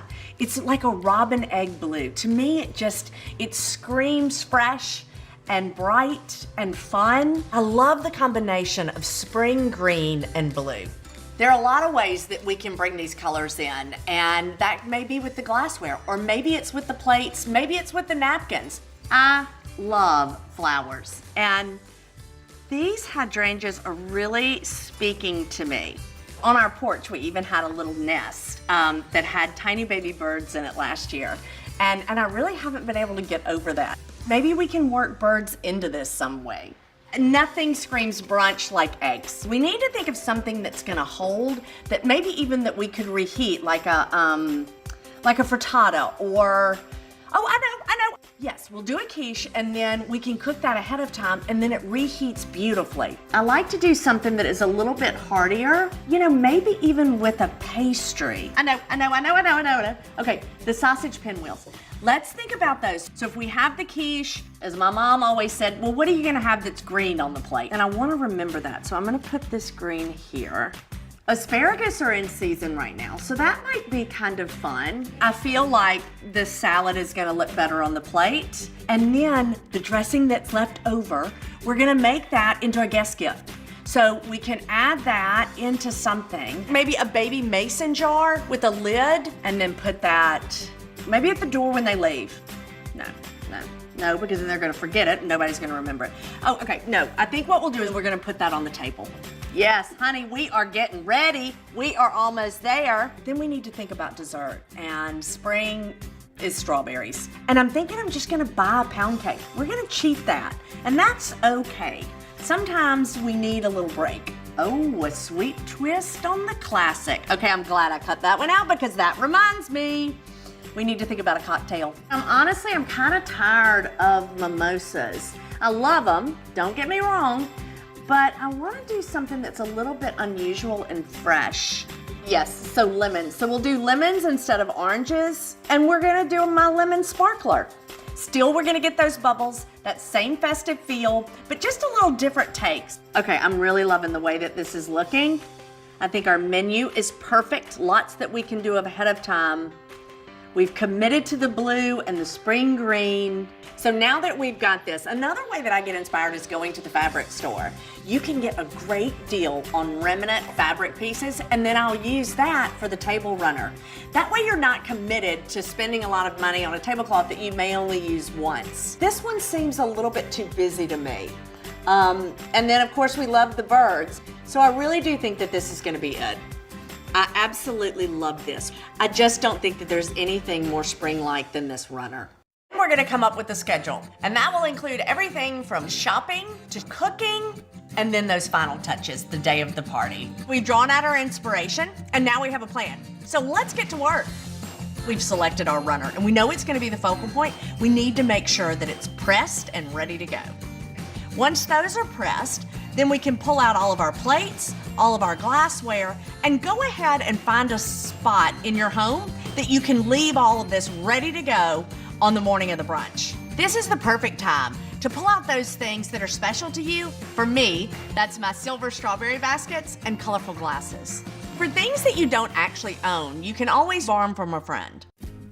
We know we're gonna give our vinaigrette as our guest gift. And this is the time when we have to decide, what are we gonna put that in? Let's go ahead and get those things ordered and ready. This is also the time to go ahead and make your cook list. A cook list is a perfect way to manage your time in the kitchen. I'm gonna put the sausage pinwheels at the beginning, and then it will lead all the way up to the day of the brunch. This is the point in time when you can go ahead and pull your vases out, get them washed, and make sure that they're ready for the flowers. But listen, don't think that you have to break the bank when dealing with flowers. The secret to making a store-bought bouquet amazing is to cut it open and then use individual flowers and group them according to their color. These little vases are also perfect because you don't have to do a lot to them. Just a few buds and you're finished. And coming up next, we're gonna work on our menu.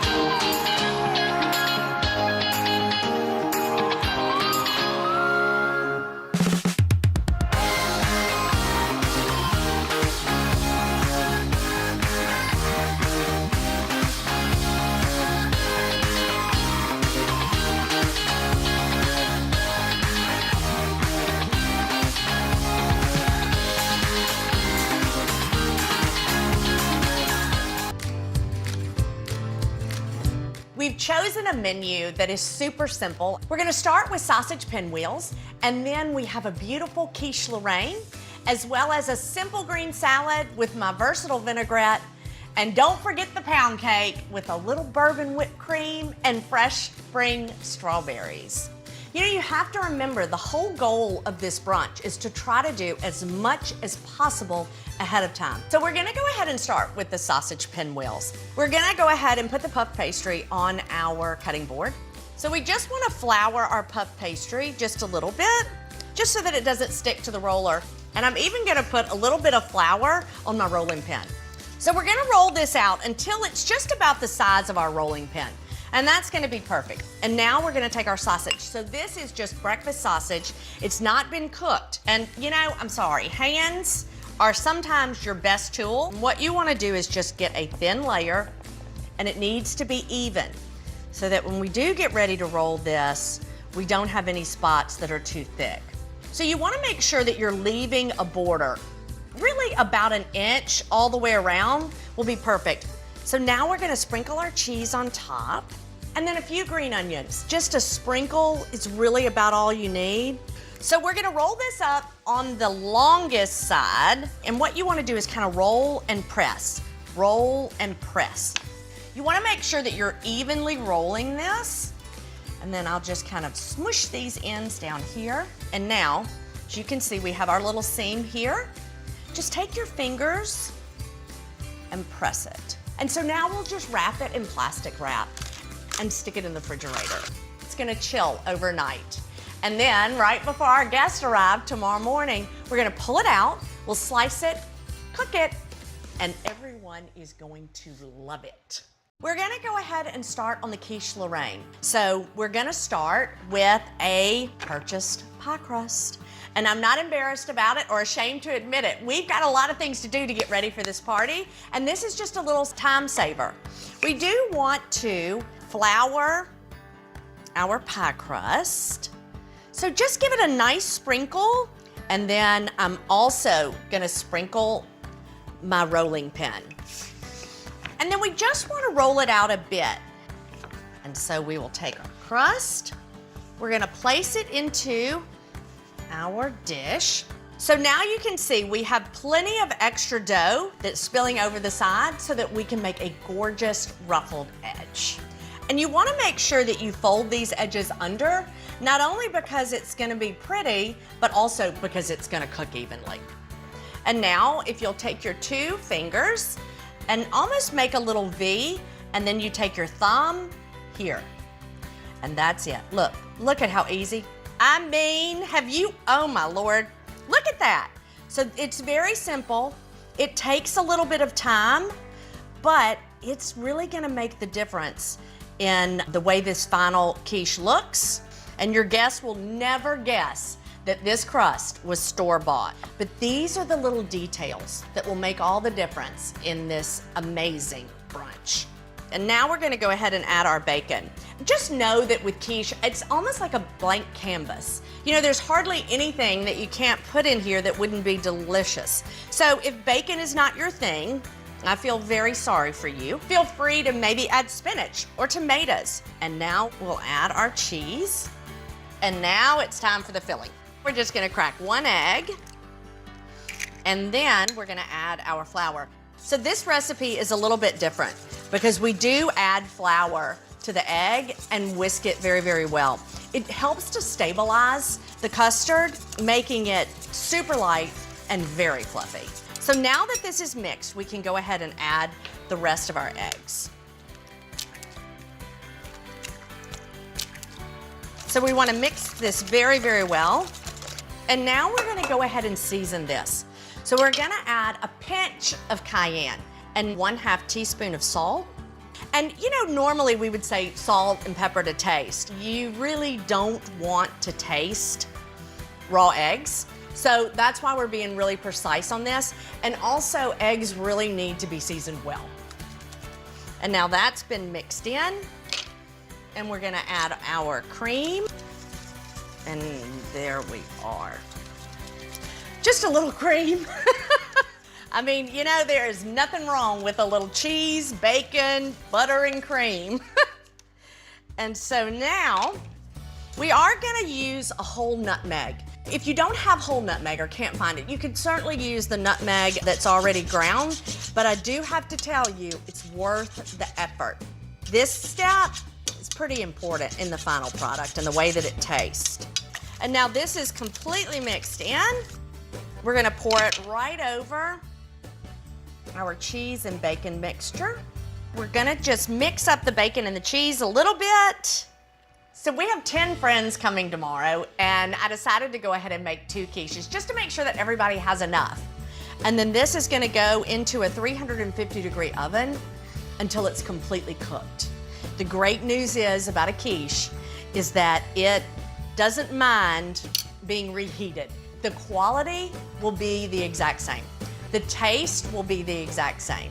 What you're looking for is a beautiful golden crust, but then you have to make sure that the middle is set. You can even take a knife and insert it, and if it comes out clean, then you know you are ready to pull these quiches out. So we're gonna put these on the board to cool, and once they've cooled completely, we're gonna cover them before we put them in the refrigerator. And then tomorrow, before our guests arrive, we'll just have to reheat them. So now the quiche is done and it's in the refrigerator. So we can go ahead and make our vinaigrette. Obviously, we don't want to dress the salad this early because it would be a soggy mess, but we can make this vinaigrette ahead of time. So we're gonna start with apple cider vinegar. And there aren't many ingredients to this vinaigrette, but each one of them is very important. Now we will add our honey, and that's really gonna kind of offset the tartness of the apple cider vinegar. And then we have our garlic, and then Dijon. Most vinaigrette recipes that you see have the addition of some type of mustard. So we have two things that do not love each other. We have oil and we have vinegar. And I kind of consider the Dijon sort of it's like the marriage counselor between two people that don't get along. It's really gonna help bind the ingredients to make a smooth, velvety vinaigrette. Now we're gonna season with our pepper, and then we have our salt. Now, I do wanna give this a nice whisk. Make sure that this is thoroughly mixed, and then we're gonna add our olive oil. You wanna make sure that you slowly drizzle the oil. Because we have so few ingredients in a vinaigrette, the technique really is important. This does take a minute, and you have to be patient, but this really will ensure that our vinaigrette is gonna be velvety and smooth and not broken. You know, I love to give a guest gift. And since I was making this vinaigrette anyway, it was a no-brainer. So we just doubled the recipe, and now we're gonna fill these little jars,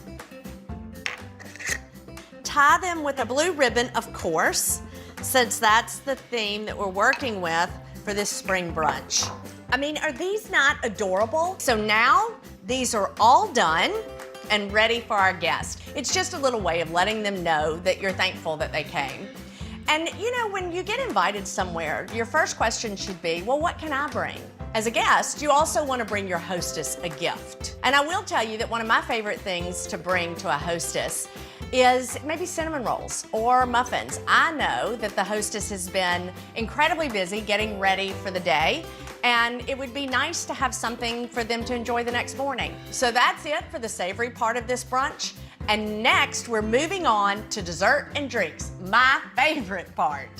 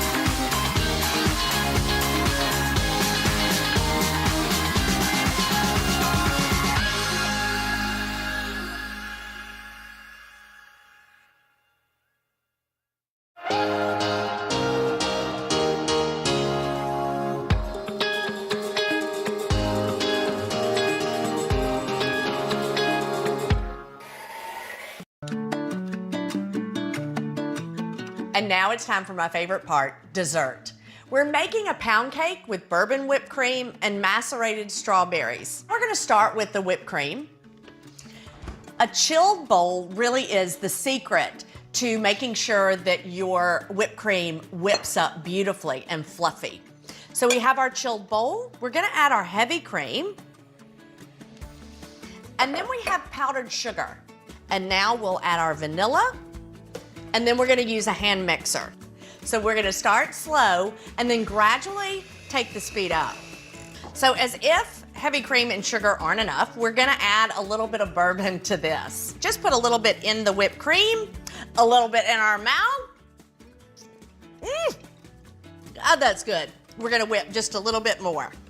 We really wanna whip it till it's just a little bit under stiff peaks because we're gonna put this in the refrigerator and let it chill overnight. And then tomorrow, after the guests arrive and we're about to serve dessert, we'll pull it out of the refrigerator. We're gonna give it a good whisk and re-fluff it. So now we're gonna cover it and put it in the refrigerator until tomorrow. So now that the whipped cream is finished and in the refrigerator, we're gonna go ahead and start on our berries. I just think that there's hardly anything more perfect in spring than strawberries. And this is one of the easiest ways to prepare strawberries. We're just gonna remove the tops of the strawberries, add them to our bowl, and then we want to bring in our sugar. So we're just gonna give this a nice dusting of sugar. So you wanna make sure that you mix this well and that the sugar is evenly distributed over the strawberries. That way it's gonna make a really beautiful syrup that's gonna be fabulous when we get ready to top this pound cake. Okay, that looks beautiful. We'll go ahead and cover it. So the good news about these strawberries is that they really need to sit overnight in order to create that wonderful syrup, which works perfectly for our stress-free brunch because we can do it ahead. So now we've got these covered and they're gonna go in the refrigerator. We're dusting this store-bought pound cake with a little bit of powdered sugar, and that's gonna make it look even more homemade. We're trying to eliminate any steps for tomorrow, so I'm gonna go ahead and slice the pound cake. Now, I don't want it to dry out, so all I'm gonna do is make these slices and then cover the cake as well as the cake stand. And then tomorrow, all we have to do is take it off the stand and put it on the plate. That's so easy. And now we'll use our clear wrap to wrap the entire cake stand. And then we can put this aside and it's done until tomorrow. And now comes the fun part when we get to test our cocktail recipe. So this lemon sparkler is in my cookbook, Come On Over, and it's super simple. One of the things that you want to remember when making a cocktail for a party is that you really need to test it a day or two before, just to make sure that you have your measurements precise. There's nothing wrong with a little taste testing. So we're gonna start with lemon sorbet, and I love these melon ballers for this because you get just the right amount in the bottom of the glass. Now we're gonna add the limoncello. The key to a really good cocktail is making sure that your measurements are precise. So that's where we're gonna use a jigger for this. And now we'll top with champagne. Not everyone cares for alcohol, and when planning a party, you need to consider all of your guests and their needs. So we will leave one of these that we'll make into a mocktail. So instead of champagne, we're just gonna do a lemon seltzer that will be lovely. And the garnishes, they're really one way to elevate a simple cocktail like this. I love to finish it with a little bit of mint and maybe even a little lemon twist. And now for the very best part, the taste test.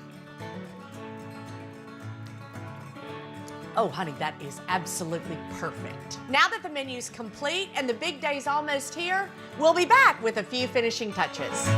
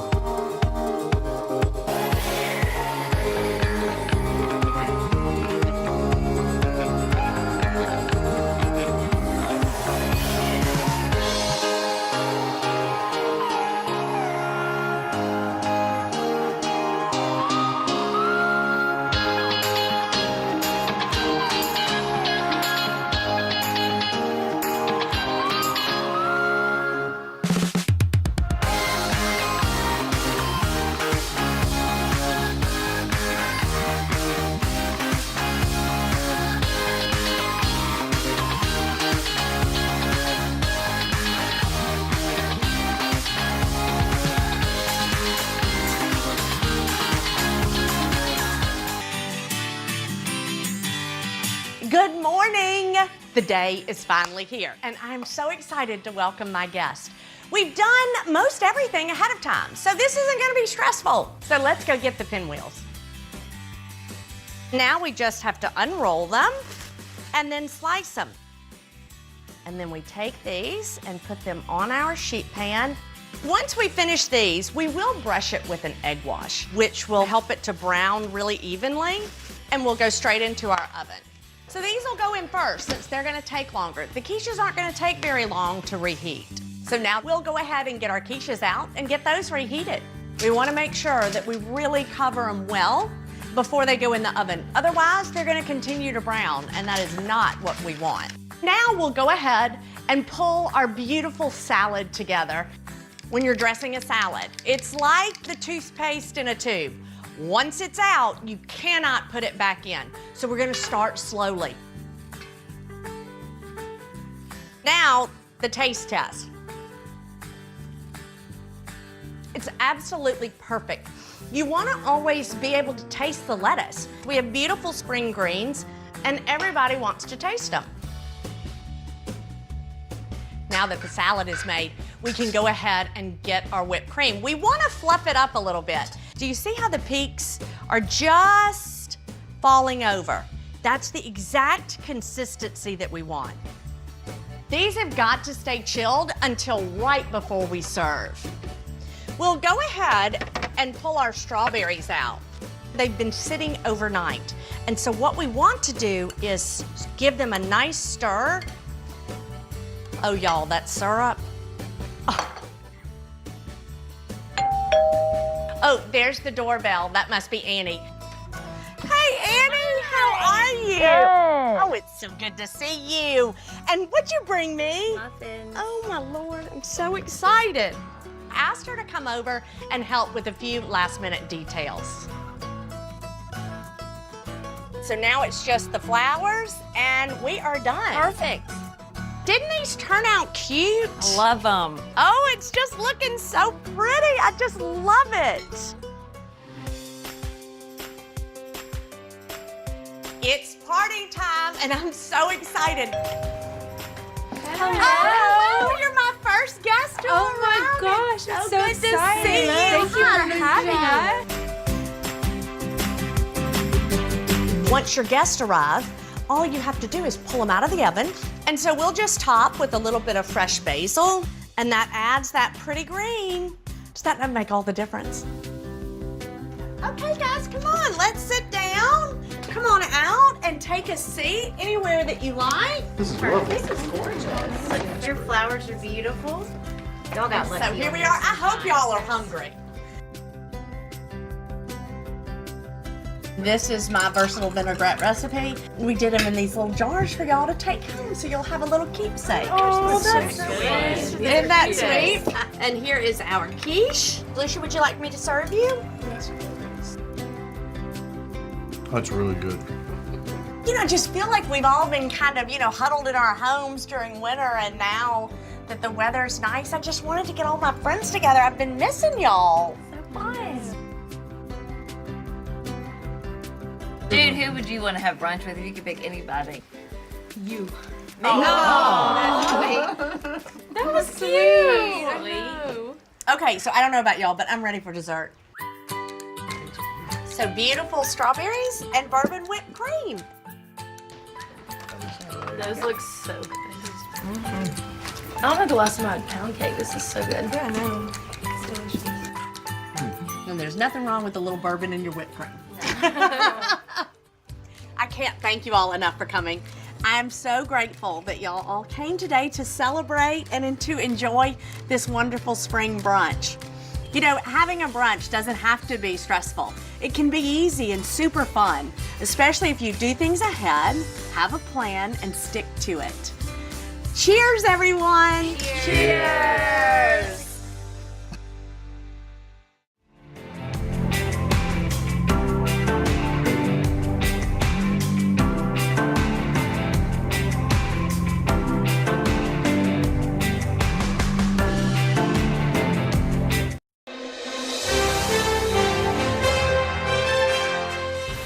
It is It's time for Today Food. With Easter Sunday coming up, many of you may be serving ham for dinner. Well, Atlanta chef Deborah Van Treese has something a little